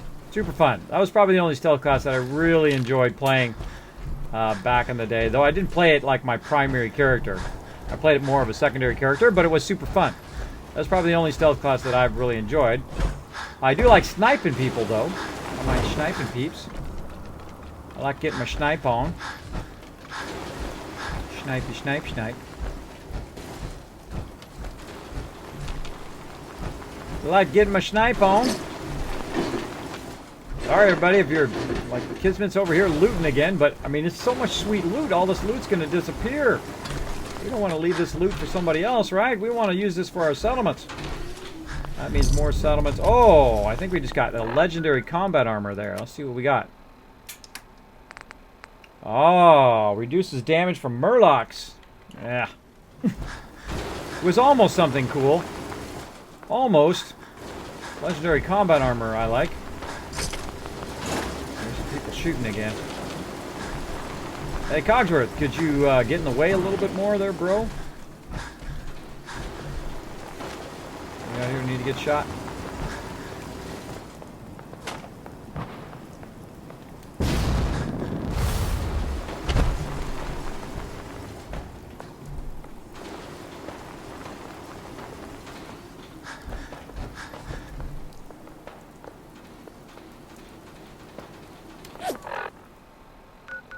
That's my Jamaica Plains over there. They're out there shooting something. Go get them, guys. Sorry, I'm busy. I gotta go. I'm busy. I got stuff to do here. I got vaults to build. Enough of that running around in the wasteland. We gotta get over here and get our vault on. Let's get our vault going. So yeah, I usually don't play stealthy. I usually play snipe slash go smack them in the face.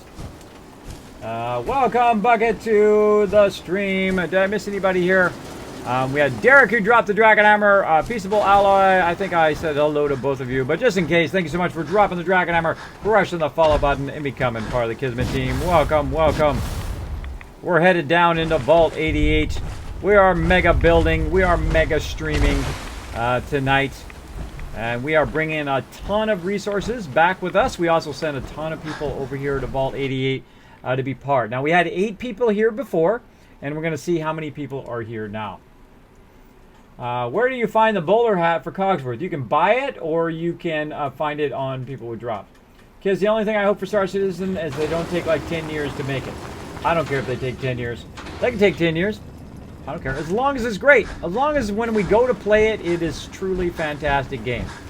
Because Brockett, thank you so much for dropping the Dragon Hammer question, the follow button, and becoming part of the Kismet team. Welcome, welcome. Because we've been burnt on so many games, right? We've been burnt on a lot of games where it had a lot of promise and they had all this hype, and then it just sucked, right?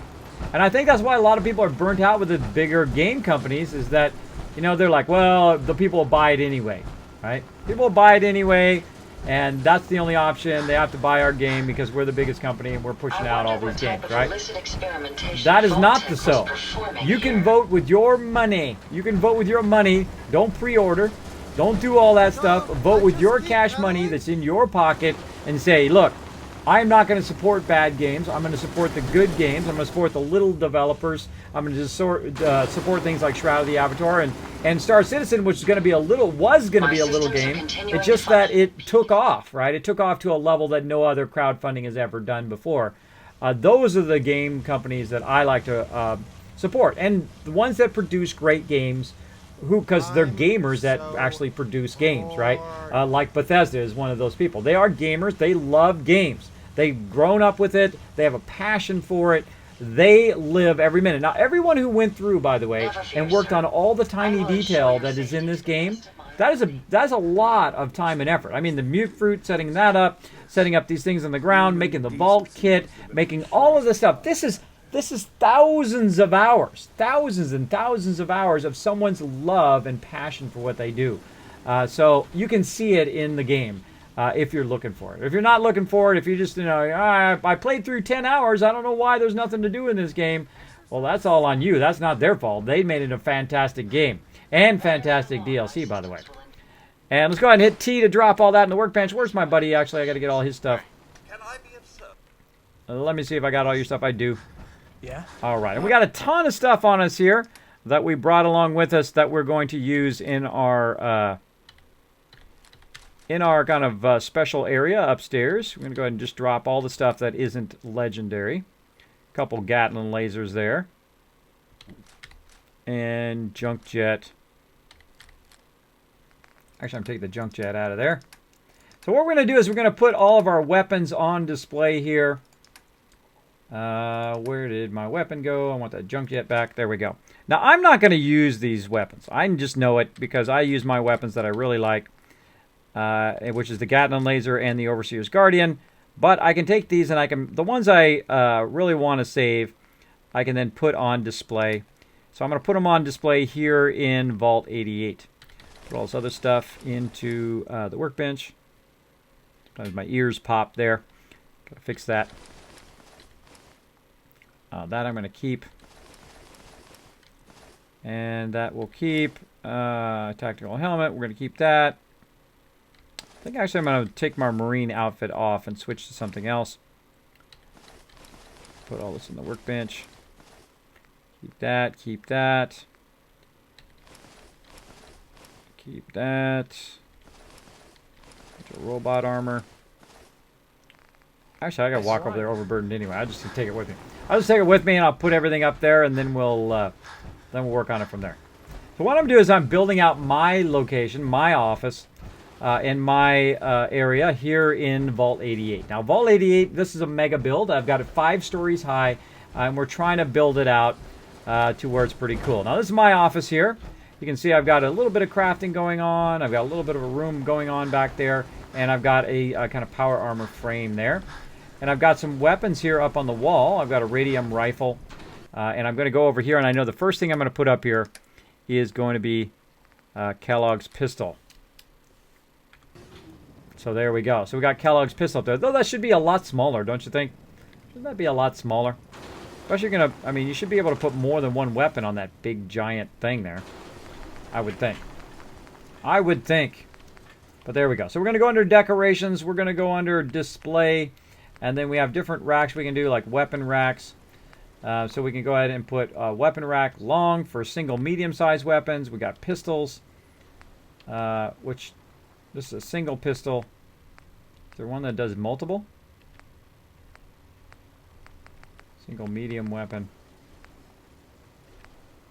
Oh, maybe we can put it in the display cases.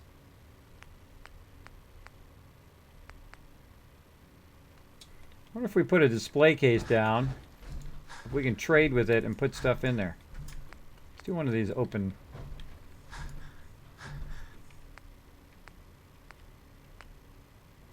Let's do this one. We trade with it.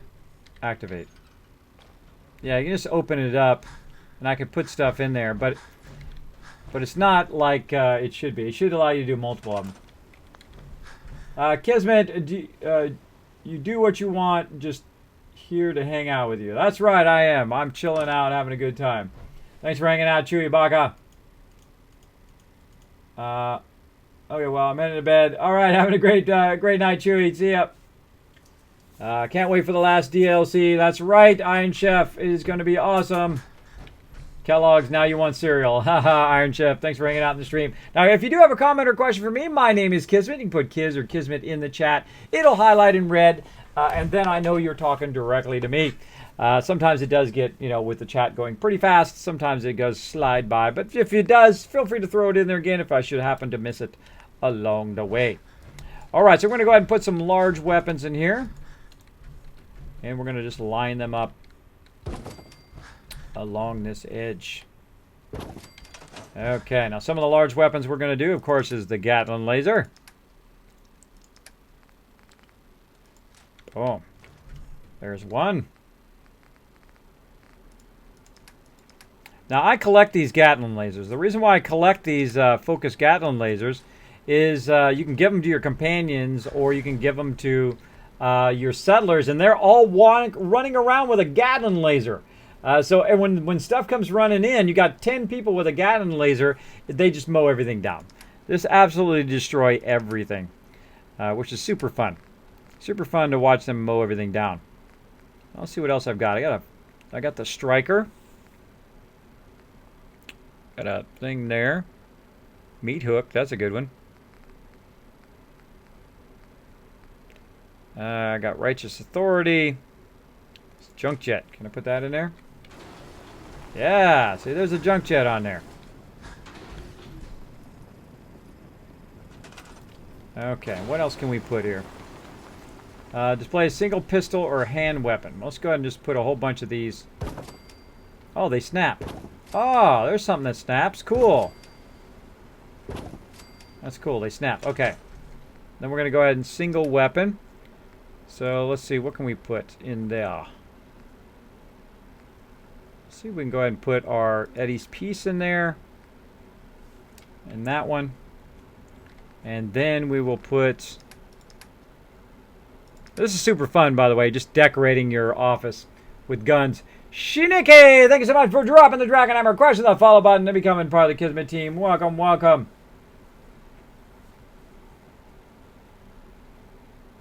That's true, Brockett. Very, very true. I don't think I put the Tesla rifle in there. Fish catcher, no. The striker. Very true, but then it shoots a lot slower. That's the only problem. Winning meat hook. Put that in there. And let's see what else we can put in there. I'm just going to click on them all and see which one it lets me put in there. Nocturnal Institute pistol. Kind of makes me want to collect every single one of them and put them up there now, huh? That's what happens when I start doing this kind of stuff. I'm like, oh, I want to go get this, I want to get that, and this and another thing. All right, bunch of them there, and so on. I mean, you could literally do this for endless hours. Another thing you could do for endless hours. Medium-sized weapon, pistols. It says single pistol. It should have one that does multiple pistols. You just put all the pistols in there and it automatically puts it through the whole weapon rack. That would be useful.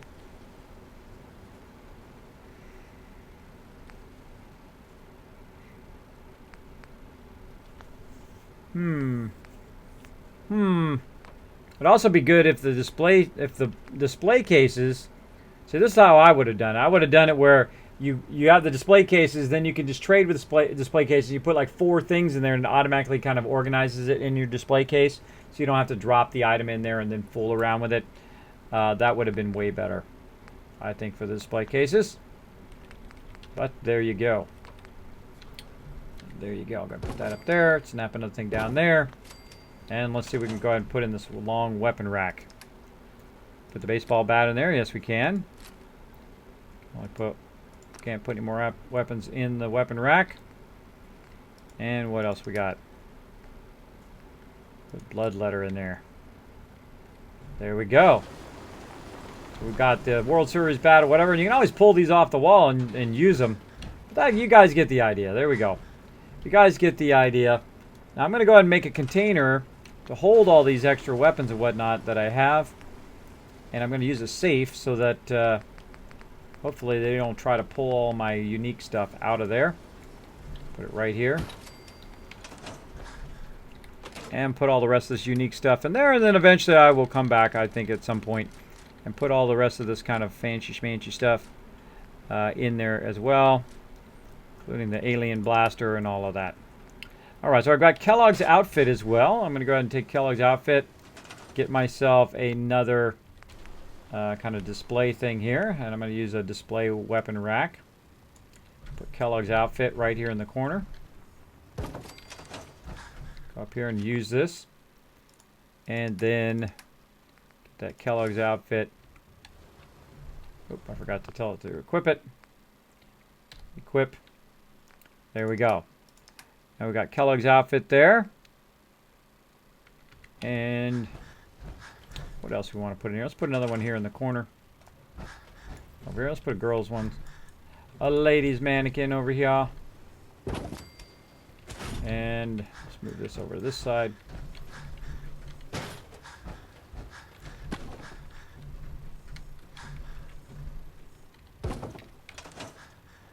Get out of my power armor. Walking around in my power armor for no reason.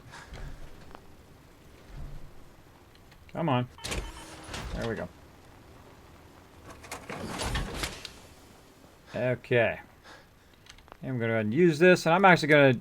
I think it's time to trade out my armor. So I'm actually going to give her my armor.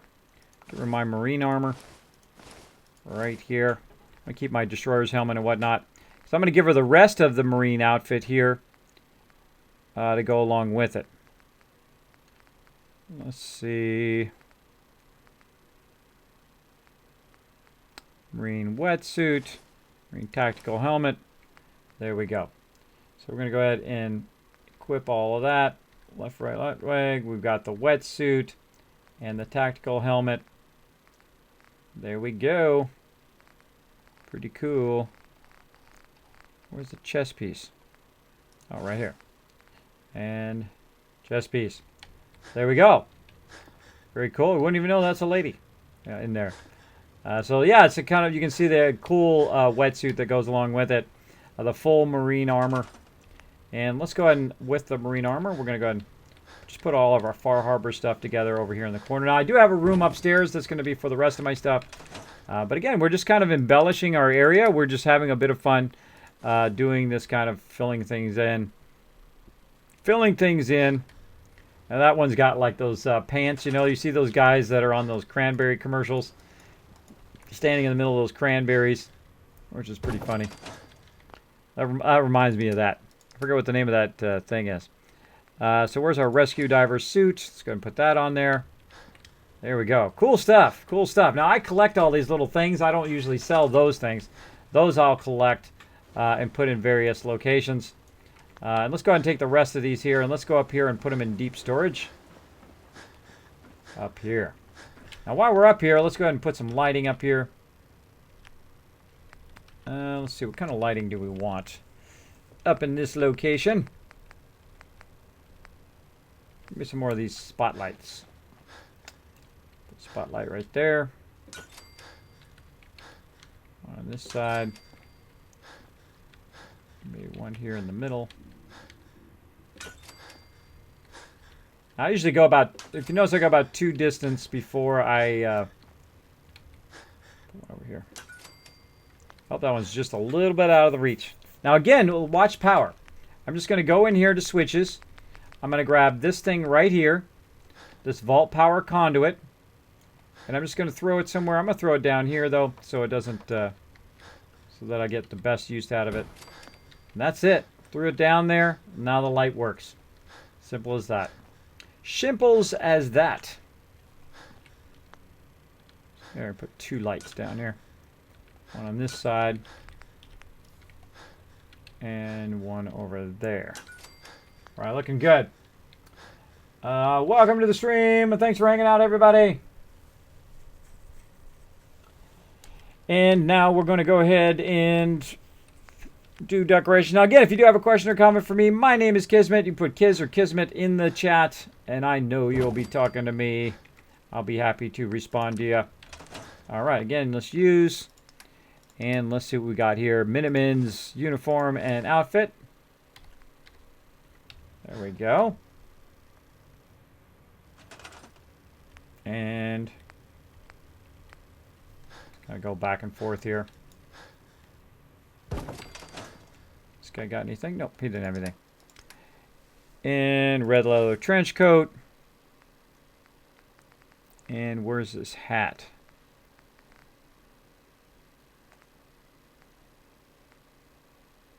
Captain's hat. There we go. We know who that's from. If you know what companion that's from.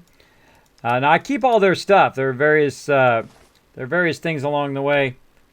There's some Children of Adam stuff. I mean, you could really you could spend hours and hours doing this.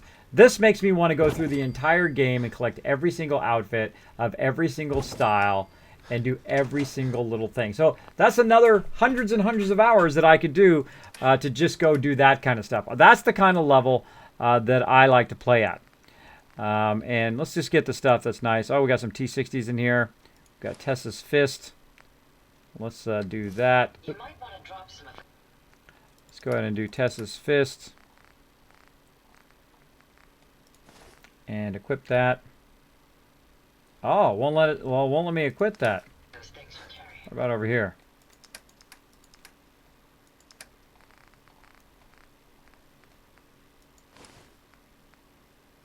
Nope, does not let me put that on there. Ah, well, there we go. And let's put the traveling leather coat. You guys know who that is as well. So you can see we can display all of our various armors. You know, we could make it like a store with all of this, by the way. You can make like a clothing store with all the various ammo or various things in it. And I could do this for hours. I could really just go way overboard. Now we know who these utilities overalls are for, if you know who that was from. The man himself who loves to bang on the side of the house back there at Sanctuary. Those are his utility coveralls. And what else do we got? Got a whole bunch of super mutant stuff. Can we give her a super mutant stuff? Let's see. Equip that. Oh. Nope. No moss. How about summer shorts? That's good. Like it. Like it. This is super fun, by the way. If you have not tried this yet, I would definitely go in and try out all these various mannequins. This is fun. Let's see. There's a yellow trench coat. There's Zach jeans. Go ahead and equip that. There we go. Nice outfits there. Some greaser outfits, aka the Atom Cats, and so on. Welcome to the stream. What's your favorite Fallout game? I'm playing it right now, Fallout 4. Though I did enjoy Fallout 1 a whole bunch. Fallout 2 and 3 I did not finish. I was very busy with my team playing MMOs, so I didn't finish either of those. So I can't really give you a great review on those because I never finished it. But there we go. Look at that cool yellow trench coat. We also know who that goes to.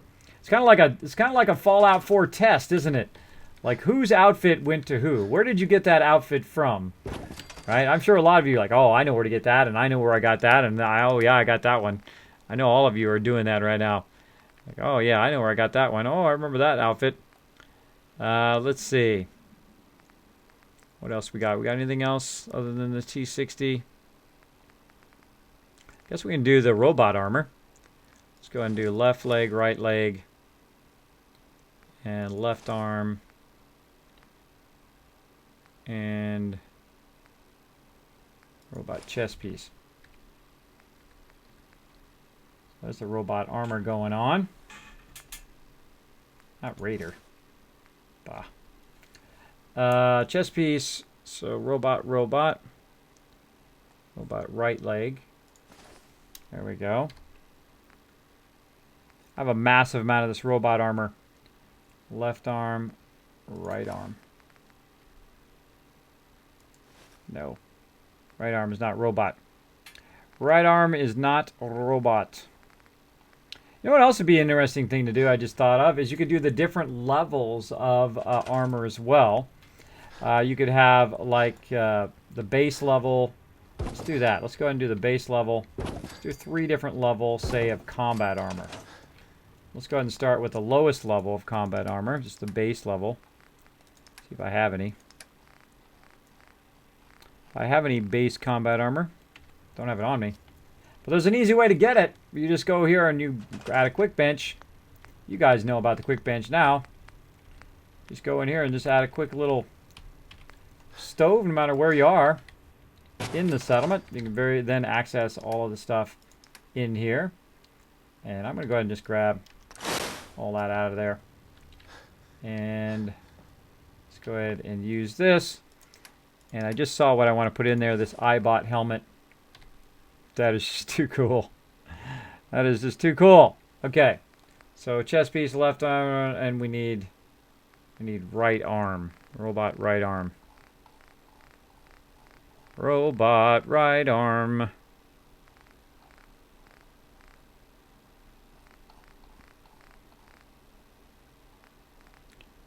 Not seeing it.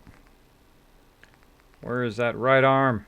Robot right leg. Robot right arm. Right there. Boom. Now, of course, these are different levels. This is sturdy, and that's normal. But that's kind of cool looking. Cool, cool. I want to have a whole bunch of settlers. My whole entire one of my settlements is going to be all robot armor. That looks like that, just for fun. Just for fun. Okay, let's go over here, and we're going to look for that combat armor. I think I might have pulled all the combat armor I had here out of there.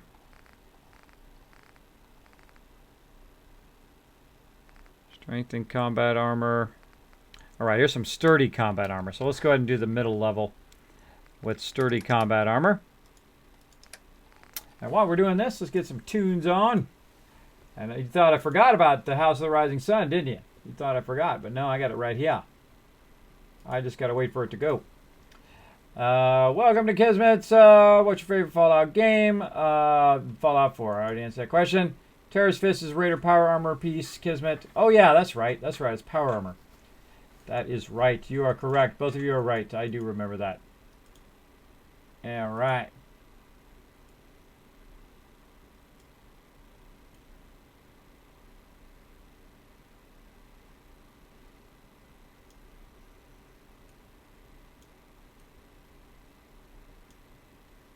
There you go.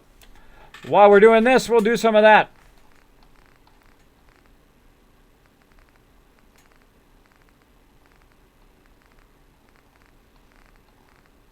Sturdy combat armor right here. Chest piece, left arm, left leg, right arm, right leg.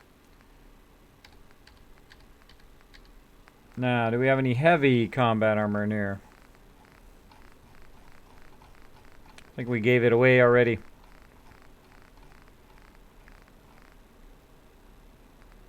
We should have brought all of our combat armor over here. I don't think we have all of the various levels here. Well, let's just do other stuff. Put combat armor there. We will...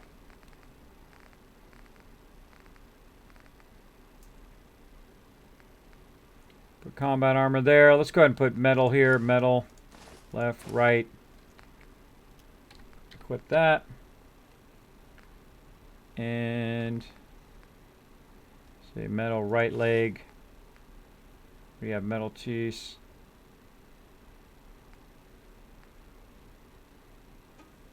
Left leg. Metal helmet. Oops.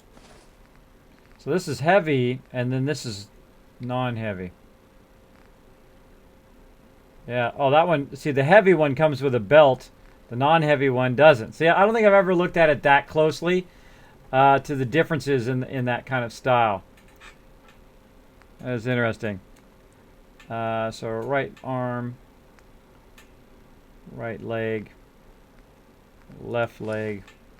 So yeah, you could go through and you could do the different levels and see what the differences are, what the differences are in the look by putting them across there. Between the different levels, because there is the 3 different levels. There's the normal, then there is the sturdy, and then there's the heavy of most armors.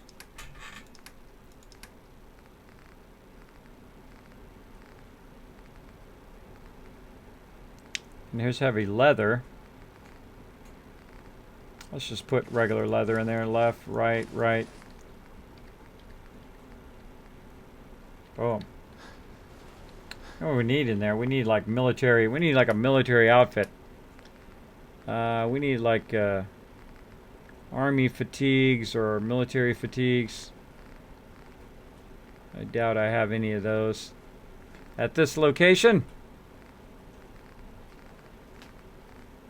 I might do that at Spectacle Island. I might go and do every single outfit.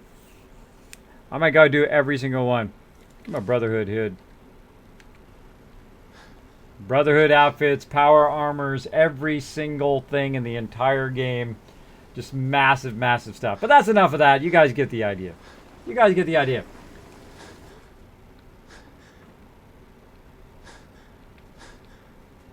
Yeah, this is 5-Finger Death Punch, House of the Rising Sun.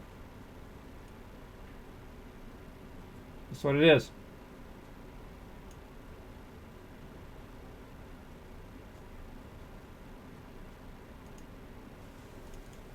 You can check it out for yourself. There's the link to YouTube. Got 45 million views. Looks like something out of Mad Max.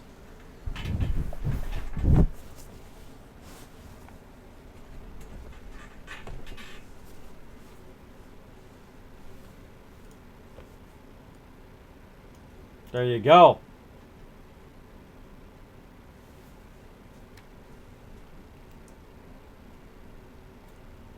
Yeah, totally something out of Mad Max. Cool. Now let's go ahead and run down. That's enough of that for now. That gives you guys an idea of what you can do with that. You can also display your power armor. Let's go ahead and put some T60 in here. Let's take a look at this T60. Oh, they got to be repaired. Repair the T60. Maybe that's what we should start doing, working on our museum.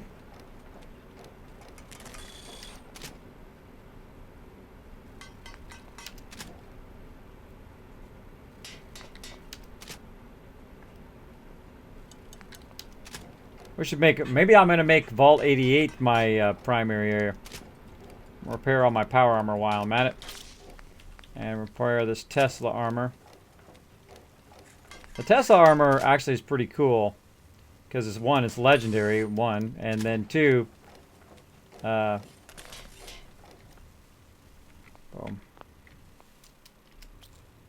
And then it just looks cool. So we'll put it over here on this one.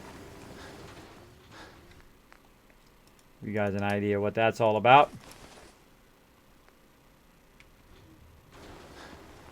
It's got like a little lightning and stuff going on it. See, that's cool. I dig it. I dig it. So now what does the Tesla armor do? Well, it has different resistance to energy damage. So you can, if you take a lot of energy damage, you can use that Tesla armor instead to try to reduce that damage. So looking good. We got the junk jet here. We got the focus boosted thing. I never even went back and got the freeze gun in this playthrough, though I have in other playthroughs. So yes, that'll be where the weapons are there. Let's go ahead and then get, I think I actually just put the rest of this apparel in here. Let's just put all the rest of these guns in there. So we're not overburdened the whole time, and we'll get to work on a bunch of stuff we're doing here. Oh, there's a Gatling laser. There was a special Gatling laser kneecapper switchblade. Nocturnal Gatling laser. Take that out of there. Put all the rest of the stuff in there. Now, if it's not legendary or if it's not like a specialty item that I got from some specific person, I will then put it in a separate container. Oh, bomber jacket. That one I want to keep. Colonel Duster. We'll keep that one.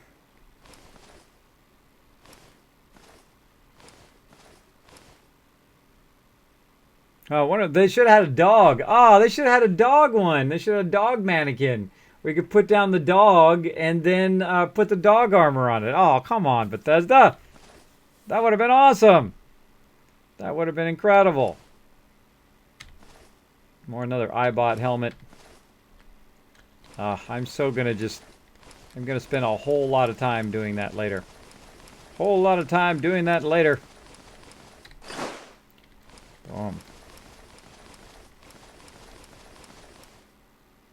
Pirate hat, let's keep that. Press cap, we know who that goes to.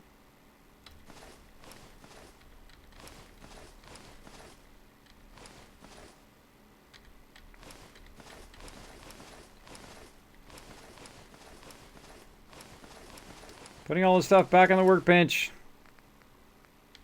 Ton of stuff.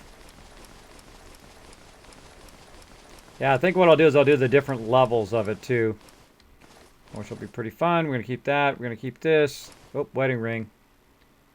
Oh, I wonder if I can put the wedding ring on him. Ah, I haven't tried that. And you put the wedding ring on these people. Let's decorated. Oh, these guys don't have any. This guy. Can I put the wedding ring on there?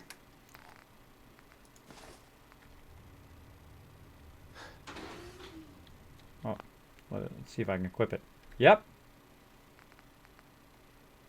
I can put the wedding ring on there. Oh, that's kind of sad, actually. Kind of sad. Yep, there it is. Look. You can put the wedding ring on there. That's so sad. I just had a sad moment. I should be looking for my son.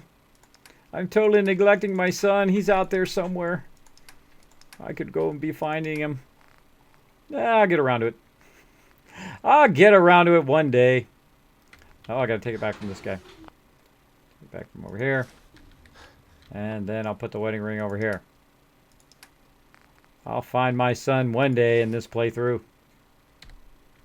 By the way, you don't need to tell me about it. I've already finished that storyline as well. It's in there, but you can't see it. Barely can see it there. Okay. Do you really got to be in my face every second? Hold position. Something you need, sir? Stay over there out of my face. Stay over there out of my face. All right. Let's go ahead and put the rest of this in here. This we're going to put over here. It's kind of legendary items that I'm saving for some reason. All right, well, let's go. Let's put the rest of this stuff on some mannequins here real quick. We'll go back to decorations. We'll go display, armor racks. Put one there and one over there. And we'll put on the bomber jacket here. And over here. I forget what was Piper's base outfit. I forgot. I forgot what her base outfit is now. I put a press cap there. Anybody remember? What is Piper's base outfit? Just joined the Twittering and Kismet was my first retweet. Oh, thank you, Nushki. Beast mode. Loving the stream, Kismet. Any tips on give me for making huge settlements? How do you gather so much components? Well, if you're in just regular mode, if you're not in the survival mode, you can get a ton. You just go to various places. You have your people, of course, collecting through the scavenging stations. And then you at each of your settlements, you should have at least one at every single one of your settlements. But you should also go out and just go to a settlement and get everything. I call it super looting. Now, you need the strong back perk if you're going to take everything at once. But you go and you get everything out of the instance and you put it in a container. You go get a whole bunch more and you put a container until you're not overburdened. Then you get more and more and you get everything out of the entire instance at once. Lego! Thank you so much for dropping the Dragon Hammer, crushing the follow button, and becoming part of the Kismet team. Welcome, welcome. And Daniel the Red with the host. Thank you so much, Daniel, for that host. So that's what you do. You go and you grab everything out. I call it super looting, where you go and you grab everything out of that instance, and then if you can teleport, you just teleport back to Sanctuary, wherever your home base is, and then drop all that stuff on the workbench. You get a ton of materials from doing that. I literally had like 10 to 100,000 materials of each of the materials in my first playthrough. And I've played 1,300 hours. I've played in normal mode, in survival mode, the old survival mode, and now here in the new survival mode. Each of those playthroughs, I've gotten to level 90. I had 500 hours in normal, 440 hours in old survival, and then all the rest of the time here in the new survival mode. And that is where I get my resources from. I go out and I grab them from various locations. I super loot everything because I know those resources are going to pay off later on. I also start to build up my settlement, so I make a lot of money through purified water. Then I take that purified water, I go to like a general vendor or I go to Diamond City, and I say, look, take my purified water. Now give me every single thing that you have, all of your shipments, all of your materials, and I buy out the entire vendor of all of their stuff. If you were watching earlier, you could have watched me doing that. That's what I do. I buy them completely out of all of their stuff. And that's how I get my materials. So there we go. Question answered. Kismet, you could do a armor room and a weapon room. Exactly, Final Nightmare, with everything in it. That's now what I want to do. Kismet, have you heard of an upcoming game called Escape from Target Run? It's a hardcore realistic online first-person. Nope, never heard of it, Assassin. Boom. Because why don't you use the legendary Gatling laser? Because I don't really need it. I don't really need it, and I already modded the other one out. That's why I don't use it. Now, if I found one like I found last time, in my last playthrough, I found a legendary Gatling laser that refilled your critical meter like crazy. So you would basically shoot at somebody at one time and it'd be like da-da-da-da-da-da-da, and then your critical meter would be like maxed. And then you critical the second shot, right? And then it'd be like, boom, dude is totally dead. And then you would then shoot the next person, da-da-da-da-da, and then you'd have another critical, and then boom. I mean, it was just like constant criticals all the time. It was so awesome. So awesome. All right, well, I'll give her the Colonel Duster here. There we go. This is a fun way to kind of store your stuff. Instead of just throwing it in the workbench or to keep it in just some random thing like I've been doing, is to throw it on just some random person here. And I'm going to give him the Drifter's outfit and the hat. Now, if I was organized, I would have been doing that from the very beginning of the game, where every time I pull something off of like Piper, or if I pull it off any of my other characters, I can pull them off and then put them onto one of these stands so that all their original materials are still in this one armor rack. Now, I can also give this person something else, right? I could actually have them hold it like they're a container. They could hold those materials as a container as well. I can put the goggles on, which is pretty funny, as well. And I can put the Gatling laser on there, but of course it doesn't equip. But I can put the Gatling laser in there as well.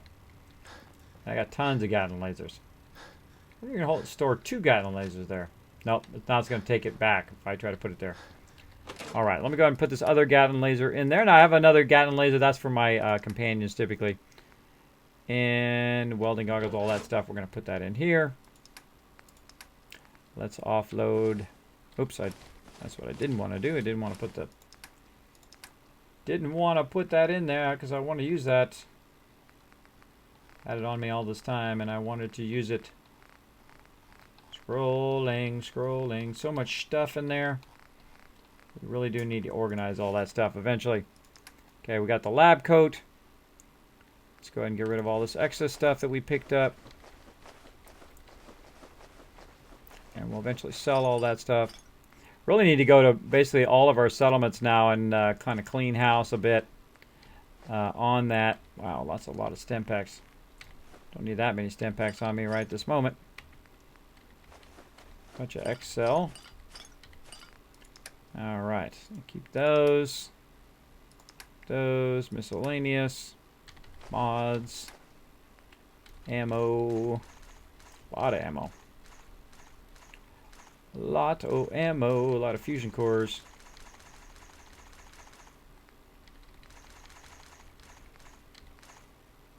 So close. So close. There we go. Okay. Finally not overburdened anymore. Look at me. Not in my armor anymore. Trippy. Trippy. I'm in my vault suit. We also need to work on ballistic weave. We have so much stuff to work on. It is so incredible the amount of stuff we need to work on still in this playthrough. That's what makes this game incredibly great. That I've done all of this stuff. I've played for hundreds of hours in this playthrough alone and still have tons more to do.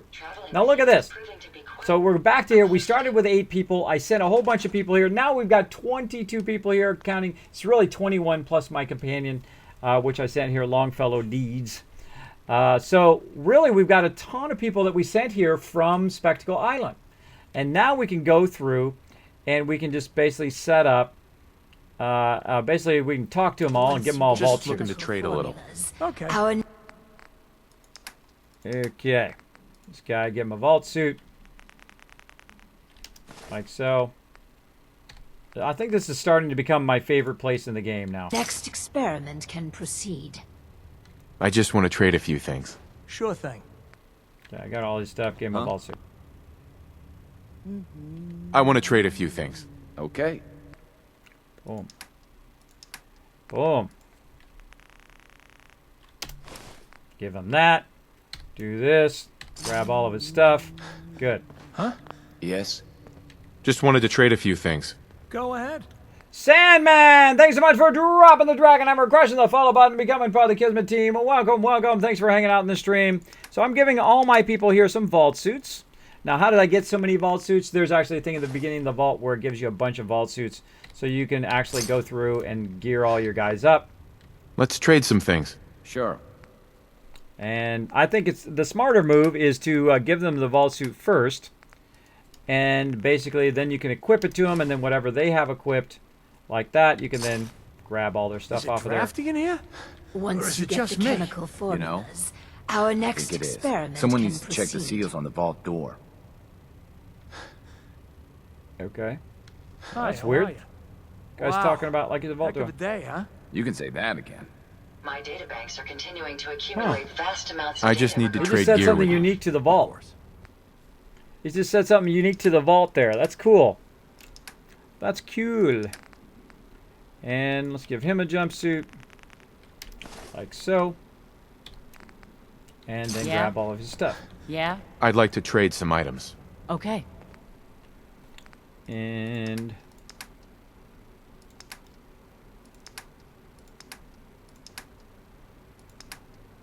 what am I doing? Apparel. Brain work. Work brain. Give her that and then grab all of her stuff. I just want to trade a few things. Sure. And again, apparel. Jumpsuit. Give her the jumpsuit. Equip the jumpsuit, then hit R to grab all of her stuff, and now she no longer has any stuff. Yes? I'd like to trade some items. Sure thing. And again, give this guy a vault suit. Like so. Can you show me your perks tree? How about that, Sandman? I don't Check that out. I go the whole extra level. Now, some people just tell you what your starting perks are. But me, you can see every single perk in order that I've done right there in the chat. All of the perks in the order that I've done. So there you go. You know exactly what I did in what order, how I built it up, and so on. If you'd like to see how I got started in this game, you can check it out on my YouTube channel. I do have some full playthroughs of the first 5 days of how I did here in the new survival mode. You can go ahead and check that out as well. Now, I start off doing settlements first. That's my kind of thing that I love to do. Of course, it's your game. You can do whatever you want if you want to be more DPS or if you want to be whatever. I like to do a setup. I'm going to ring the bell here. See anybody else? There we go. There's somebody there. Let's trade some things. Look at all my vault dwellers. Awesome. Look at all my vault dwellers. This is looking cool now. This is cool. See, I'm starting to have fun now. There's another dude. I don't know if I have enough dudes versus ladies. I want to trade a few things. Of course. But that's the way it goes. And her in there. There you go. Welcome to the vault. Alright, look at all my vault dwellers. Yeah, that is cool. Sealing yourself up in a steel hole to escape the bombs. Sounds like trading one kind of hell for another one. Well, guess what, buddy? You're a part of the vault now, so enjoy. What's going on? And I've got my guard here. You can see he's in some combat armor. Everybody else now is a vault dweller. That is just too cool. Oh, wait. Some people complain, and not me. I just want to trade a few things. Sure thing. All right, this girl over here has not been converted to a vault dweller.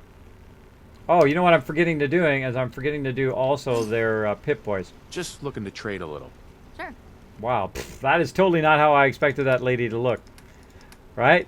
I was like, whoa, wait a minute. I'm going to go ahead and give her a Pip Boy. There we go. And she got her Pip Boy on. And he's got a Pip Boy on. Let's get this guy. See you again, sir. Are you ready to depart? No. What do you need? Talk to this guy. Let's trade. Go ahead. And give this guy a Pip Boy. Now, before what I was doing is I'd give him just one and it wasn't working. I guess they fixed that at some point. What's going on? How'd anyone Just wanted to trade a few things. Okay. And I think this is just so cool. This is definitely becoming one of my favorite part of the DLCs. Need so something? all the DLCs are Need totally something? awesome. I just want to trade a few She's things. very happy. I Of like course. her. She's behind me here. She's super happy. I like happy people in my vaults. Hopefully they stay happy. Boom. See, that guy didn't work. I just need to trade gear with you. Go ahead. So what I'm going to do is give him more than one. And see if that works. I'll give them all. See, look how many just disappeared. A whole bunch of them just disappeared. And now he's got a Pip Boy. So there's something really funky about not that. out there. Yes? Can we trade a few things? Sure thing. Boom. More Pip Boys. Now what these Pip Boys do, I have not discovered yet. Look, see? Again. Weird that it takes so much of the Pip Boy. I want to trade a few things. Okay. That outfit is not flattering on you, bro. Just saying. See, yeah, it takes a whole bunch of it. Yes. Never thought I'd be an honest-to-goodness vault dweller. Huh. Why blue? I mean, would a yellow jumpsuit really be Just that looking to bad? trade a little. Sure. New Vault Dweller. So what we're doing is we're equipping our Vault Dwellers here. Huh? There you go. Oh, wait. I'd like to trade some items. Sure. Give me that Pip Boy back. I wonder how high the vault numbers go. Let's trade some things. Sure thing. And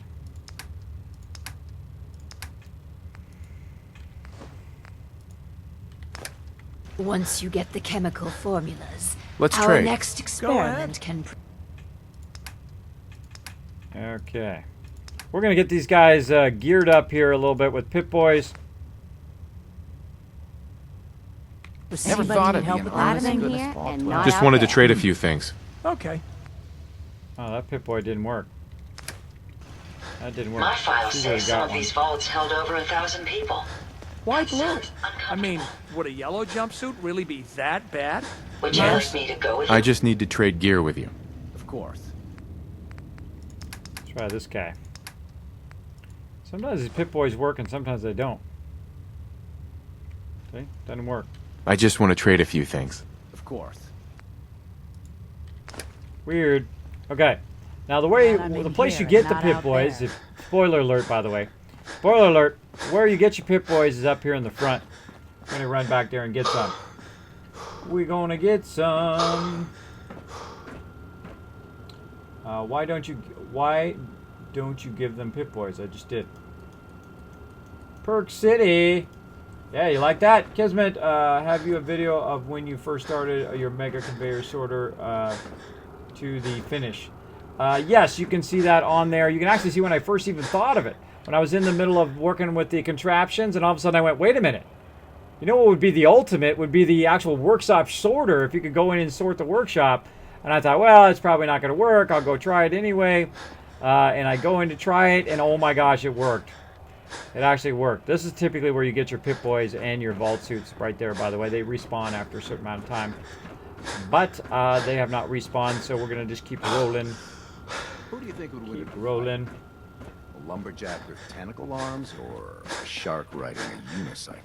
Depends. What's that ghoul doing in the vault? She's my overseer. We just need to keep searching. She's my overseer right now. Working that overseer's desk. Yeah. What's up? There's another one in here. What's Anybody up, bro? need help I with just want to anything? trade a few things. Sure thing.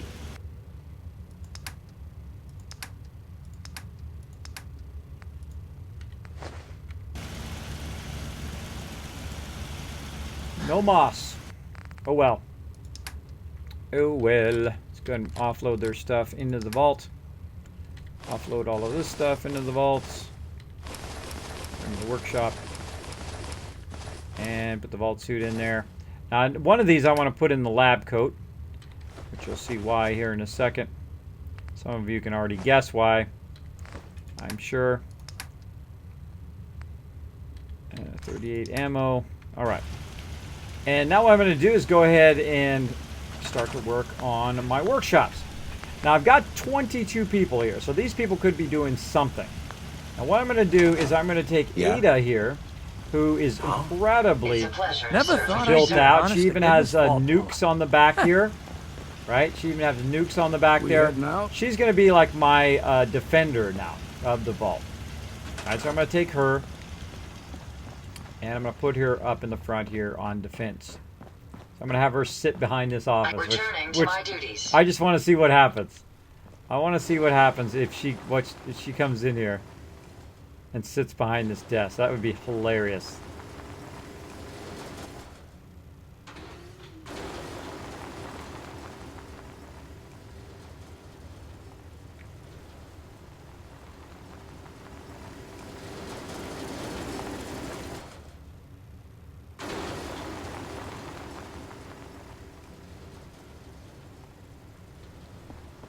All right. Well, she didn't sit behind the desk, but she is on patrol. Oh, boy, she went to this thing instead. That's cool. Sitting there behind the barrier, ready to go. Awesome. Anybody shows up. Actually, I kind of like her better there. Oh, wait a minute. We should kind of make that even more so. So we have that. Let's go ahead and put her on this. I'll put another guard post over here. Like so. She'll block all the entrances. That's a great idea. Her job is to go around and guard the various entrances here.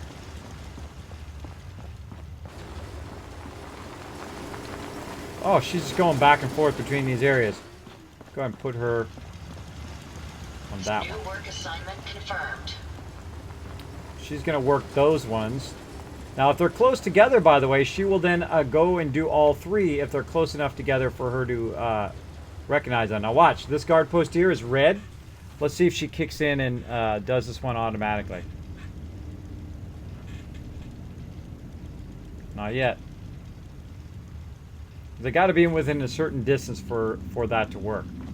Now, notice this one, she's still going to do that one. Probably not this one. She'll probably go between all three of those. Now there's one here. 3. Now I want this guy to go to this one. Sure. Which will unassign her from that one. I'm going to go ahead and take this one out. So this guy should basically go between these 3 desks. That'll be his job. And then hers will be to go between here, here, and there. I'm going to go ahead and get her and then put her on that one as well. No problem. Affirmative. That one's she's still locked in on that one. She's on that one now. And still locked in on that one. All right, awesome.